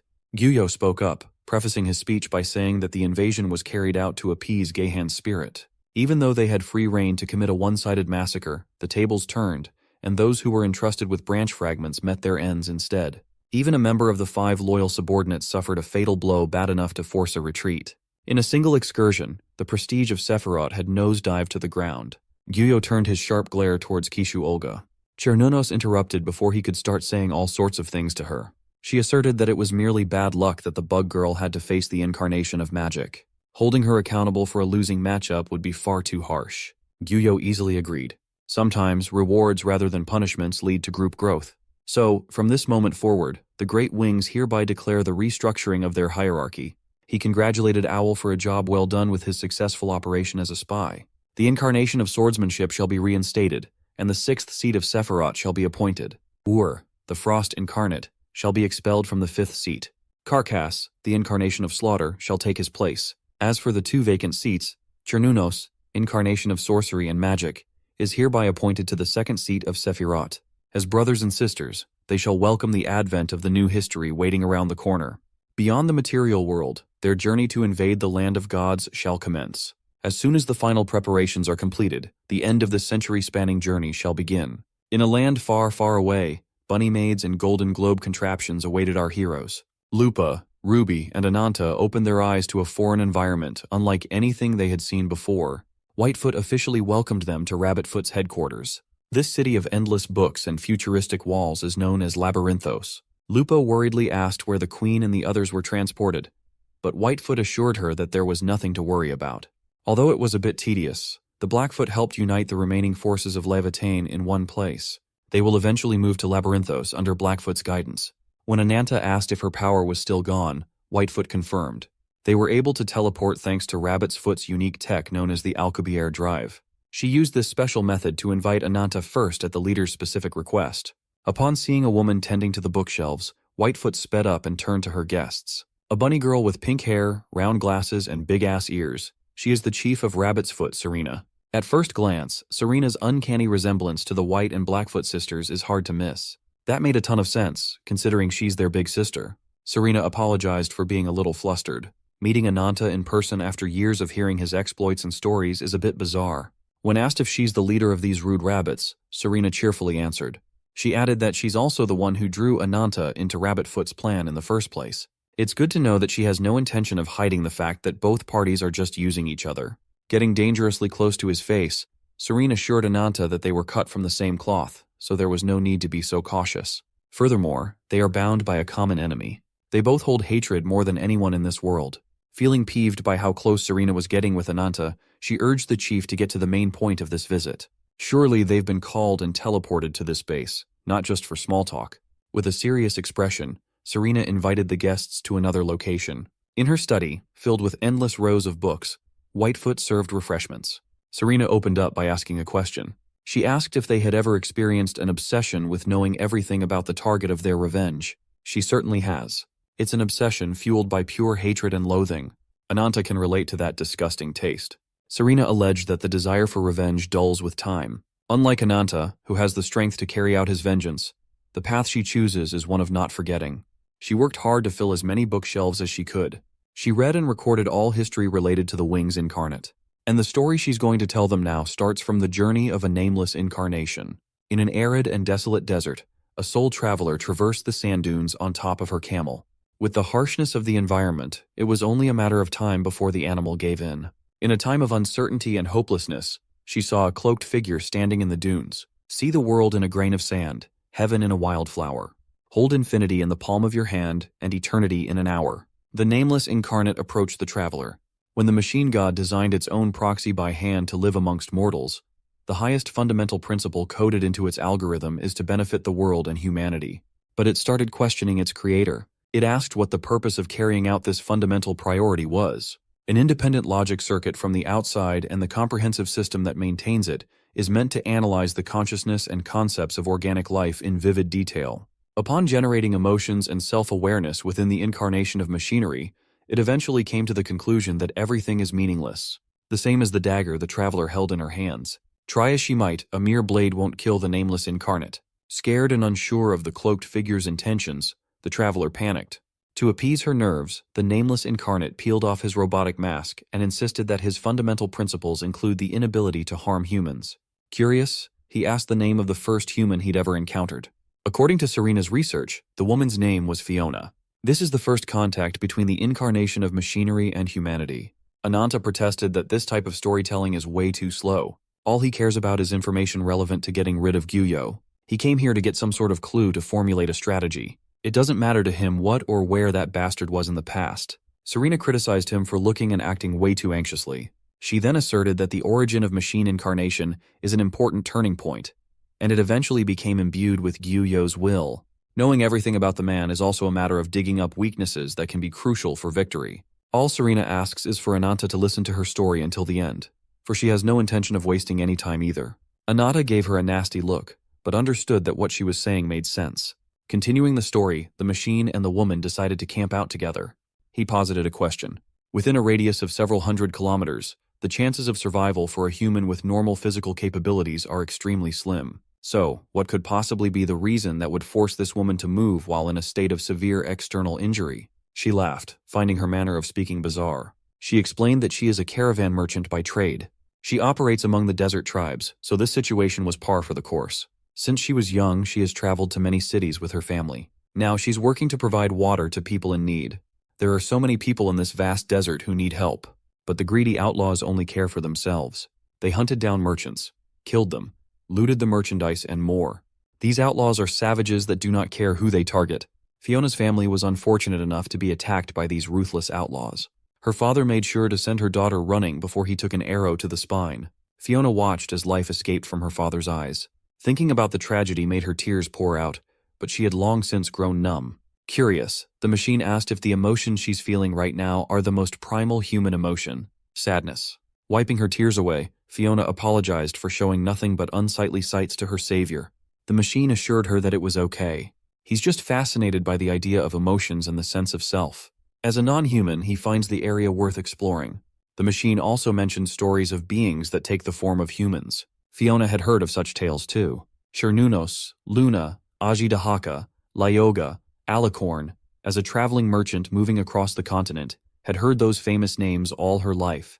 However, this is the first time she's ever heard of an incarnation of machinery. She doesn't even know what machineries are in the first place. According to the machine himself, machines are devices that use power to move and perform their assigned tasks. A precision tool designed to achieve a specific purpose. He is the servant to the god of machinery, the deity who governs creation and destruction. He was created to spread and advance mankind's civilization. He is an artificial being as opposed to a mythical creature. His fundamental principles broadly benefit humanity, and he must lead humans to a more advanced form. Fiona found his grandiose words a bit difficult to understand, so he put them plainly. The machine incarnate touched the sandy ground, and a blinding light filled the area. When the light died down, a perfectly circular hole appeared in the middle of the desert, scaring and confusing the traveling merchant. The machine urged her to take a look below. In the middle of the arid desert, the machine summoned an overflowing torrent of water. With his abilities, if there is no source of water, he can simply create one. If there are methods to discover underground water veins and technologies to make seawater potable, water shortage will be a problem of the past for the desert tribes. Fiona's eyes widened upon seeing a power that goes against everything she knows, the power that can benefit the people of this land. While she still doesn't fully comprehend what he's saying, she knows one thing for sure. This machine man truly is her savior. One must remember that the road to hell is paved with good intentions.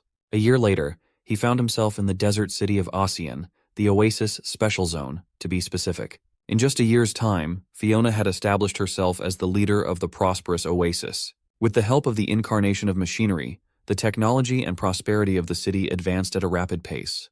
The desert land experienced an era of great prosperity that benefited everyone. Fiona, credited with excavating the water to form the abundant oasis and trading desalinated seawater, made a ton of profits. She quickly rose through the ranks and became the top trader in the desert. Ocean was always full of energy at every turn. The incarnation of machinery, now known as the Iron Mask, oversaw the day-to-day operation of the city. With the increase in trade with external parties, infrastructures such as roads and ports are lagging behind. It's partly because of the Retribution Oath, a law that enforces strict punishment appropriate to the committed crime. Every citizen must abide by the oath of the special district proposed by the council. While the oath is meant to protect civilians from outlaws, it had an unexpected side effect of hindering developments for the special zone. To survive the barren land, some people are forced to live a life of crime. Since the special zone rejected anyone who has even the slightest connection to such a life, expansion and development have stagnated due to limited personnel. Despite the options for coexistence in place, Fiona chose to demarcate a clear line between enemies and allies. If punishment is not viewed as a means of social utility, but as a definitive end like it has been until now, humans will never stop killing each other. Iron Mask elaborated that labor is desperately needed to develop the special zone to a higher degree. It would be more practical to open their door to people with less than perfect pasts. They can be accepted and utilized as manpower to expand the production base, but Fiona refused to even entertain the idea. In fact, she was offended that Iron Mask would even bring up such an idea. She is grateful for all his help.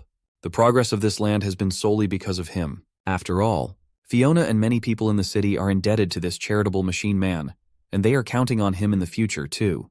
But Fiona firmly believes that extending a helping hand to outlaws is not the move.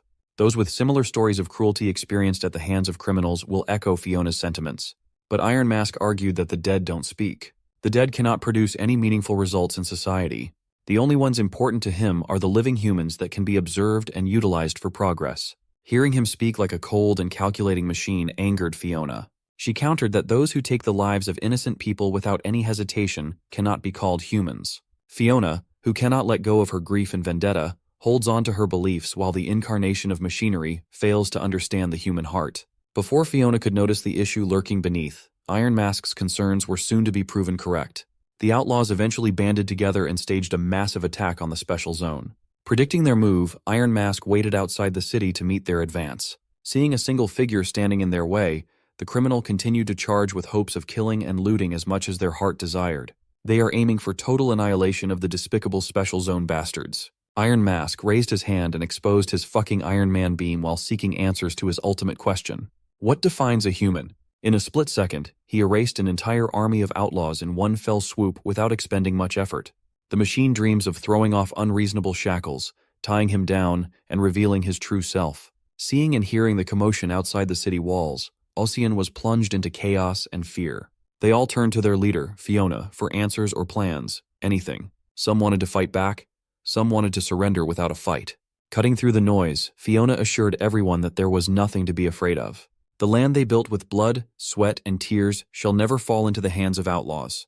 They refused to hand over everything they worked for to the animals that took their loved ones. Fiona urged her people to take arms and fight. Fight until they defeat those outlaws with their own hands.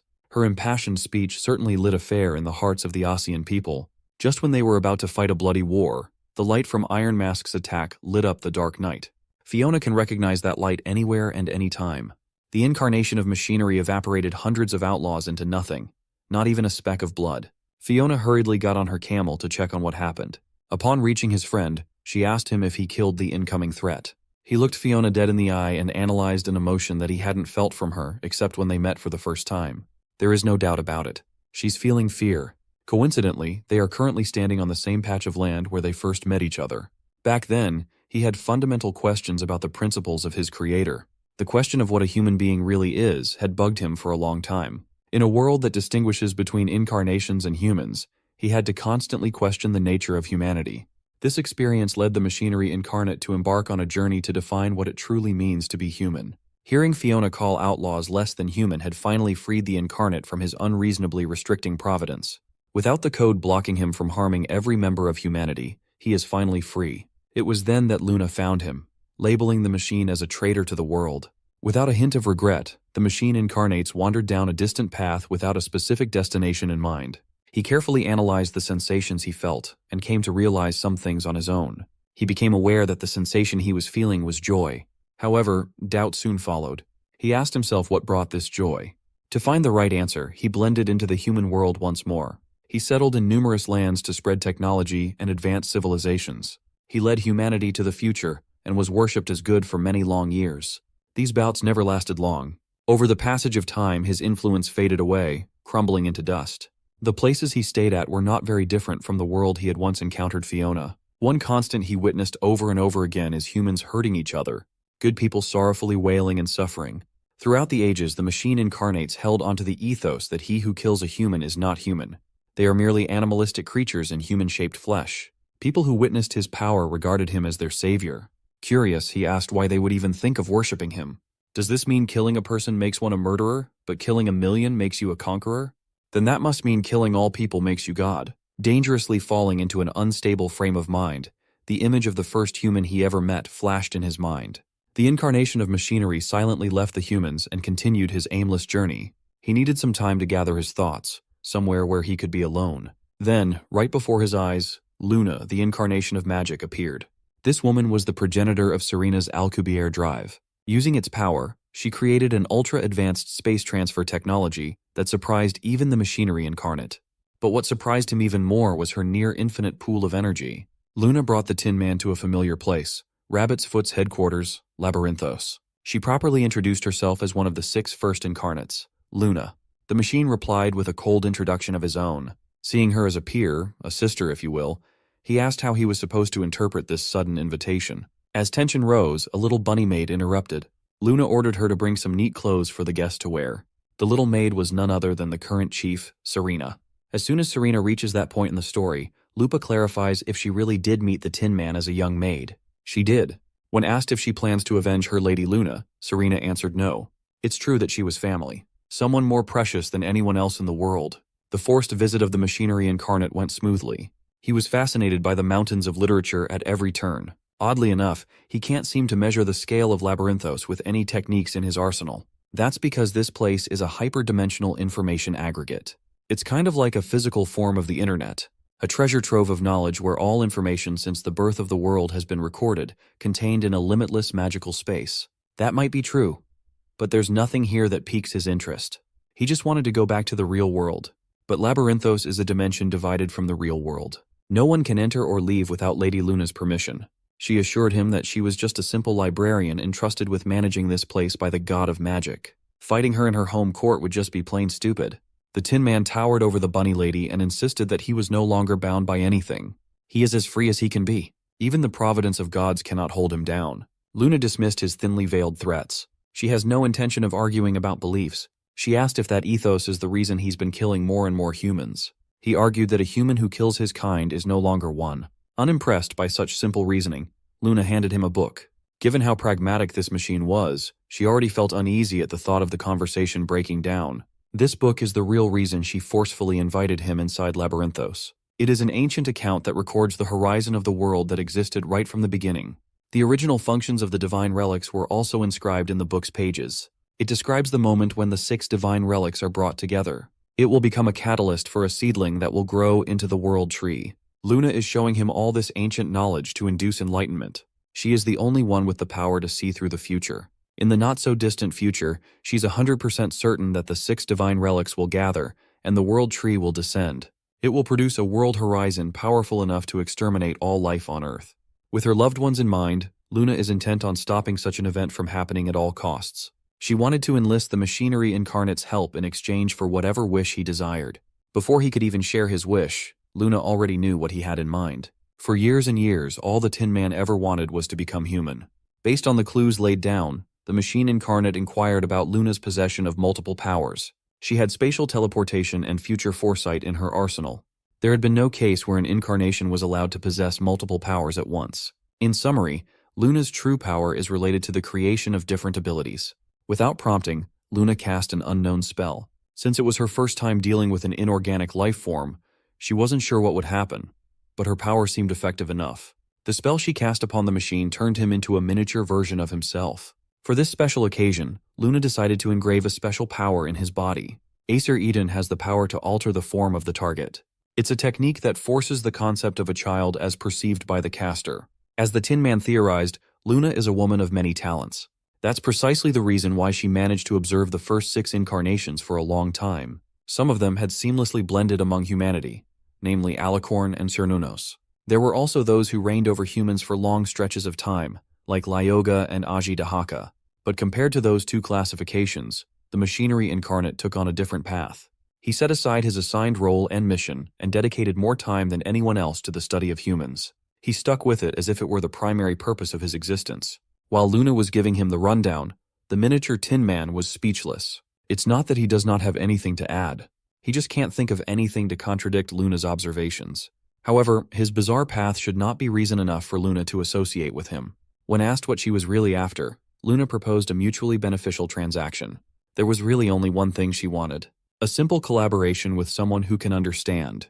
To prevent the prophecy she witnessed, Luna engaged in a certain deal with the incarnation of machinery. It is a complex form of magical engineering that combines the powers of magic and machine. Luna had been working on a plan by herself, and she wanted to add the power of machines to this plan. A year of continuous collaboration got the 2 incarnates very far. With the Tin Man's technological genius, they constructed a unique artifact never seen before. It looks like their project was getting closer and closer to the finish line. With every iteration, their production became smoother over time.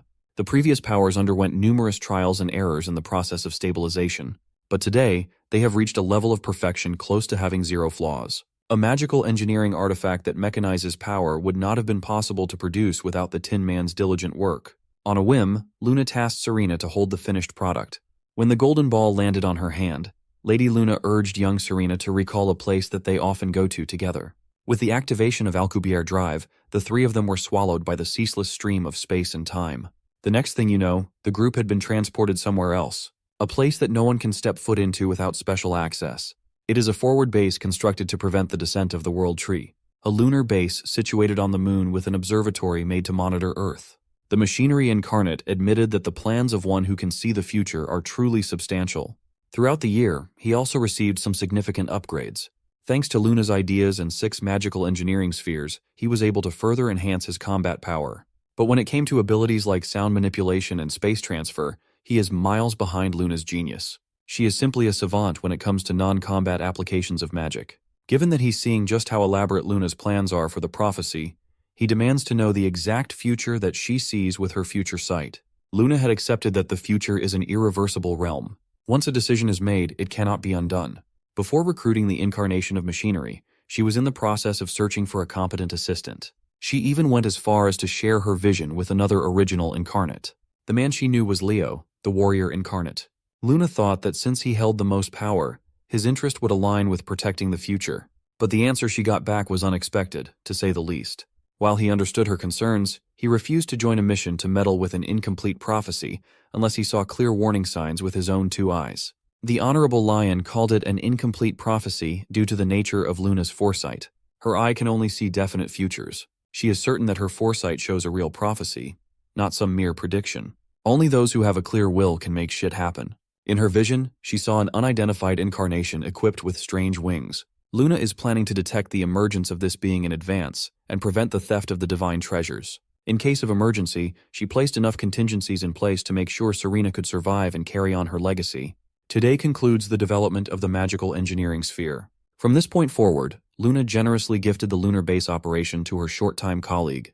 She left the investigation regarding strange winged incarnations to the Machine Man. Given that he held up the end of his agreement, it's about time to grant him the promised compensation too. Heading deep below the lunar base's secret dark chamber, the machinery incarnate stood on top of a magic circle as Luna beckoned the power to bestow human form. This technique shares the same principle as the simple Aesir Idun.